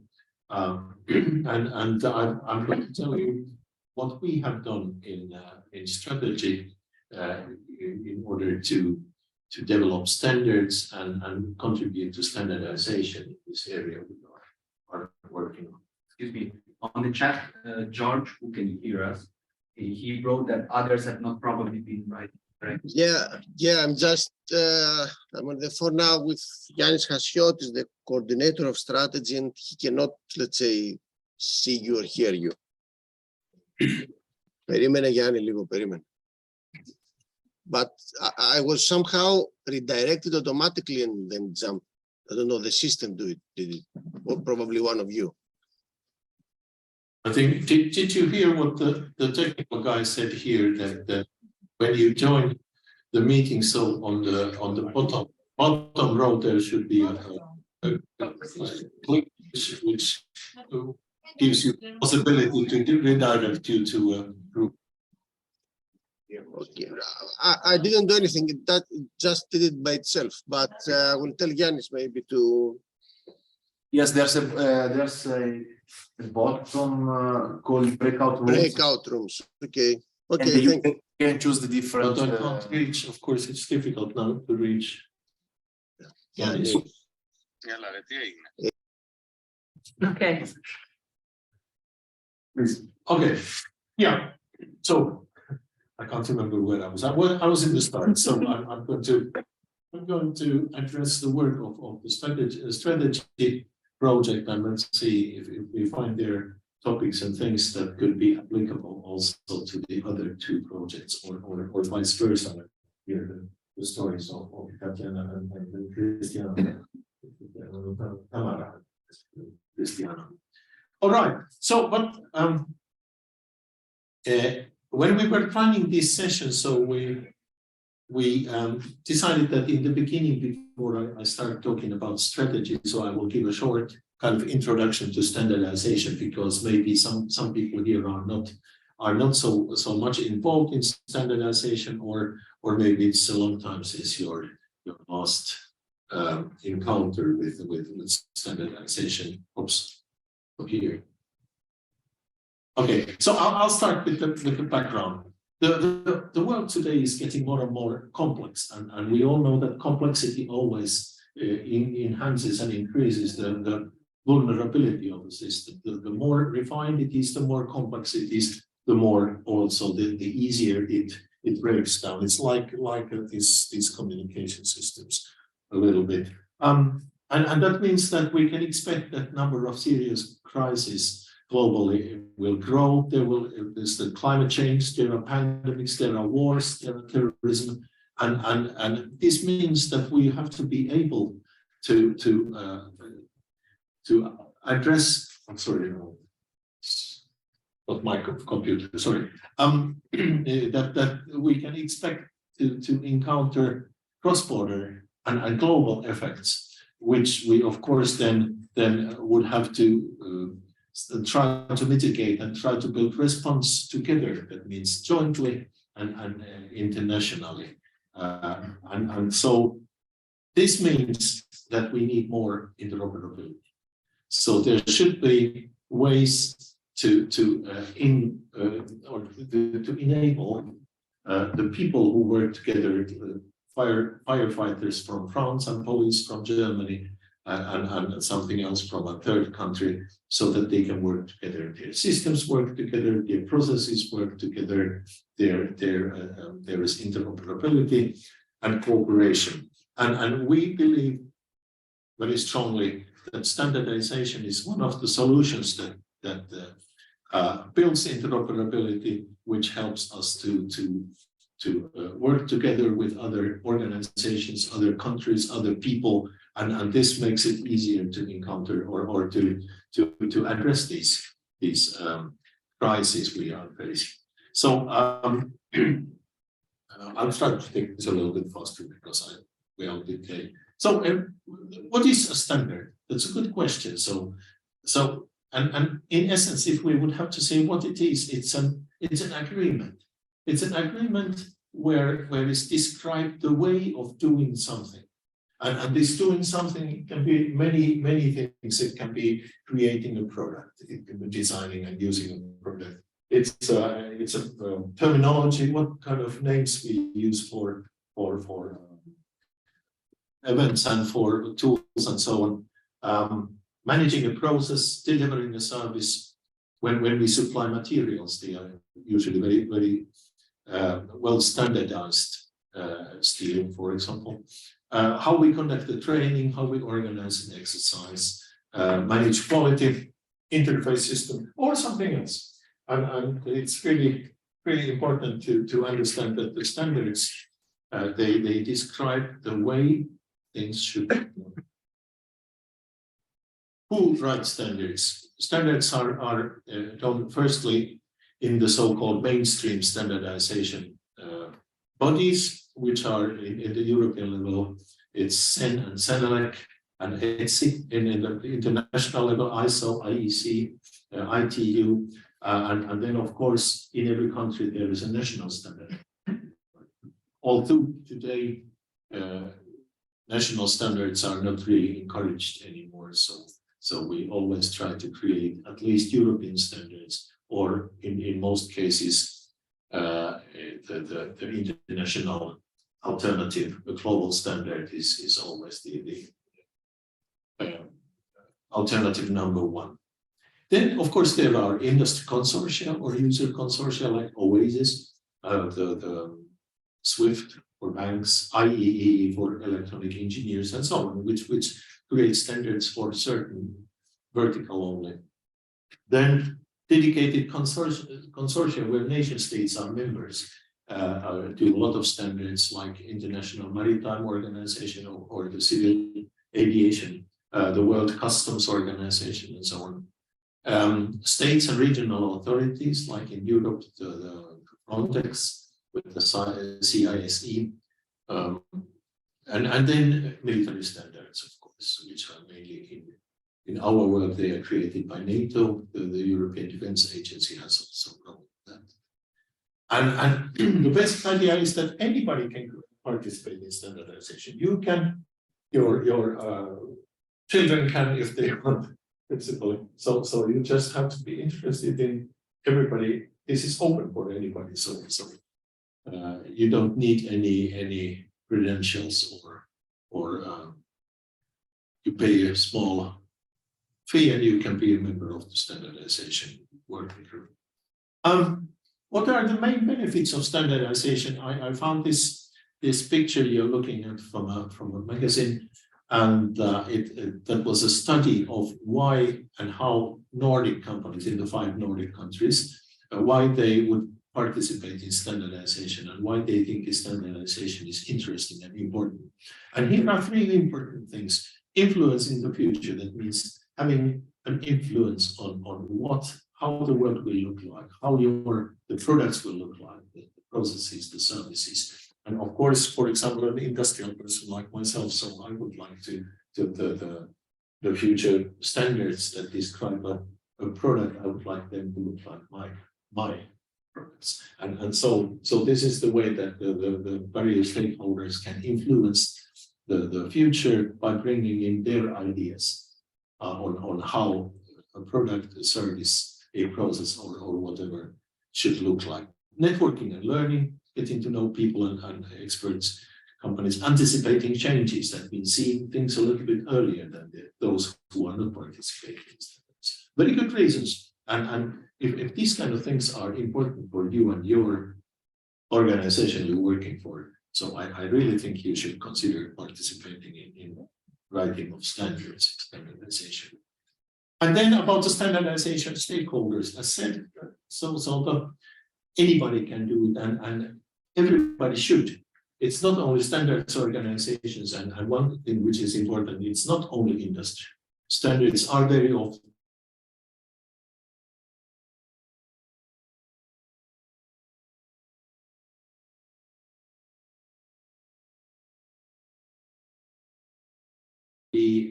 and various institutions, and of course then NGOs, that is the citizens. So it means that everybody should, and then the standards that are done together will represent the view of our society, and that makes them useful.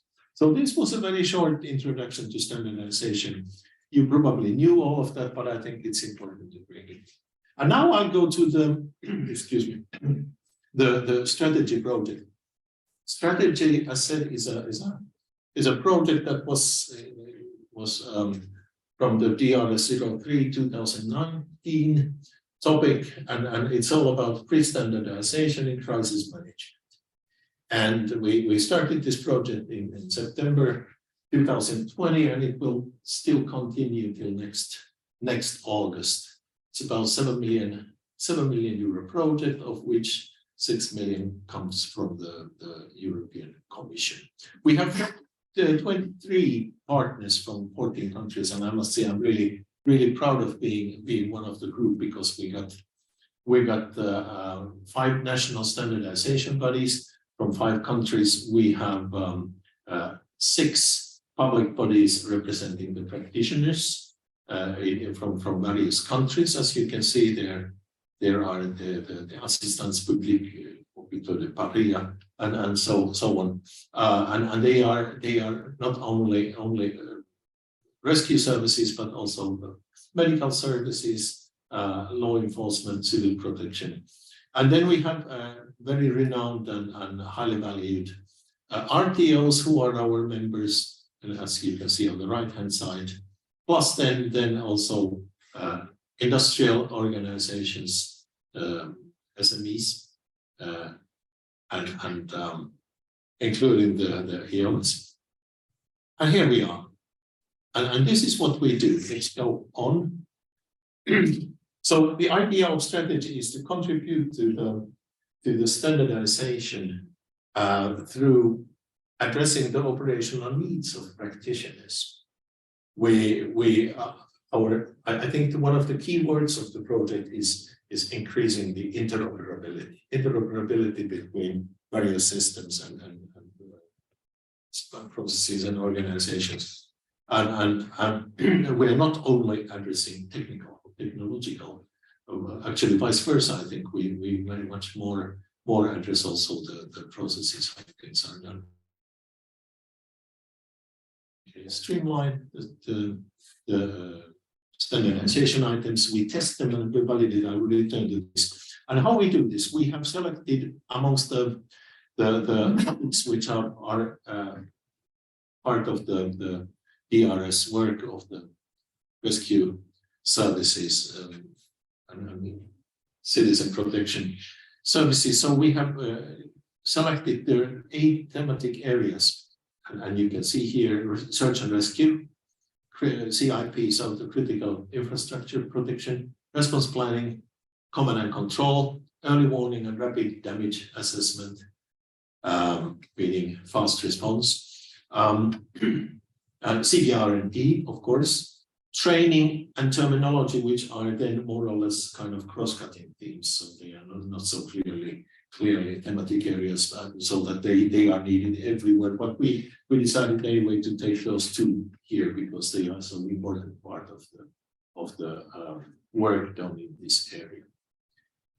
And now look at this picture. You see there is a lot of people. There is a lot of mobile kind of machines. There are cars. There are fire engines. There are helicopters and so on. There are various agencies, there are management centers, there are control centers, there are public alert, there are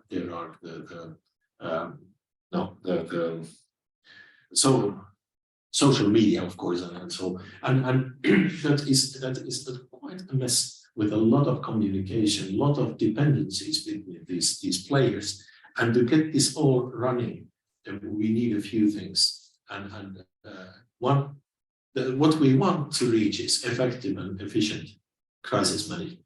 Of course, that's what we are. That is our goal, and we see that if we can create in this mess that you are looking here, if we can create enough interoperability or more interoperability at least than we have today, so that will have a positive effect on the work of these people. And we see that standardization in general, but see from our point of view, we talk about pre-standardization. I'll return to that later. So is the way we have chosen to improve this. If you look at this disaster management cycle here, the yellow arrows being the part before. No, sorry, the green part being the phases before the disaster, and then the yellow ones afterwards. So there we talk about mitigation and preparedness. Then there is a disaster, follows the response, and after that recovery. And in this picture, we don't have so much time to do this little mess we have. But I will only say you will have a copy of this later on, so you can look home. But look at the streams on the right hand side there. The 8 streams we are using in the strategy, so you can see that all of these are connected to certain phases of the disaster management cycle. That means that the work we are doing is addressing the whole area of disaster, from mitigation or preparedness to response and recovery.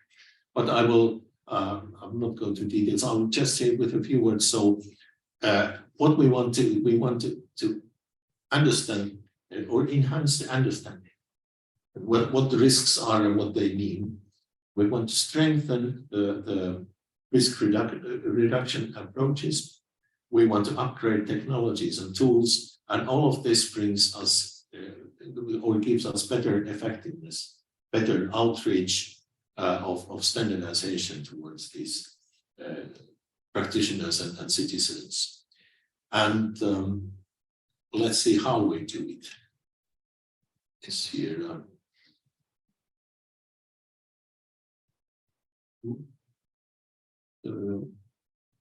Here, good. Some key considerations. I will take this also rather rapidly. I already talked to you about interoperability, and we see it, and it's a key feature in crisis management. It's still inefficient. Another issue is that common standards for emergency communication do not really exist. They are missing, and those are needed. A lack of testing and validating standards is a problem, because we don't really know how well the standards are applicable in real life. And when we talk about interoperability, some systems, crisis management systems with their components, they are not really standardized, which means that it's difficult to use them if people, let's say, from other countries or other organizations come to do it together.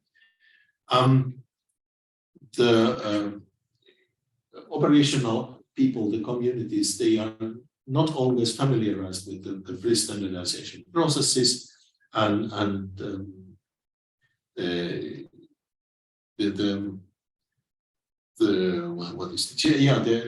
is a need for integration with the national standardization bodies and the industry. Because, I mean, that means between the operational communities and the other players. Unfortunately, end users, that means practitioners and first responders, are not really very much involved in standardization processes. And same applies to small and medium-sized enterprises. So this is a real problem, because if when writing a standard or best practice, so if those guys who are going to use it are not involved, so we can understand that it's not necessarily the right way to do it.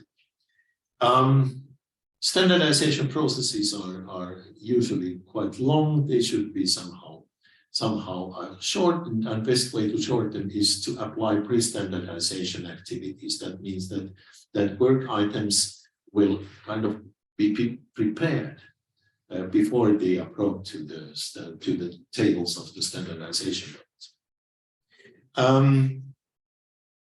So we see that in this project, a tool created by the European standardization bodies, CEN and CENELEC, which is called CEN or CENELEC Workshop Agreements, abbreviated CWA, is a good link or a good way to link R&D and standardization with each other, and to that way to maximize the number of participating stakeholders in the process. Am I using too much time? Yes, okay. Here is a good description of why we are doing the CWAs. It's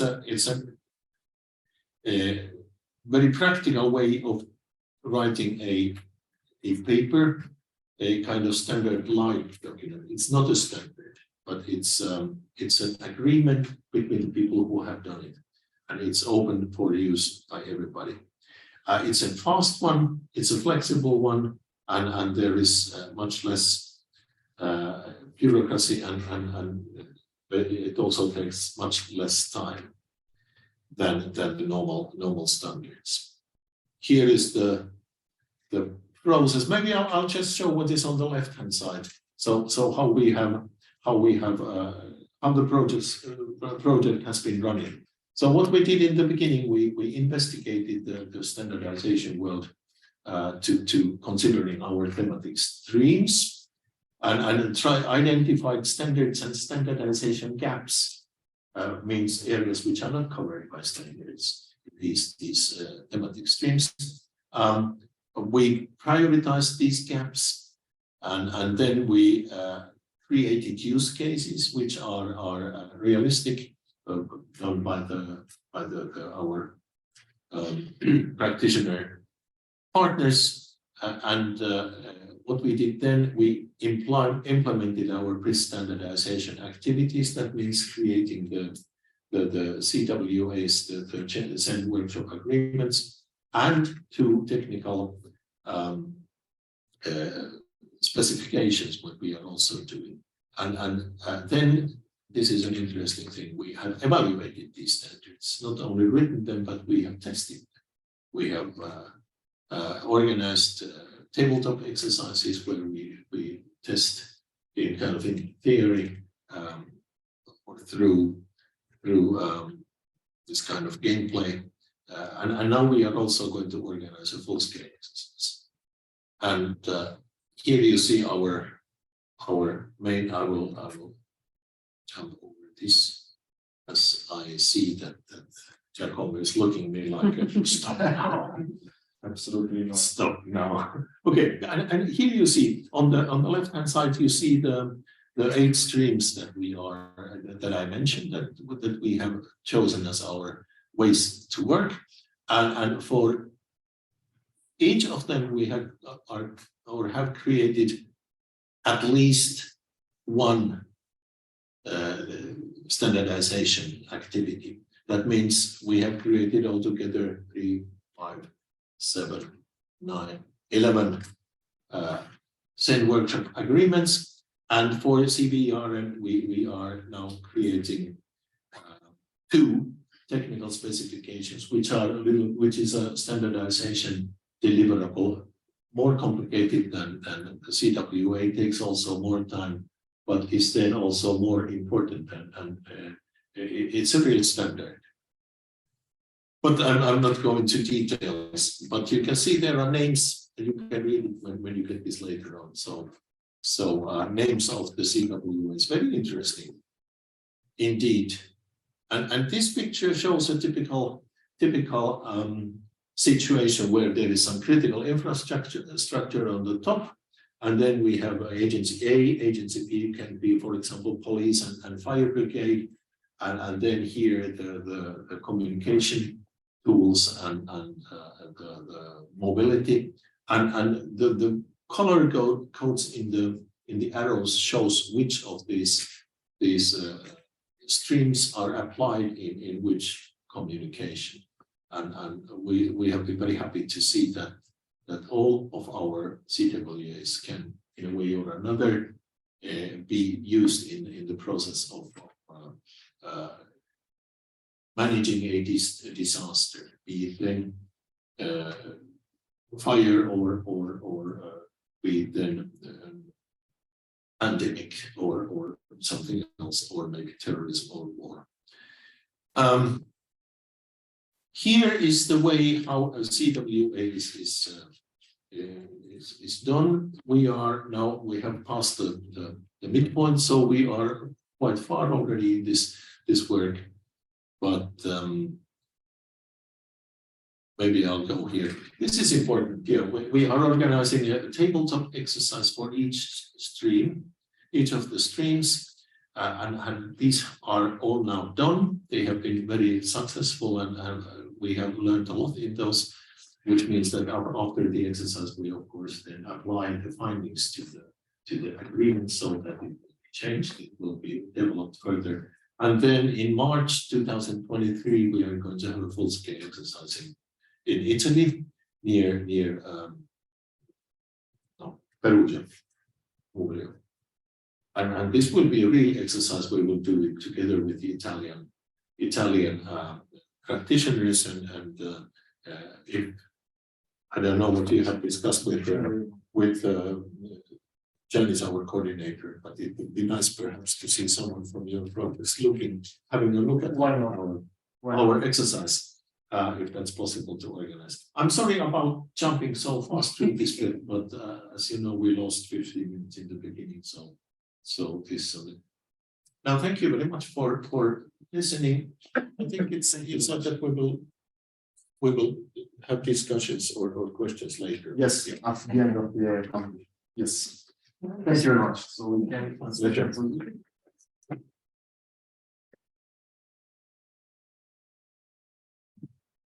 So I already introduced myself, but so I'm Tamara, and thank you, Petty, for this presentation. It will be very helpful for me since personally I'm not that involved in standardization, at least I was not before, even though in my company in Concha we have a very long tradition of people participating in various standardization bodies on national and international level. So thank you, and I will skip some slides because it will be just repeating what you already said. So I will be maybe faster than I initially planned. No problem, no problem. Also, well, you've I guess you've heard quite a lot already today about the Praetorian project, but the main idea is to develop a tool which should help detect possible cyber-physical attacks and which should aid people, stakeholders, so the end users, critical infrastructure operators, and first responders to have some kind of coordinated response to those situations, to those attacks. So unlike the strategy project, standardization is one of our objectives, but it's not the main objective of the project. We are mainly here to develop a tool that we offer to end users and then ask for their feedback to see if that tool is something that is helpful for them in case of some kind of combined cyber physical attack. So our initial objectives, the plan that we had was to try to find something in the platform that we think is useful and should be standardized. So the tool set has open architecture, it has various components. So each of those components in its own field, for example, the video analysis, the counter UAV, each has some kind of potential to take part in standardization activities that are typical to that domain. Then what is maybe the biggest thing that we think is useful is it's the standardized interfaces that should help also other parts of the system to connect all together. So both the cyber, the physical, the first responders all together to exchange that data. So the interfaces and the data exchange formats are something that we think is very important there, where the experience from the Praetorian project could be useful. Initial objective was to monitor what is going on inside the ISO Technical Committee 292, which is dedicated to security and resilience. There are a lot of standards that are produced by this technical committee, and we are now in the process of looking at which of those could be complemented by some of the findings from the Praetorian project. We also committed to producing 2 white papers, and we're also in the process of looking at how we will really discuss some possible collaborations with other projects, which is great because that was a very ambitious plan. So as I said, the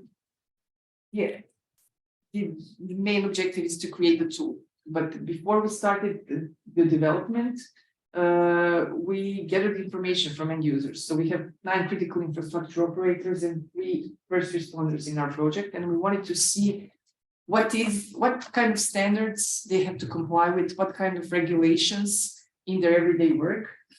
First, to see how the tool that we are developing is going to be plugged into their systems. But what we know is that okay, once you have a directive, that is issued by the European Commission, everybody is aware of that. But when it comes to standards, then it's not everybody is so happy with the standards. So if they really need to have them because the market asks them to have some kind of, yes, they will. So what we've noticed is that in terms of cybersecurity, most of our critical infrastructure operators comply with some parts of the ISO 27000 case series. we know that they're aware that European ENISA is the European Cybersecurity Agency, that they do release some kind of guidelines, but they don't really incorporate them into their systems. We have a nuclear power plant from EDF in our project, and for the nuclear sector, they have beyond those classical horizontal standards, they also have specific domain-specific cybersecurity standards that they use. What was very important for my company, for Concha, it was the industrial control systems. There's the IC, so IC stands for International Electrotechnical Commission, IC 62443 standard. That's very important for us, that initially originated from the power domain, and it is actually used by both of our critical infrastructure operators from the power domain. And then we have the Device Safety Level 3 laboratory that has very specific needs and very specific standards. They're dealing with physical security, and they're very domain-specific standards, targeting those domains. So these were the conclusions after analyzing all of our 9 critical infrastructure operators and seeing what they actually use inside their organizations. Another interesting finding in our project was, one of the tasks was dedicated to analyzing risk assessment methodologies that were used by our end users. And the conclusion was that none of them is really taking into account cascading effects, and they do not combine cyber and physical attacks together. So there are risk assessment methodologies that are specific for the physical sector, and there are risk assessment methodologies standardized that are used in the cyber domain, but none of them really that can combine two and that could analyze the potential risk of cascading effects. So in one of our tasks, colleagues from project developed a methodology that is compliant with the well-known standards, that's taking into account cascading effects, which also enables information sharing between end users, because if we both use the same risk assessment methodology, then some parts of that assessment can be shared between one another, and that obviously helps in case you have some kind of cascading effects. And yes, of course, the risk assessment methodology that was developed here allows each end user to use it in its specific domain, so it's not dependent on the domain where it's used. So this is one of the interesting findings of the project that we will try to present also to haven't decided where, but we think that this could be a good contribution of the project. So I will skip this one because we've heard that. We've also recognized that CEN workshop agreements are a faster way for R&D results to get to the standardization bodies. So we started the discussion with the strategy project, and Praetorian, or our partner, technical partner ETRA, was accepted to join the workshop that was initiated by strategy project. So it's the workshop agreement on improvement of information processing and crisis management of critical infrastructures for computer-assisted data gathering, display, and reporting. So as I said at the beginning, one of our objectives was to have some kind of standardized way of sharing data between different tools that are involved in the detection and prevention of attacks. And in that way, these two agreements that should be result of the workshop are very much related to what we are doing in Pretoria, and we hope that will give good contribution to this workshop. And well, finally, I come to just shortly, I already said what's my background, but as I said, my company Concept has more than 100 years of experience in electric energy production, transmission, distribution, and production of electric rail vehicles. Situated in Zagreb, Croatia, and I'm actually part of Concept Digital, which is the youngest company in the consortium, which focuses on green energy transition and digital transformation, mainly in energy and critical infrastructure, smart city. And we are, our main product is SCADA, so software for controlling and monitoring control systems. And well, the deal is we're big in Croatia, but not so big internationally. One of our strengths is that we use standards. If we are not Siemens, we cannot make everything, or the whole line. We have to be very, very oriented towards interoperability and standardized protocols if we want to put our products somewhere, anywhere. That's why my colleagues are national representatives in working groups that develop these two standards here that I'm showing. Is the ISA, it's the International Society for Automation standard that I already mentioned, that defines requirements and processes for implementing and maintaining electronically secure industrial automation control system. We are also very proud that we were first company in the world to be to have this standard, one of the 10 standards. That was very important for us to show that our products are compliant with these standards, even though it was first developed only for industrial automation control systems. So think of factories, power production and stuff. It's now recognized as a horizontal standard because industrial control systems are not something that's now only specific for a factory. You have them everywhere. You have them in this building with the heating, ventilation, and air conditioning systems. You have them in transport. You have them everywhere. So this is a nice example how a standard that was first a vertical standard now became horizontal standard for all the domains where you have some kind of industrial control systems. And the other standard that's also very important for us, and I think I will soon be a national representative, Croatian representative in the working group that's developing this standard, IEC 62351. It's still not completely mature in a way that it's widely used. So it's somewhere on the level when people are writing scientific articles about it. So if it's still on that level, it's still not that much involved in industry, but as Petty explained, it's important for us to be there to be able to influence the direction where it's going. This is the first standards that should make protocols used in industry to have some kind of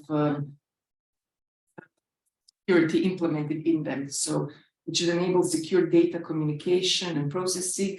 It should include confidentiality, data integrity, and authentication. That's all those terms, all that terminology was never used in industrial control systems before. And now it's introduced with these standards, and hopefully it will become more alive in the years that are to come.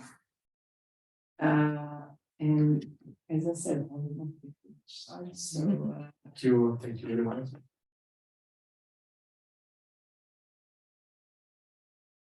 This question, yes, can continue with the slides. Thanks. Hello, everybody. I'm going to have a non-formal presentation. I hope you will be lenient with me about this choice. And in order to focus you on this choice, I used my picture taken in 1878. It's very nice picture looking at the horizon because I think that we have an opportunity to establish some ground for the future of standardization in our projects that may be useful for other projects and in general for our community. Well, this is how I'm going to move through the presentation, and I will introduce what is, I said it would be an abstract model of our living lab. So this was the first most difficult point I had to face when thinking about the opportunities for standardization. And in order to explain you my point of view, I have to explain that we are working in a living lab that has mobility providers that have different needs and a communication provider. And the first difficult point was to share the expectation from the project. What kind of gap analysis they have, what their expectation about the project, and then how can we agree on to reach the outcomes that we expect, and how we can communicate that we have reached these outcomes. This is not easy because this is my personal journey. I use my sculptor to deal with the work problems, and I explain everything in terms of graphs. And when I first, for a network operator, this is quite easy because we connect points. The graphics are very easy to understand. But when I had to understand what Aeroporto di Bologna expectation were with respect of the project, then I find myself in some kind of difficulty. It took me some time to understand what they expect from the project. And actually, I understood something when I saw their heat map, because they are representing the presence of people in the airport with the heat maps showing where the people is presently, where is going, where is heading. And then I came up with the idea of a graph with some obvious node, let's say the exit, with some less obvious nodes, let's say the toilets.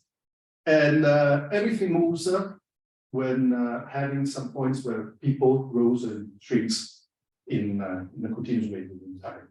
In networking, you do not have anything like that because you have some channel, and when you fill out channel, there is no way to accumulate something that the other part. Actually, there is some way, but it's not generally out of scope.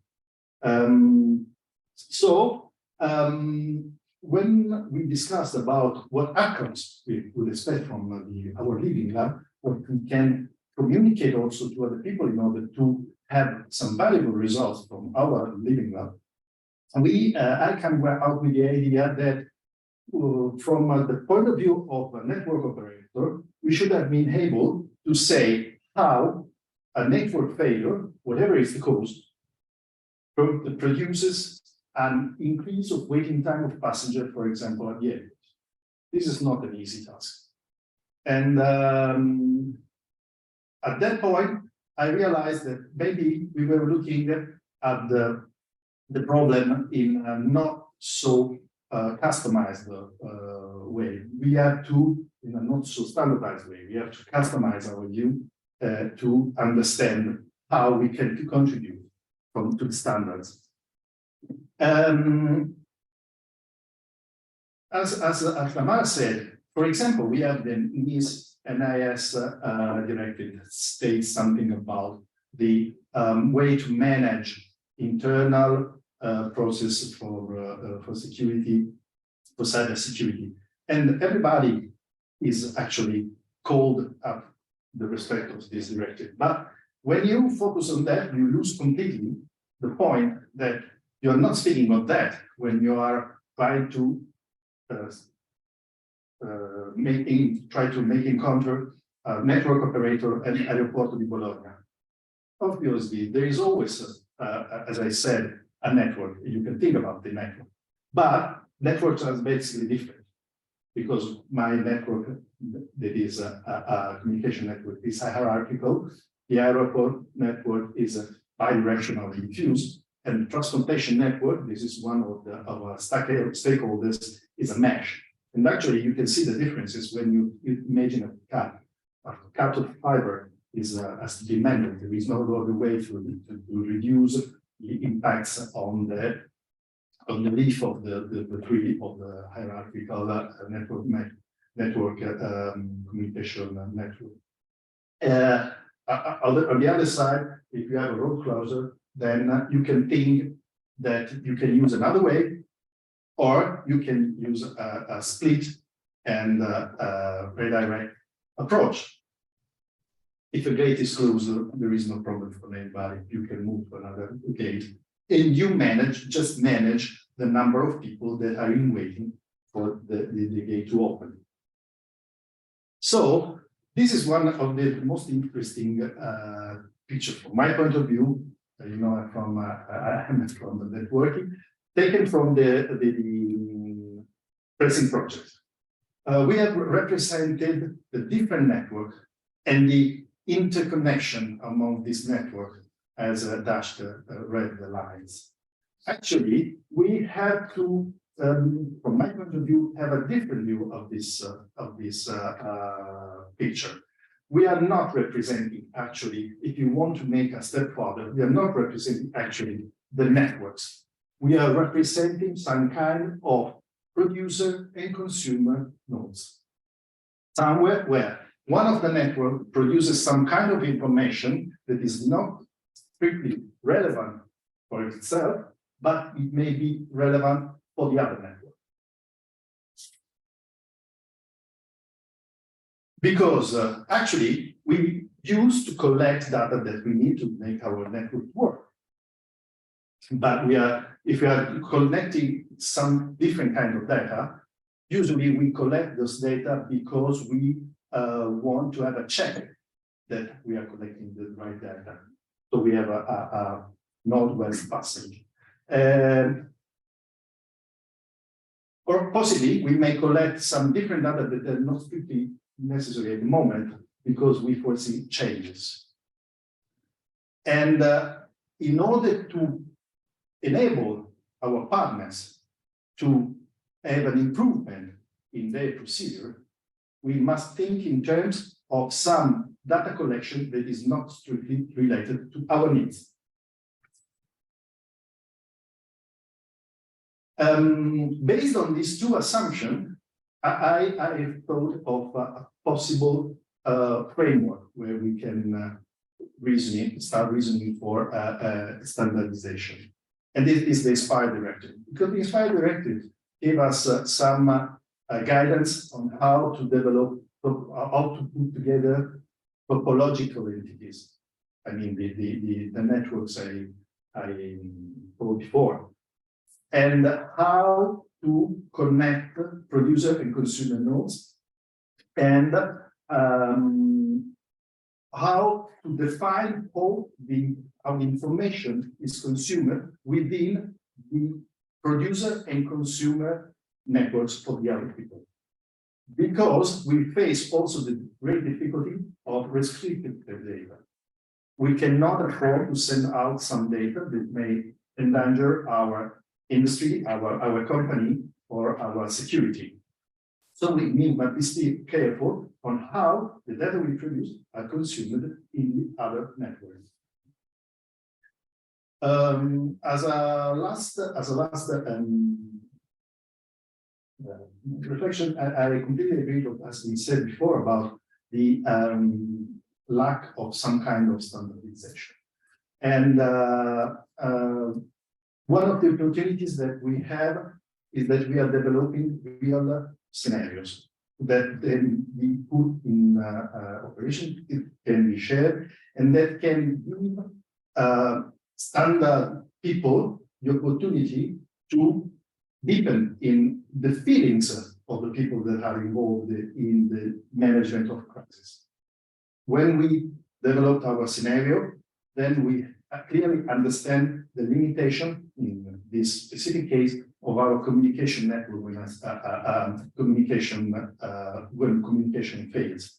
And we can therefore define clear gaps of the entire group of critical infrastructure from the point of view of communication, and we may aim at some specific standard that can help different infrastructure to cooperate.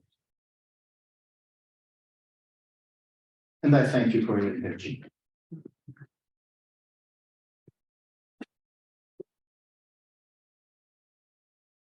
Thank you very much. And we have, I think, 15 minutes. Kind of good time. And I don't know if anyone has any comments. Jenny, please. Hi, Jenny Rainbird here from Indicom on the PRECINCT project. It was really interesting to hear all the presentations, and I do find this particular topic difficult. Standardization in general in research projects. My own experience has been quite frustrating with the long process and being able to present a paper into a standardization group and then not really understand whether it's accepted or whether your ideas are, whether your research is mature enough to take those on. So I was really interested in your mention of the CWAs, because this is my personal first time trying this new way of participating. So I was interested, the question to Pertti, whether who really uses these standardization CWA workshops, and will they ever really come to anything? Are we confident they will become standards, or the material will actually become EU standards? So I'm interested to hear your take on that, please. Thank you. Thank you. That's a very good question. It's a very good question. If I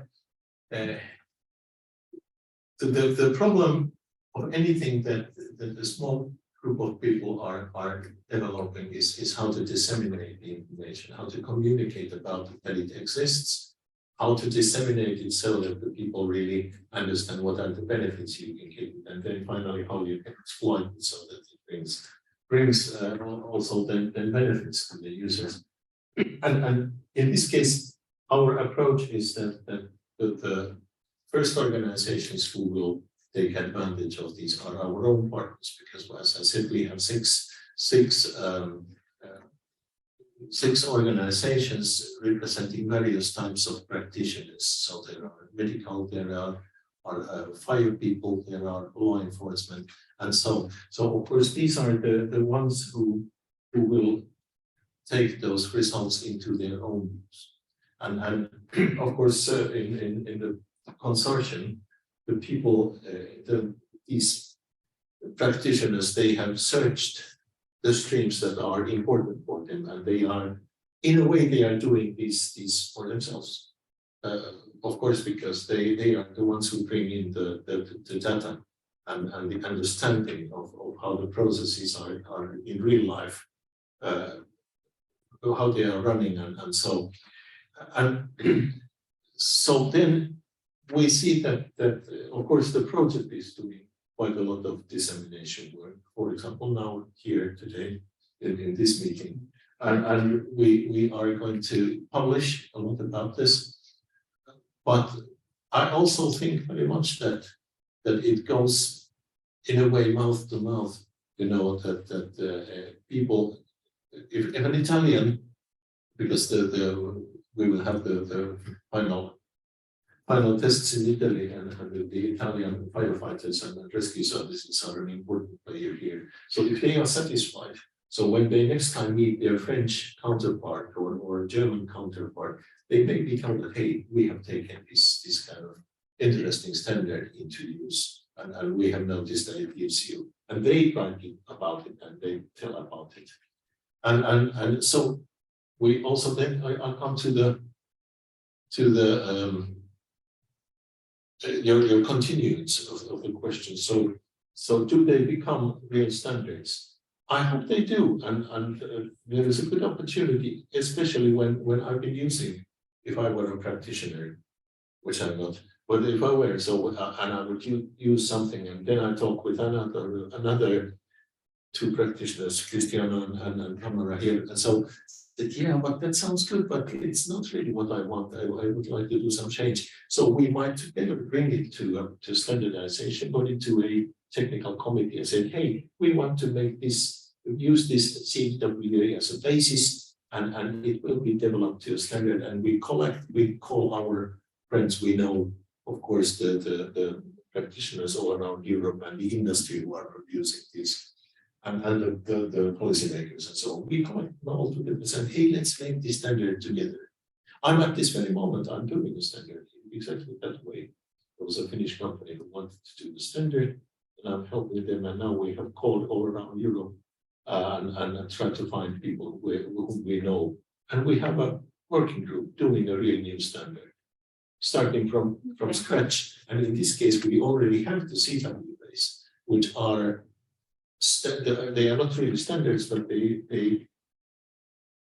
principally they are standard-like in that sense that the form how they are written, and so everything is like in real standards. So I think, thank you. And we additionally we have these 5 standardization bodies as partners, and they of course are interested in bringing this or disseminating the information.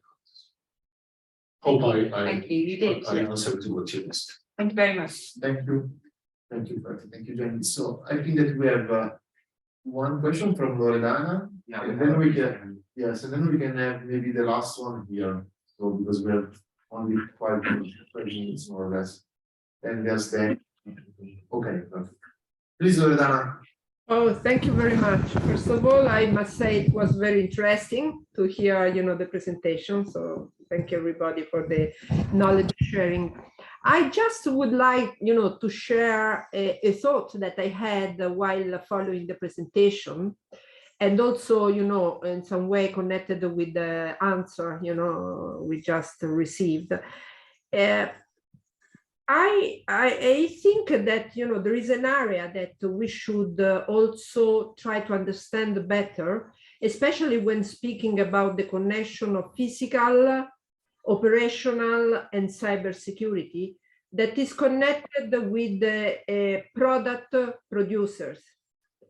When you're moving in this area that is so connected, sometimes standards are also guided or enforced from the different type of platform tools that we implement.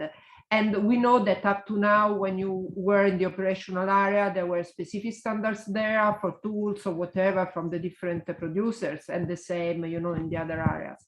So when speaking now about, real critical infrastructure and the connection among all of them, my feeling is that also that area should, it's something that can help and enforce standardization in some ways. This is just an idea that I wanted to share, with you and with the other speakers, but it just came, while following the presentation. I do not know, if Petty or the others have some feeling on this. Maybe I can just comment that that's exactly what we realized we were interviewing actually our end users, is that they really look at different domains separately. They look at the physical part and then the cyber part completely separately, with maybe even the cyber part only focusing on what was, let's say, traditionally considered as cyber. But a lot of things have become cyber in the meantime that are not covered by the standards. So in that way, I think I agree with your observation that this is something that could be explored. Thank you. Thank you, Loredana. Thank you, Tamara. I think we can go for the last one. couple of minutes. Please, Dennis. Yes, thank you very much. Denis Čoleta from Institute of Corporate Security Studies from Slovenia. Just maybe some observations. First of all, thank you for all three excellent presentations. We are talking today about the policy and standardization. These are two separate processes, but very much connected between each other. But I think that the policy process pretty much involved in the standardization process, because we are hearing that the silos approach is, of course, the main problem in Europe and also in national countries. But the Commission, with the decision-making process and directives, push this silos approach. We have, for example, directive for critical infrastructure. We have NIS directive, and if you are looking this EU level into the country level, of course, each ministry in the country, holds this is my directive, and all activities, the national law and other activities is in this direction. And if we are now looking into the standardization area, of course, this has a great impact to the standardization. That we are thinking from the higher level of decision making, just transferred into the standardization, which is quite problematic.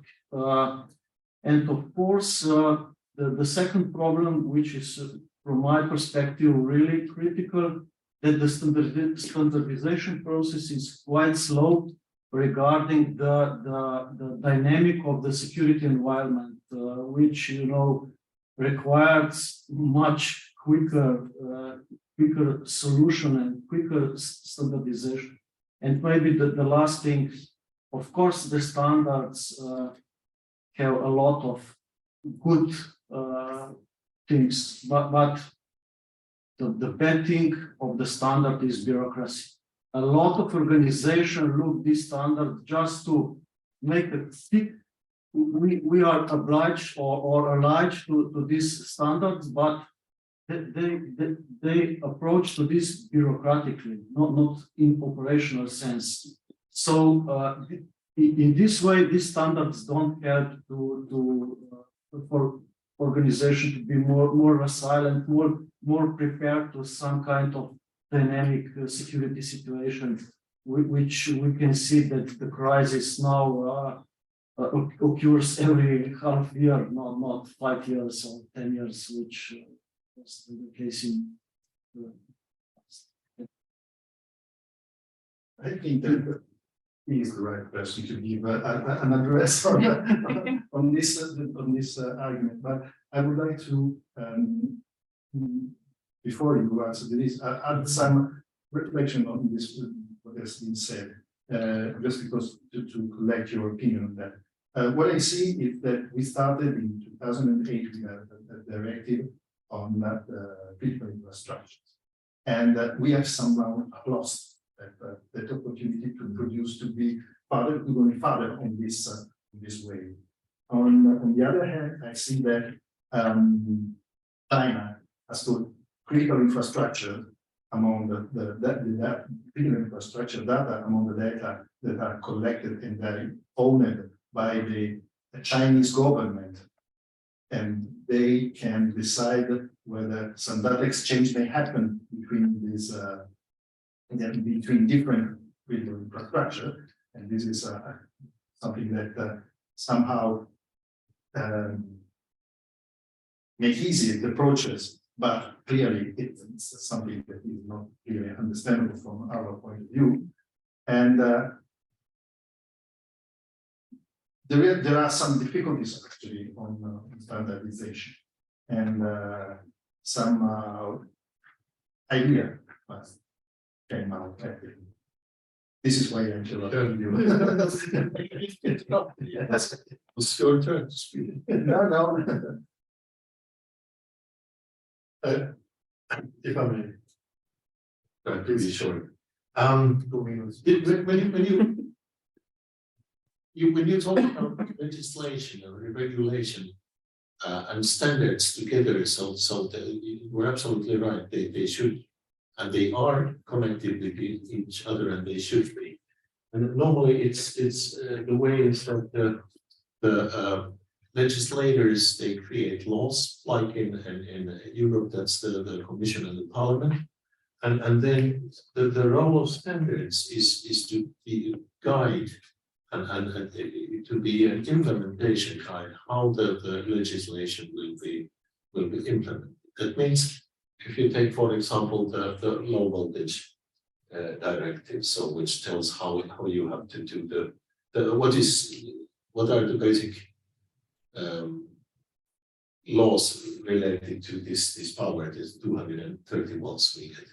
And then there are standards which explain what requirements your system has to fulfill to be able to be used in an environment where this directive is, which is regulated by this directive. And this is how it goes. And there are quite a lot of these, they are called harmonized standards, which means that the Commission creates a request for standardization, which is then given to the European standardization bodies, and they then do the standard and it will be applied. However, these harmonized standards not very often fall in our area, in the area of critical infrastructure protection or anything related to disaster resilient societies, because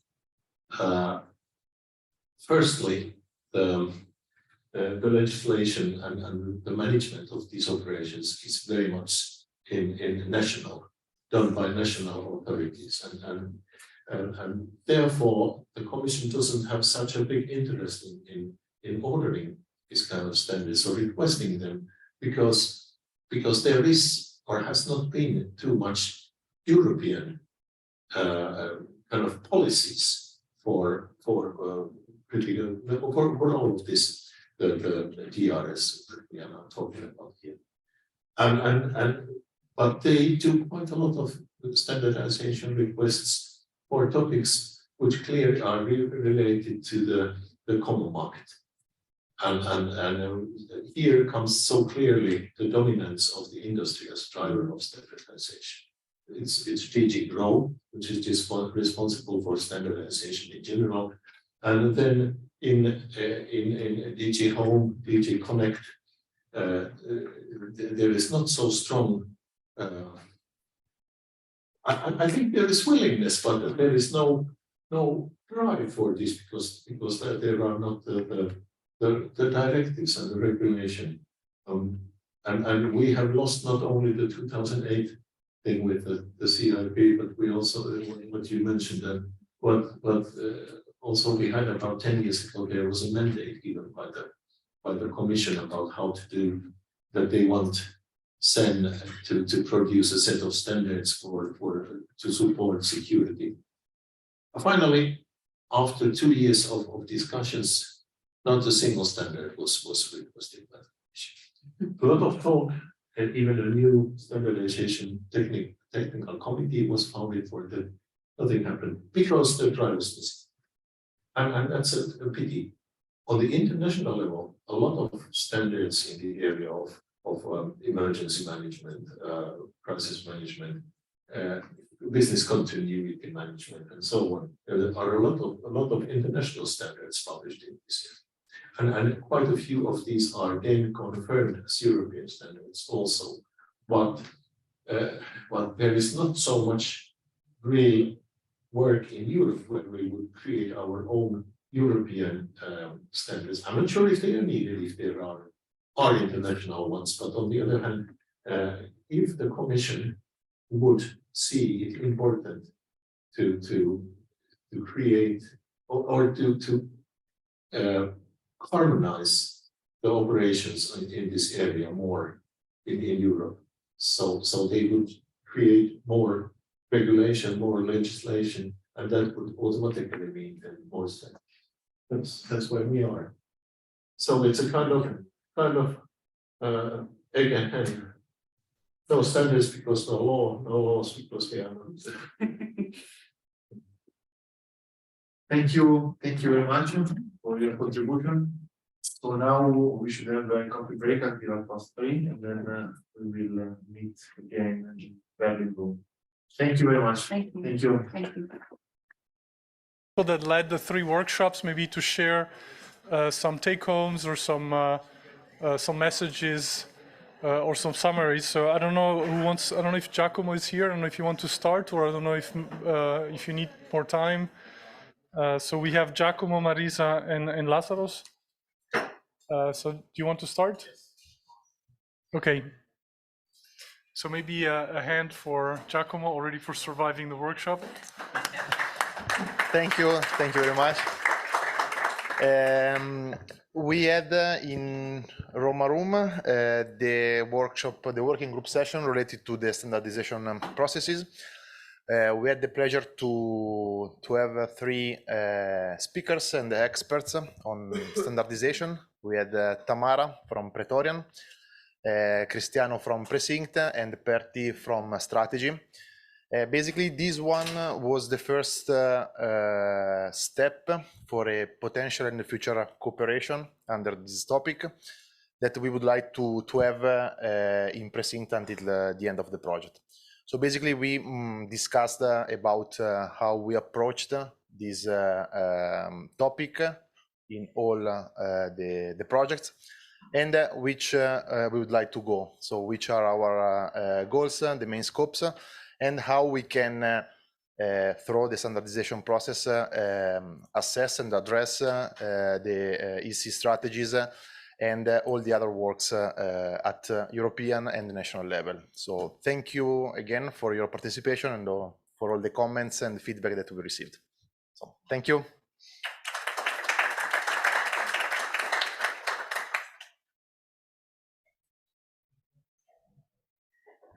Okay, just to summarize the PRECINCT training workshop, Meysam, Lorcan, and Sandra online will have presented the result of PRECINCT, the serious game, the resilience methodological framework, and the interdependency graph. And first of all, like a theoretical aspect, and then we can play with some indicators and telling which are the strategy for increase the resilience index and the return on investment. I think we are not very good because we don't, the most of us don't choose the best option. So, okay, we should to learn more on this.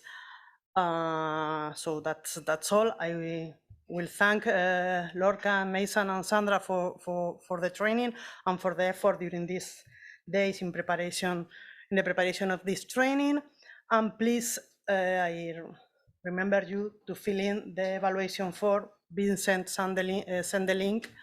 So please, this provide us valuable information to improve the course, the training, and also the tools, and to present for tomorrow in the review the result of the training. Okay, thank you very much.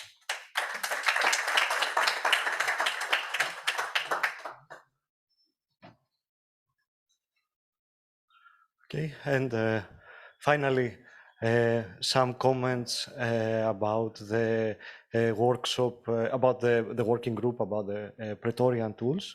So it was a very interesting training course for us. It was challenging in the sense that as these training courses take place during, let's say, the course of the project, actually in the mid of the project, the tools are at different levels, let's say, of maturity. So setting up these training courses is indeed quite challenging. On the other hand, of course, they are very interesting and they are essential and very important, both for the technical partners. So we now have a lot of, let's say, ideas about how to improve our HMIs or how to make our tools even more useful and tailored to the needs of the end users and the stakeholder, but also for the partners who organize these training courses be able to organize even better and more effective training courses during the next step of the project. So many thanks to all the participants, to our working group, and to all of you for your participation. Thank you.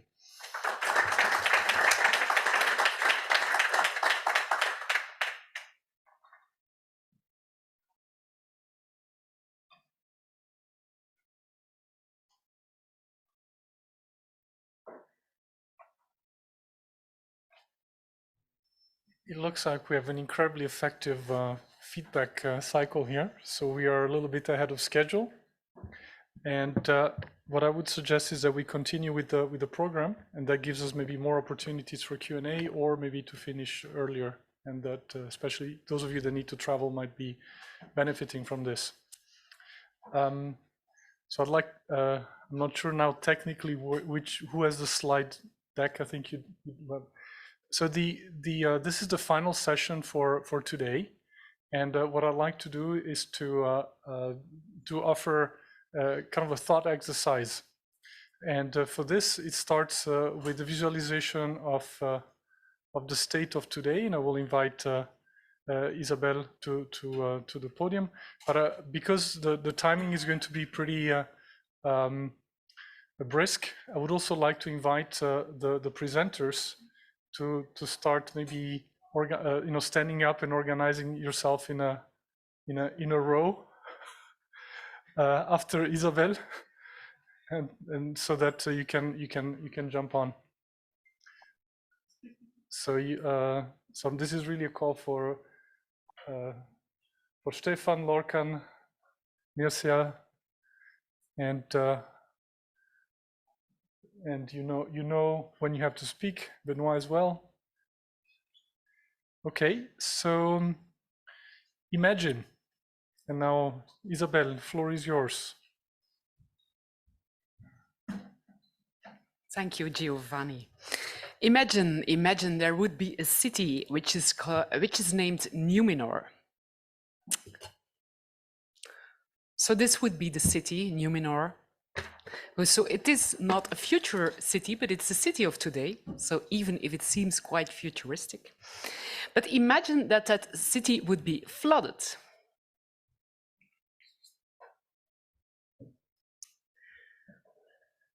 And of course, a flood, which has some serious consequences on all kinds of things and also on the critical infrastructures we have.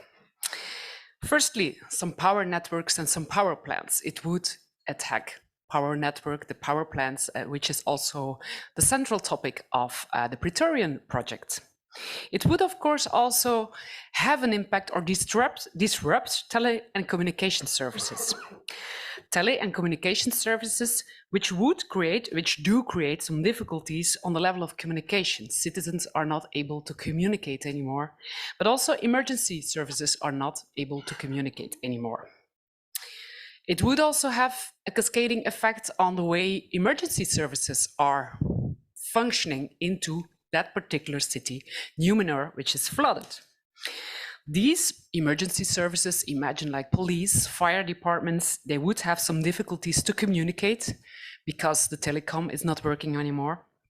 They would have some difficulties to reach the streets because, as you see, it is flooded, so it is quite difficult to drive on the street. But they would also have some difficulties to save people because they can't reach a lot of people anymore. It would also have some consequences on hospitals because, for example, the power network and the power plant is infected. Of course, and which we are not always talking about if we are talking about critical infrastructures, it would also have some consequences for citizens. Citizens, because these are living into that flooded city. These citizens are not able to call for help. These citizens are not able to communicate with, for example, an emergency service or with other services. They do not have any electricity anymore. They do not have clear water. They do not have, they have a lot of damage in their house, so it's also an impact on the economical level. Besides citizens, it would also have some consequences on enterprises. These enterprises who are lacking electricity, who are lacking water, so this would also create a huge economical impact. So the domino effect of Jenny was already talking about is really a domino, it has a lot of cascading effects on critical infrastructures, on citizens, on enterprises. It would also create some consequences on the level of health, because people are not able to drink anymore, and they're not able to warm their up anymore because there is no electricity. It would also have some consequences even on the ecological level, because we have a lot of pollution if we had a flood like that. Serious consequences for another critical infrastructure, which is also central into PRECINCT, is of course the transport, the mobility. Cars, buses, as you see it here, the metro or the bus, which is just in the middle of the flood, is not able to drive anymore. It has an impact on public transport. It has some difficulties also in mobility for citizens, but also for emergency services who are not able to reach citizens anymore. And a last consequence, or one of the last consequences which I want to point out, is the fact that this city also becomes vulnerable for a cyber attack. Maybe an individual has a feeling, okay, this is a chaos, this is a crisis, so let's hack something. But it can also be not only an individual, it can also be a serious organized crime group who takes the opportunity of your vulnerable city, of your flood, to attack on the level of, to cause a cyber attack. And after all, after the flood is gone, then you have a lot of things to reconstruct. And the damages to the houses, the enterprises, the streets, the networks. So that's also a consequence of all these things if Numenor would be flooded.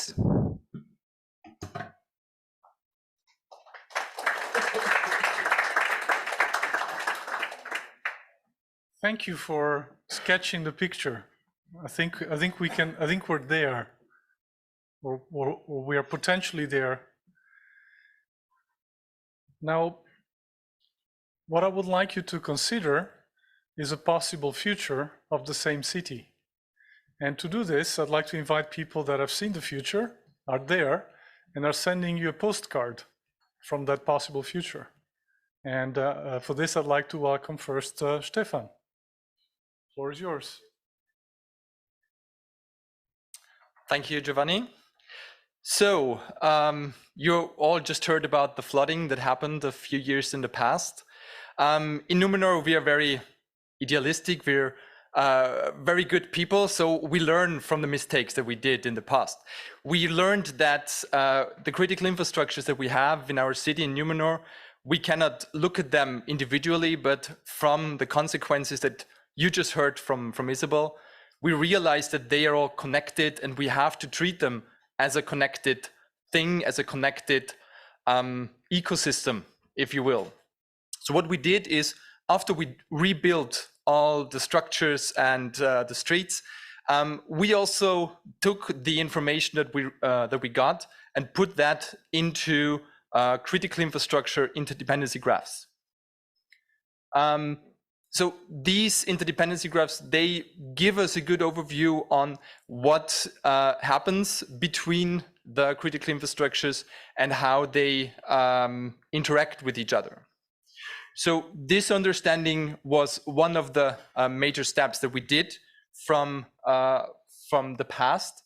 And now we took that, and not only did we build this interdependency graphs, but we also used them in a way that we could simulate and maybe even forecast what would happen if there is another flooding. So flooding, we are quite used to that, but even what would be if there is a cyber attack? What would be if there's an earthquake? We could use that and simulate based on the interdependency graph what would be the consequences and how would the critical infrastructures react to that scenario. And in this way, we could not only be prepared and be trained, but we could also see where we can increase our resilience, so to come back better from these events. And Lorcan will tell us a little bit more how we deal with that resilience.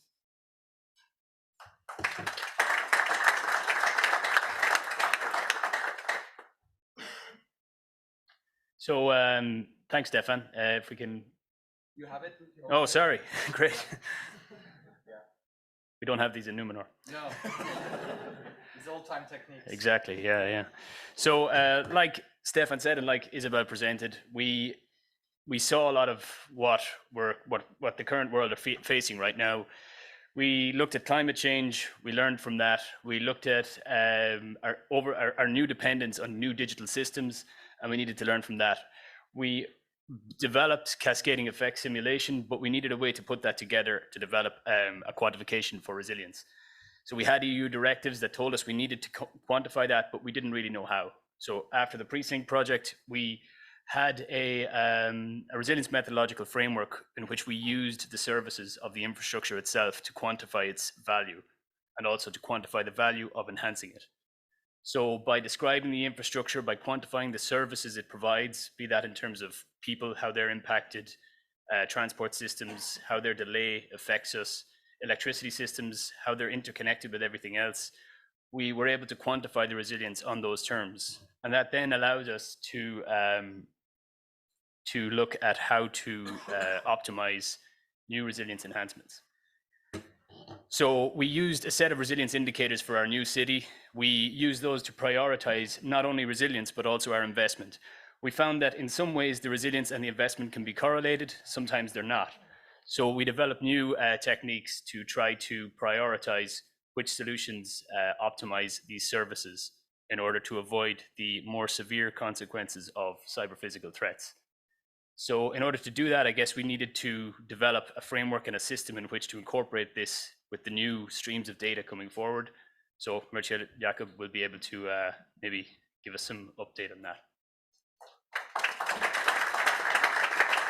Thank you, Lorcan, for the introduction. So I'm going to talk about digital twins in PRECINCT. So we saw the cascading effects, the resilience. So how do we put this in service for cities? Do we have this up? Okay, so I'm going to just to mention a bit the levels of ambition in a digital twin. So what we achieve, thanks to the technologies done by our partners, is to have a digital twin. We call it level 4 digital twin on interactive. So today, most of the digital twins are monitoring digital twins, so we can see the state of a city, of a system, of a twin. So now we go up one step further in saying, okay, we are going to have a digital twin where we can do simulations. So using the cascading effects model, we say, okay, the police and the emergency cell people, they have the possibility to say, okay, what happens if I have a flooding at this point? What happens if I have on top of a flooding, if I have something else, you see, another bomb attack or whatsoever, what they want to simulate. The last level in a digital twin that, as we know them today, would be the metaverse, where when you have a case, something that happens, so that would be in Numenor then the action would be immediate. We have today also a digital twin in PRECINCT which is able to propose mitigation actions. So this is important also. So not only saying, okay, these are the effects of flooding in the, let's say, but also what are the mitigation actions that are possible to be taken. So there's a delay, I think, or I don't know if it's okay.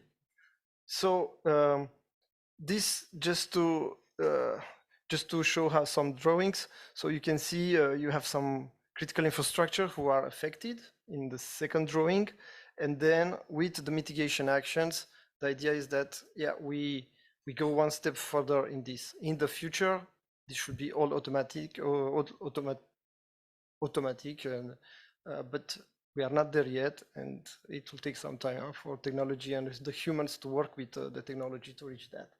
I leave Vinhua to explain more about the self-protection modules.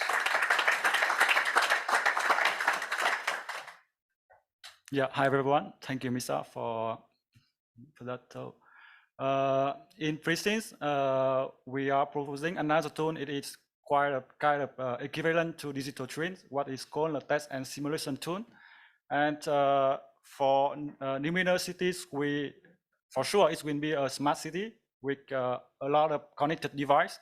And suppose here we have a critical infrastructure, an IoT system of many sensors and actuators. So we have a broker that collects the sensors data, for example, the temperature, and it sends a command to the actuators, for example, the air conditioner. For example, we can stop and start the air conditioner based on the temperature collected from the sensor. And in certain cases, we need to do the security testing. For example, certain sensors or actuators, I mean the physical device, they are compromised and they are controlled by some attacker. So for this, we need the security testing. And in some cases, we need to test the broker, the limit of the broker when we have like a lot of more sensors and a lot of more actuators. I mean the scalability testing. So here we have test and simulate tool that have a recorder to record the data in real time. And then we can save it in the data storage. And then later on, we can replay the data in the same speed or a different speed. We can generate the regular or the malicious data. We can even simulate the cybersecurity attack to test the broker and the sensors and the actuators. We can simulate also additional sensors and actuators to test the boundaries of the broker. And then we have a module to evaluate and report the testing result. So to sum up the innovations of the tool, we have a real-time data recorder that can generate the testing data set even in real time.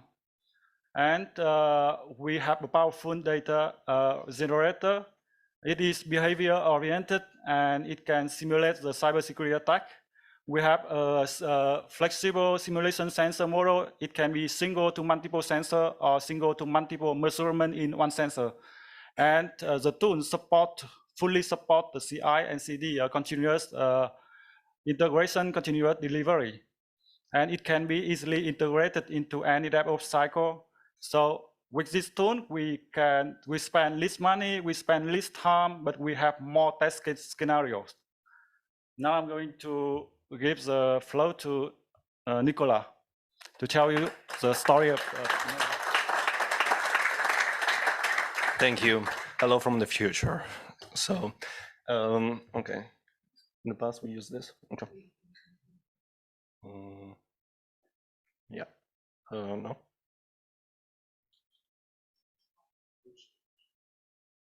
Okay. Okay. All right. So in the future, in the city of Numenor, we have what we call the Unified PRECINCT Situational Awareness User Interface, which is quite a mouthful. We call it the dashboard for easy, for short. In this dashboard, we are able to collect all the data that comes from the PRECINCT ecosystem platform and show it in a single place. This is the place we can use to assess the status of the infrastructure and gain insight from it and act when a threat happens, or maybe also an adverse event appears in the city. Like as we said, we had some problems with flooding in Numenor, and what will happen is that we have real-time monitoring of data, simulation on how the critical infrastructure will respond to the threat. And this is done through the dashboard, the widgets we have to collect data that it's not geolocalized, but it's also very interesting. We show the real-time data, the events, and all of these components are come together into the dashboard. I have also a small presentation from the last flooding we had in Numenor, and so that you can have an idea more than just a postcard from the past, where we have flooding it's going a little fast, in the underpass, and then the situation of the infrastructure evolves and collapses. First, the electrical grid, which is the yellow one under all, is affected from the flooding, and then the traffic little by little collapses because the underpass is flooded and we couldn't restore it, and the traffic for this reason time after time stopped. As well as you see, these pink areas are the telecom networks, mobile telecom networks that were affected to the from the network, from the flooding and the electric failure. This is, we can imagine this is a simulation of what will happen once we get that we have a flooding right in the underpass. We can, having this simulation, we can act properly and solve the issues before. This is all for my side. I'll leave the floor to my colleague Edie, who will present the rest. Thank you.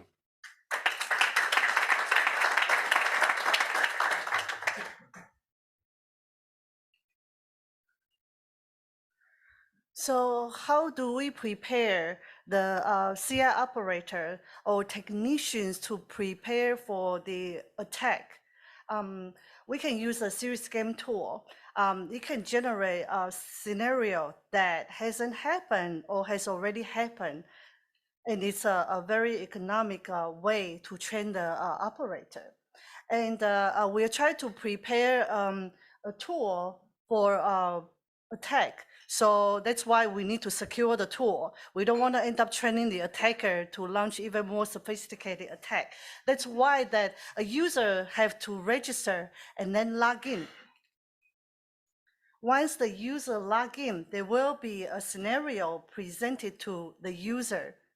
So in this case, it's a nominal flooding event. Then the user can actually use a different analysis tool, which include like geospatial or interdependency that developed by AIT, and to make decisions. So once the user decided what action to take, they can start playing the game. After finish playing the game, the data will be sent to the data mining framework to do analysis. And once the analysis is done, there will be a dashboard to allow the user for explore learning, which I will discuss a bit more about the dashboard. And this offer analysis tool for users to gain additional insights. So the dashboard allows the user to gain analysis insights. And there are control components. So far it contains 50 different scenarios, and a sub-CI selector, a deploy button, a restart button, and the 5 emergency responder sliders to allow the user to decide how many police, firefighter, Medicare, technician, or operator to send out. And it offers analysis on attack information, geospatial analysis, vulnerability index to show you that which subcritical infrastructure is the most vulnerable. And there's a global resilience index in percentage. And also you can see the state of each critical infrastructure, including energy, emergency service, health, telecommunication, transportation, and water. So it enables a user to discover potential response solutions with various scenarios by using by selecting different scenario ID. And the user can also try different emergency operator by just click on the restart button, and the scenario will be refreshed. So now I'm going to give to Benoit so he can bring us to give us final push to the future.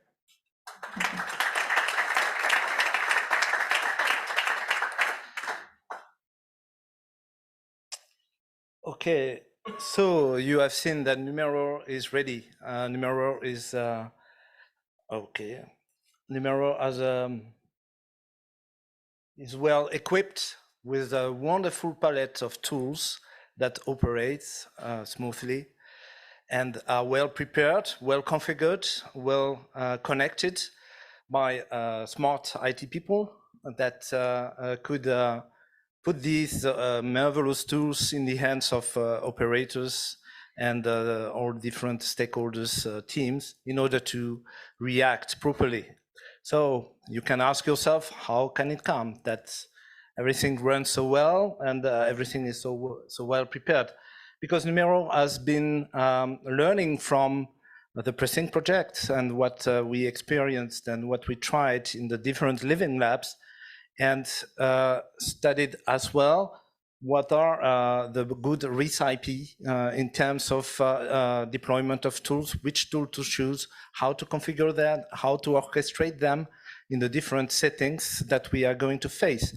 So what we're using is a formal description of the deployment of tools and services in the cloud, on premises or hybrid installations, and how these tools, all these interfaces through APIs, all these services could be orchestrated. So the project has chosen to rely on the standard, which is called Oasis Tosca. Tosca stands for orchestration, topology, orchestration specification of cloud application. Thank you. And this has the particularity to provide some kind of documents for, let's say, technical peoples that are readable by humans, but also by machines. So to try and automatize as much as possible the deployment and setting and the configuration of tools in different settings.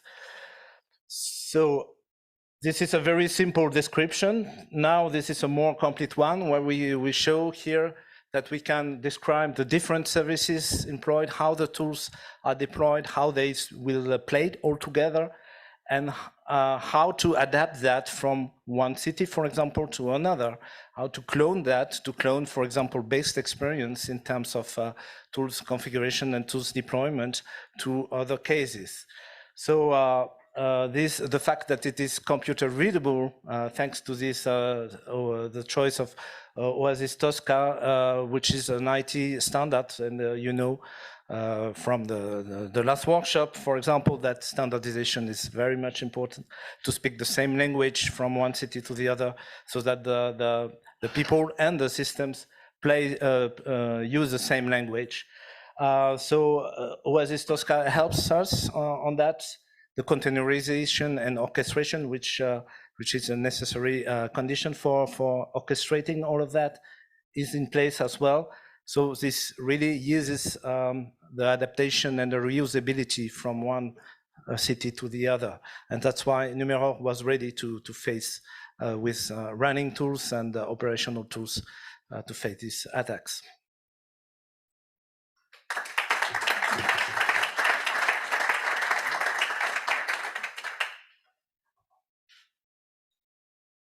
Thank you.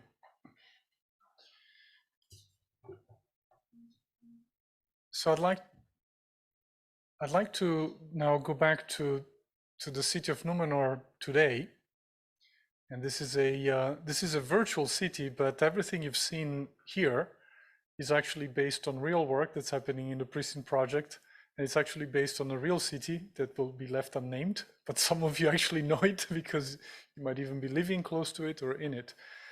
And the question now is, what will we do? And what I'd like to do now, what would we literally do, and what I'd like to do now is actually to open the floor for some questions and answers. And if you have questions to the speakers of this session, there will be maybe a way to start. But I don't want, if we finish earlier, we're also okay with that. But I certainly would like to open the floor also to see if there are questions, perhaps similar methodologies, that because we've seen that there are a number of methodologies in PRECINCT that are also adopted in Praetorian. So this is the invitation to you, and we can. My next slide is basically thank you for your attention, and thank again to all the speakers now.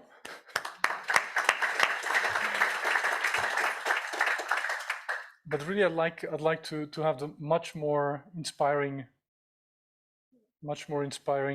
picture of Numenor today. And I'd like to know if there are any questions. Now, the questions are not so much addressed to me, but more to the speakers. And so I do not know if you we are in actually quite a good discussion arrangement in this room. Otherwise, I would be more than happy to invite the speakers of the session on the floor here. But we can also stay. We can also stay like this. But then, please, if you have a question, I don't know. What do you prefer? You can stand. We can stay. I saw some questions popping up in the chat as well from our online, but I think we also have more recent questions. So I was just going to start with the online question. There's only one, but it says it's not addressed to any speaker in general. So maybe if any of the speakers feel like taking it, they can. But it says, do you consider autonomous vehicles as part of Internet of Things network within such tests, especially regarding the security test or the SEC tests? So I don't know if that was for a specific presentation that was going on, if anyone knows if that relates to theirs, but that's the question in the chat. So, so there might have been maybe perhaps for Vincent, can you repeat the question, please? Of course. It said, do you consider autonomous vehicles as part of the IoT network within such tests, especially regarding the SEC tests? The autonomous systems that you say? Autonomous vehicles. Yeah. So first, Internet of Things is kind of generic term, so it can be anything that connected, for example, and the vehicle, autonomous vehicle, they are connected. Yeah, it is the case, yes.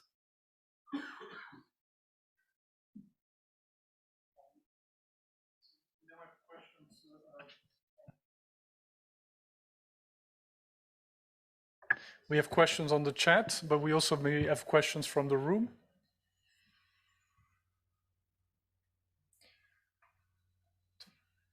Hi, hi, Jenny Rainbird here from the PRECINCT project. I really liked that last session, so thank you very much, everybody, because it kind of brings everything to life. You can imagine a city, you can imagine it now having to deal with the disasters, and you can imagine if it was told in some, if you sent a postcard back from the future scenario with all of the experience you had, what would you do differently? So I thought that was a really nice analogy to bring this, all these ideas into a picture that we could all understand. So I really enjoyed that. Thank you very much. I guess one of the questions I have is probably to do with uptake and whether, these fantastic ideas that we're learning about, really whether people are actually going to implement them. So my question to Lorcan is, what do you see as the barriers to uptake of the resilience assessment tools in industry, or what have you found in your engagement with perhaps the Living Lab partners or broader stakeholder group as to the kind of barriers to implementing these kind of technologies? Thank you. Great, thanks, Jenny. Yeah, I mean, it's certainly something that we've learned a lot about in PRECINCT, something that I have a lot of experience in as well, and it seems like one of the key issues relates to data sharing and getting the right data to do this. With enough time, we have the tools, we have the mathematics to quantify probabilities within our cascading effects, but we probably lack the knowledge as to where the data is, how we get our hands on it, and how we allow different actors to view that data to achieve one goal. So that's something that we really need in order to quantify resilience in a multimodal way. And it's probably something as well that there might be some solutions to within the PRECINCT project. So digital twinning has obviously been suggested as a potential way to overcome this. Edge computing, things like this, where we can take basically just a view of the data that we need without diving into the entire lake. And yeah, it seems like that maybe within PRECINCT we're beginning the process. We're beginning to see how difficult that can be, but we're also beginning to overcome it. But for me, that's always been seems to be one of the key barriers to implementing this kind of resilience calculation. I agree, Lorcan, but there we have the departure point of the assumption there is data. So what we already discovered also is that there is often really a lack also of data. So this is also a difficulty in this project, I think. We have a question from yourself. No, it's just to complete because it's interesting and it's indeed a big problem, the availability of data, because you can't have a digital twin without data. So in Flanders, the government of Flanders saw that this is a huge problem. So for example, they start a new governmental program. The idea is to create a data space. So it's a concept, it's not really a technical product solution. The idea is that they will focus on water, on floodings as a first MVP, let's say. The idea is to have kind of a registry of all the data that's available, and that the owners of the data, they don't have to care about publishing REST APIs, or you see as it is today. The idea is that all the publishers would have this data space that they put there the data, and after that, through technological choices, we make that this data is accessible through access control, it's trustful, and it's this data space who would take care of the technologies to make the data available for third parties.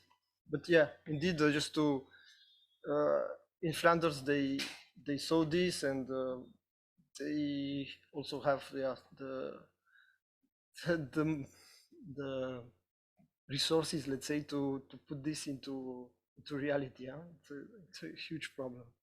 That was just a comment about what's going on here. So one of the challenges is to find the data, to find the accessibility, to manage the accessibility for different reasons, and in some cases actually create the opportunities to create the data that's needed.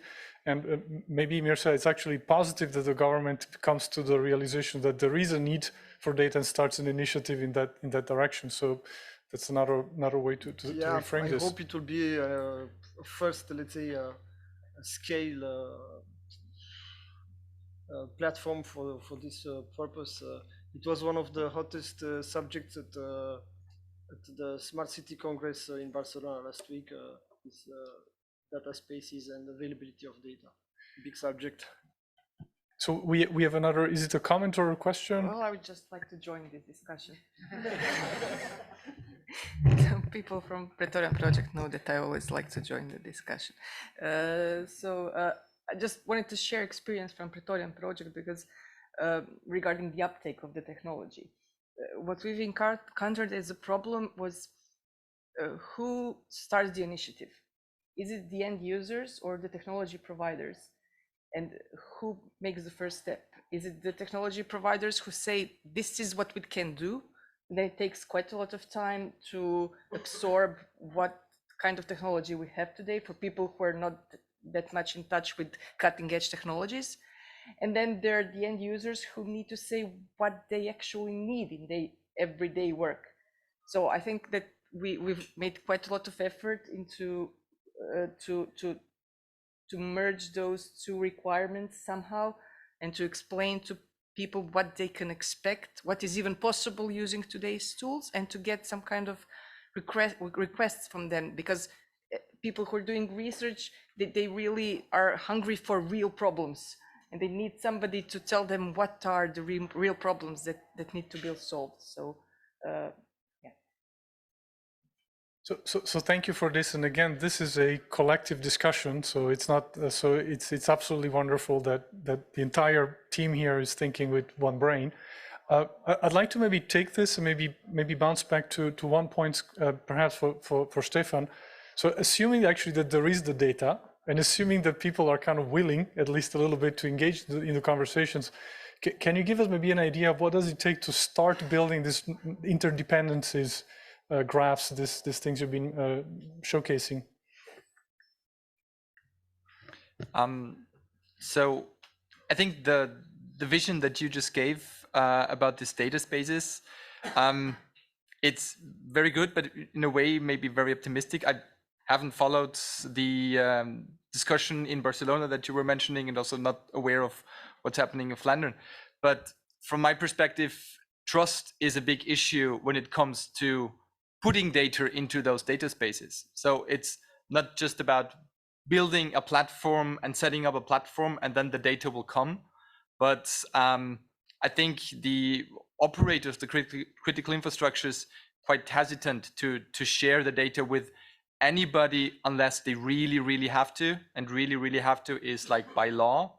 And this is just thinking of NIS directive and stuff like that, where they have to share data about what are the bad things that happen to them. So in this way, I think the experience that we have is like talking to people is a way to create the trust, at least between the two people or the group of people that is working there. And the other thing is that by just what Tamara also said, by getting people together, they need to have the incentive or the will to do something, and they have to see that sharing the data brings them a benefit. So this is maybe also one thing that might not be so clear to many of the infrastructure operators, maybe also not many of the governmental agencies and so on. Yeah. But of course, if you have that data, then you could either build a digital twin and then create the interdependency graph out of that, because from the digital twin you can learn a lot how infrastructures interact, how the effects are there. Or from the interviews you can grab that information from the operators and then interlink them. And in this way, what we also experienced, and particularly Sandra, who has been involved with all of the living labs in PRECINCT, that by discussing with them, the operators themselves, they learn about their dependencies and they learn about things they have not been aware of yet. So it's at least that is already a benefit for them. Yes, so this is one point I would like to ask to add, because it's not so much, at least in PRECINCT and in Praetorian, it was not so much a problem that people didn't want to share their knowledge. They did want to provide input, most of them, but it took us a while to have this common language. Like for us, it was very clear. We provided a template and we thought it's very easy to fill in, and we did examples and we talked to them also with Lorcan and with other colleagues. And for them, they understood basically what it was, but struggled to put precise numbers there. And so it's a kind of two-level thing, but for both problems, it helps just to discuss and to build this together. I might just add to that as well, Sandra, and I think this comes back a certain amount to what Isabel was saying as well. We can't work off the assumption that the data is there, or that the stakeholders have what they need to provide the numbers that we need to do this kind of calculation. But an interesting aspect as well is that the stakeholders don't necessarily just involve the owners and the government agencies who are responsible for these kinds of decisions. The stakeholders also involve the public who are impacted by the infrastructure. So we can also talk to them, but something else that's changing now is we're getting better at using third-party data and building that into service measures. So we can use information. Everybody's got a smartphone. We can use information from that to build better models of service measures and use that to evaluate the impacts of these kind of events. But obviously, there's a lot of work needed to understand how we get that data and how we decide when it's a good idea to get that data. So it's probably another next step.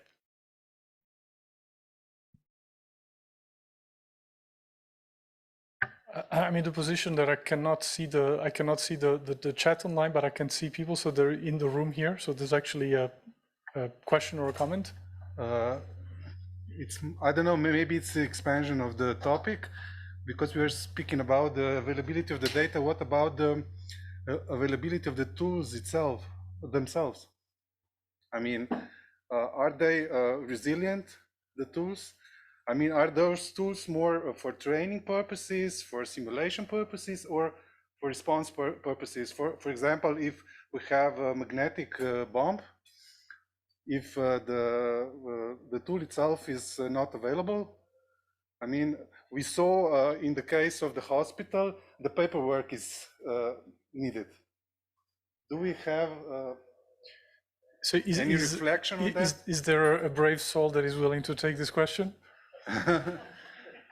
I mean, we have seen very nice and very useful tools prepared, but maybe they're not always available. Let me maybe split these questions into two questions, and then see if it helps. So one of the things that I thought I learned today is that one of the first results of the implementation of the tools before your magnetic bomb event, which would be the triggering event, is that the one could reasonably expect a certain level of training and simulation that would enable people to put different processes in place, even if they don't have anything available at that point, because it's something that people can train for. So this is one element in which maybe people can comment or respond. And the other one is literally and that definitely, it's not my place to comment on this, but literally the resilience of the tools themselves. So having seen these two sub-questions, so something like the impact somehow of the utilizations of the tools, that would be one, and the second one would be the resilience themselves. Anybody would like to take this? Because it's a really difficult question. On the resilience of the tools, so taking the scenario that you had with a magnetic bomb exploding somewhere in the city where also the tools are located, burning almost all communication technology and the power supply and so on, I have to admit the tools will go down as well. So if no computer works in like a radius of, I don't know, 10 kilometers, and the tools are in there, then they will go down as well as all of the other systems that are in there. If they are somewhere else, then you still have you can still benefit from them.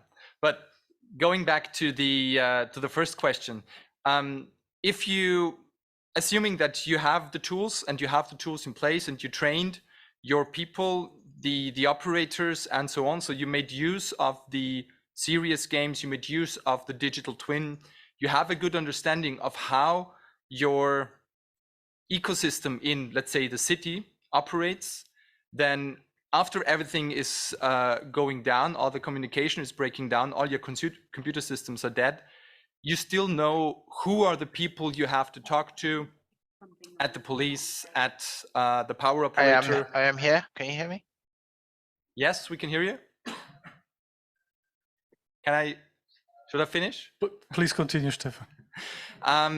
So you would know what to do in principle. You would have a better understanding who to go to.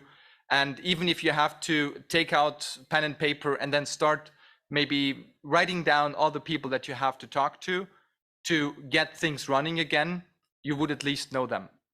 Just I'd like to maybe before continuing this discussion, because I'd like also to, the what ifs is a good exercise, but also I'd like you to be maybe more concrete about what ifs.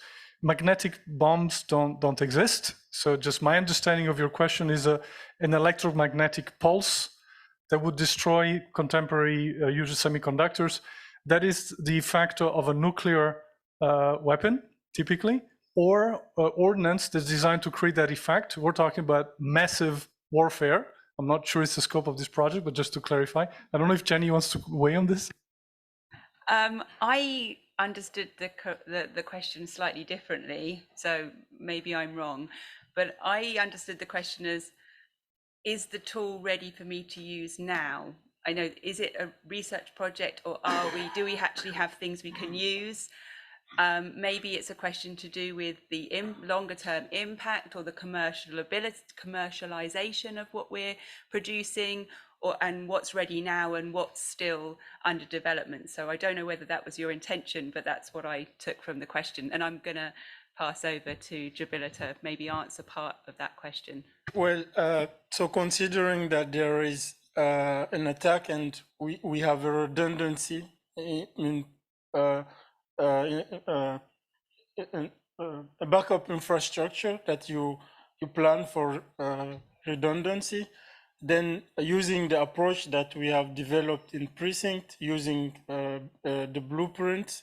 So as Stefan said, you can learn from the digital twin and the various tools that you have, build your experience, and try to extract and represent this experience using a standardized description language, which is based on, for example, databases and also replicates of your tools.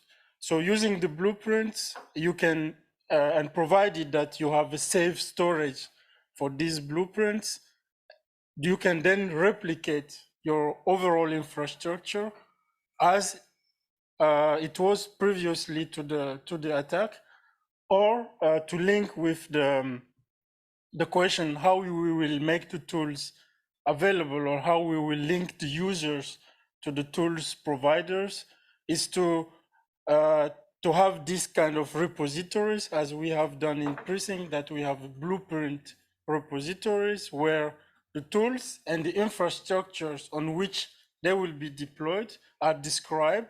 So a potential user can go through this repository, see the description and what is needed, and also legal requirements in terms of the infrastructure, data leakage aspects. So you can all describe this in the blueprint and provide it to the user, and the user can then deploy it in its own infrastructure and make the appropriate configuration. So I think in PRECINCT we have kind of all points. Okay, thank you. Oh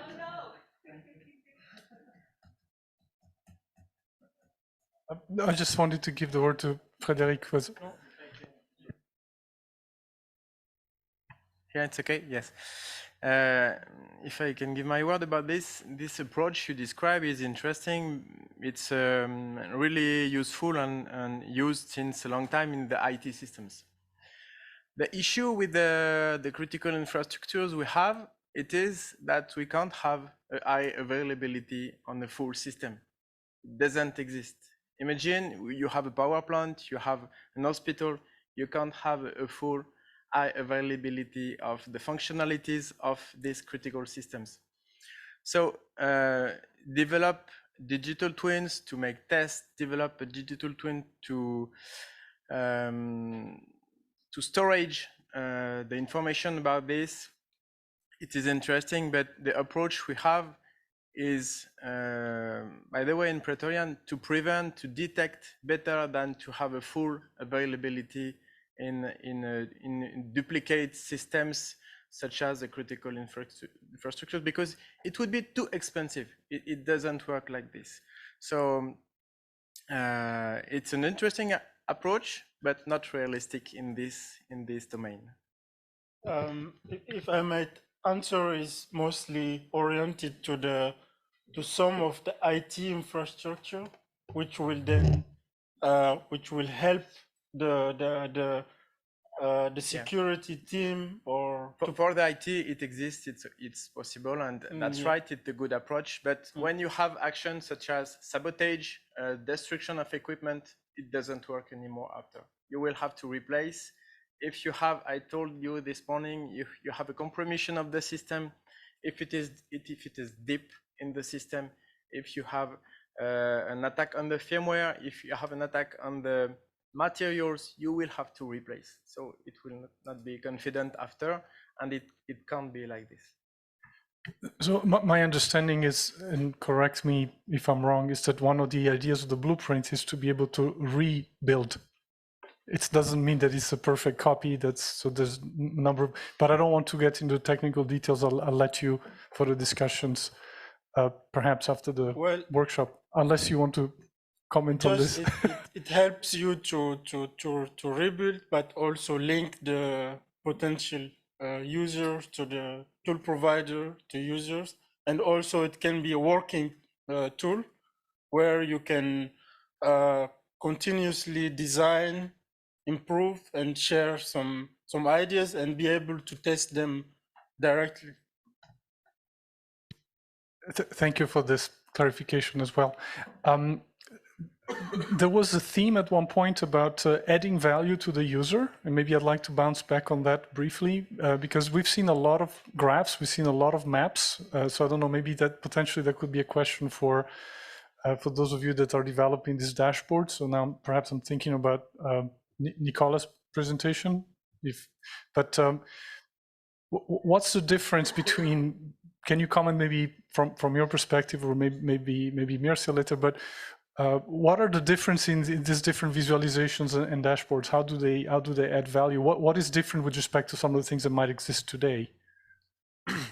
Thank you, Giovanni. Well, I think the key word we have in the nomenclature of this tool is unified. We have a unified PRECINCT situation awareness user interface, and unified in the sense that we collect and show data from different infrastructures, from different tools and dashboard, all into a single place. This means it would be the main destination for a user to assess the status of the critical infrastructures and also to help him plan how to mitigate the threats.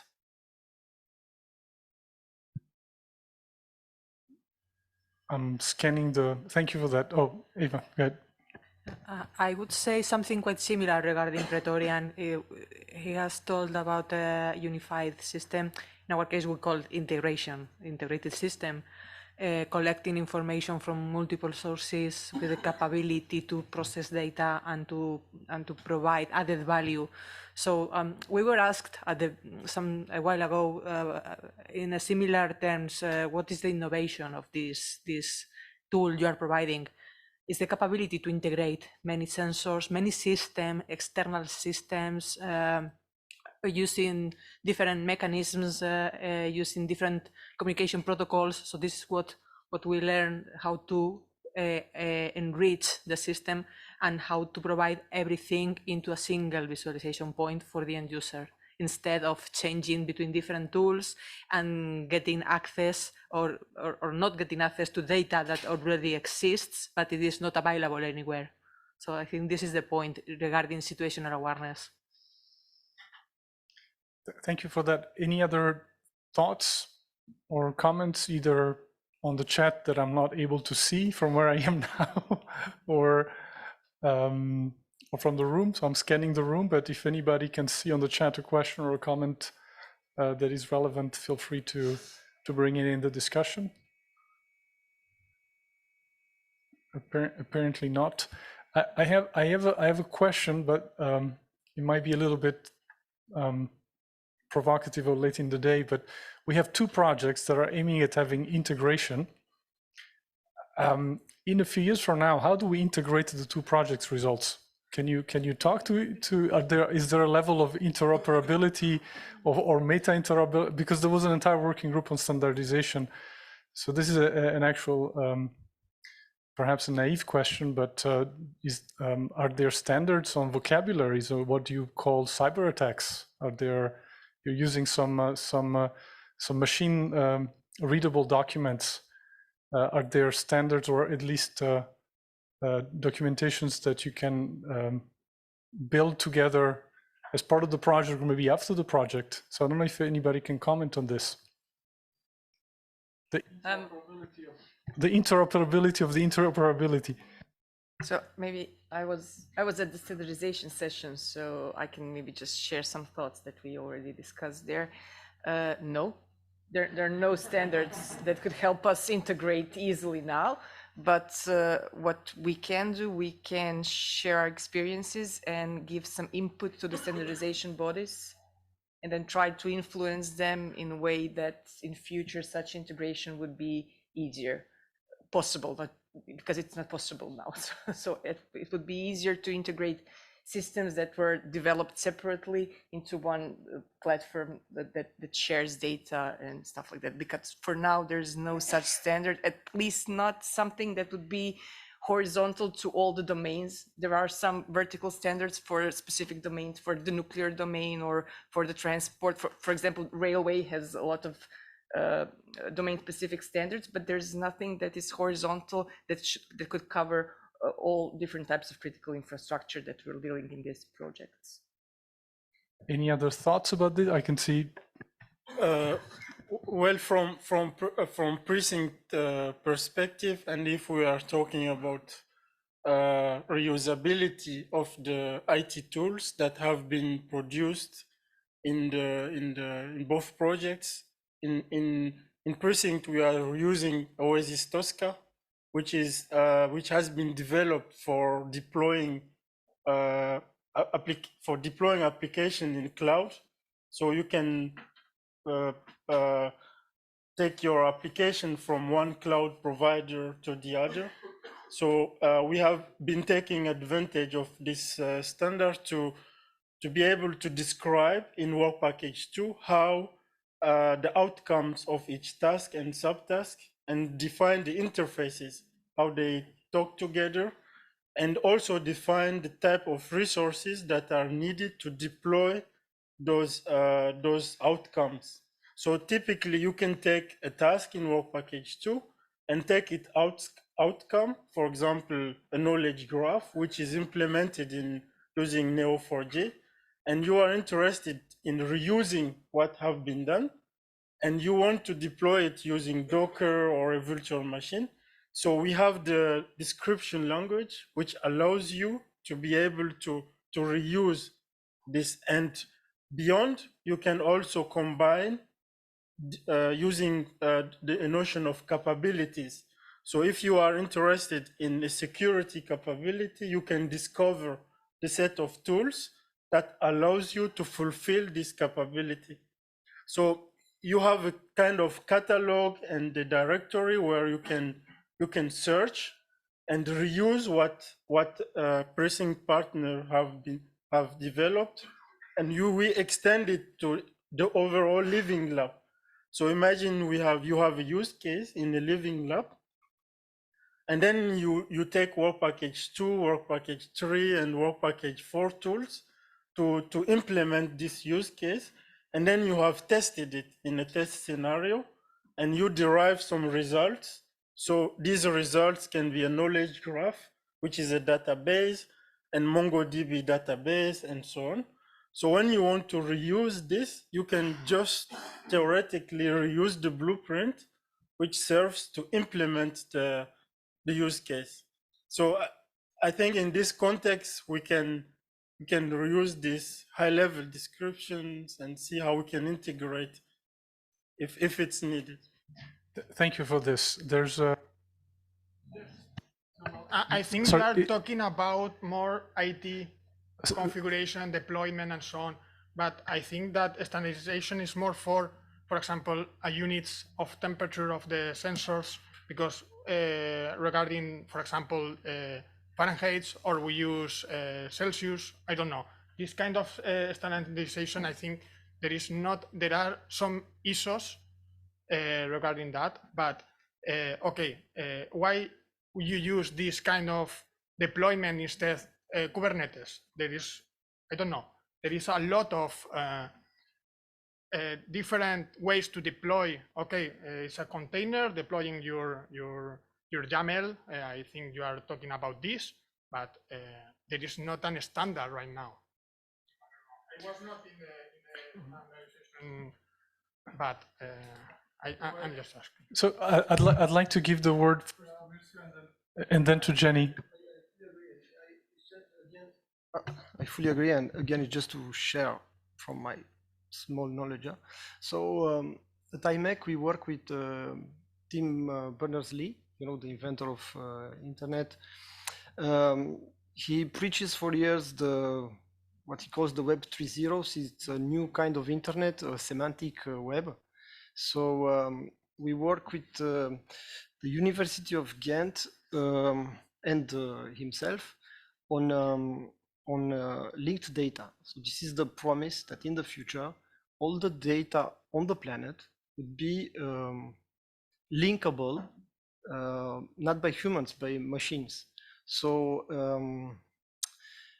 it's again in Flanders. It's in spring next year that every citizen will have a pod. So what is a pod? Is that imagine that we have in the agenda of the phones. I have you in my agenda. I have your phone number. But if you change your phone number, I'm not aware of it. Imagine you give me access to your pod, and I only have access to your phone number. If you change your phone number, it will be automatically updated in my agenda. See, so it's a new era, I think, of data on the planet, where everything would be interconnected. I think this is what the question was about. So, of course, there is a lot of work to do on ontologies, on semantics, on how you organize this data, but they come, I think, a bit together, and it will take time. It's a lot of effort, but voila, there are some works in this field also. Thank you for making the connection also to the semantic web, the concept of machine readability, and I think Jenny had raised her hand several times. I was just going to bring the question back to today. Because I mean, we get all of you guys, very technical guys, who get really excited and think about all the ways in which we could reuse all of our data. And Giovanni, you caused trouble there by asking a question that's probably a question for every single research project in Europe, as to how we make our research available to people outside the project, and how we continue with these relationships, and how we share what we've done, and how we build on research. And I think it's one of the core principles of the PRECINCT project, and in fact we're reusing lots of state-of-the-art from other projects. So we're trying to actually use those concepts of reuse and continuation within the PRECINCT project. But on a practical level, in the standardization discussion that we had today, the Praetorian Precinct and Strategy project are all coming together to work on a SEN workshop for the improvement of information processing and crisis management. So we are working together. We will hopefully continue to work together once the projects all come to an end. So that was just my remark. Thank you. Thank you so much. I'd like to maybe to link this to a previous comment, and that's a kind of maybe a message of hope for all of you. And then, unless there are some additional inputs to the conversation, I'd like to bring it to an end and then invite Jenny and Frederic on the stage again. But do you know what is worse of having no standards in the framework when you want to have conversations with? I understood one of the major drivers from Stefan is, well, if it's in the law, people will have to do it. It's a big incentive for lawmakers to do something that they know is actionable, because they don't want to ask people to do things that cannot be implemented. And do you know what is worse than having zero standards? Is having 14 competing standards and having somebody, oh, I have an idea, I'll make a new standards to standardize the 14 standards. You know what happens next? You have 15 standards. So my recommendation and thought to you, because I know those work packages are not exactly the most sexy, but these are extremely impactful long term. So if there's any way that the two projects can make at least aligned recommendations in that direction, that would be welcome. I think both of you will score points with your respective project officers. And if there's any way for you to reduce your workload by doing that, I would only encourage that. And by the way, this is not my task in PRECINCT, so I'm just speaking out of my own experience. And with this, I want to thank you all for just being here, for your engagement up to the very last minute. And I'd like to invite to the podium Jenny and Frederic to close today's workshop.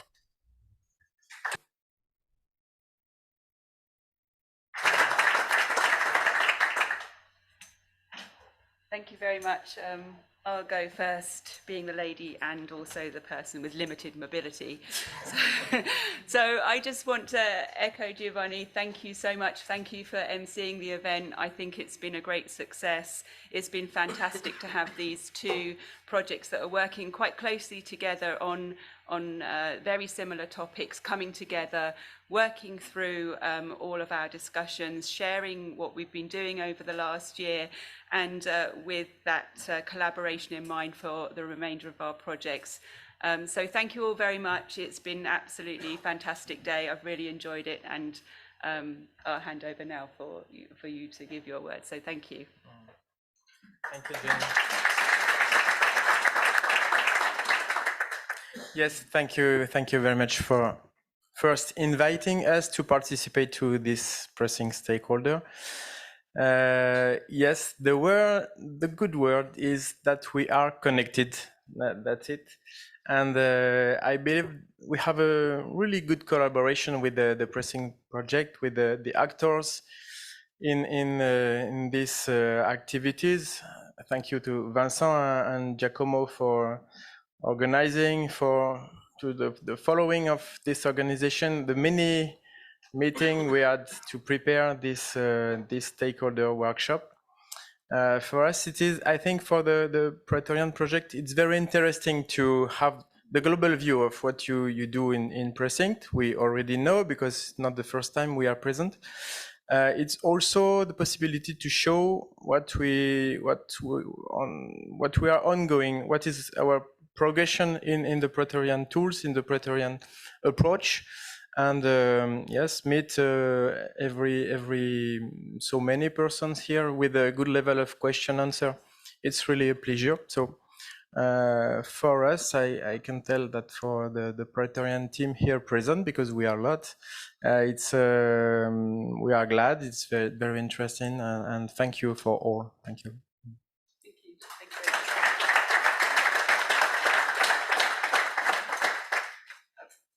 Then I guess I was waiting for Giovanni to stand up, but seeing as I'm here, then thank you all very much. Thank you so much for being here, and we can now close the meeting today. So thank you.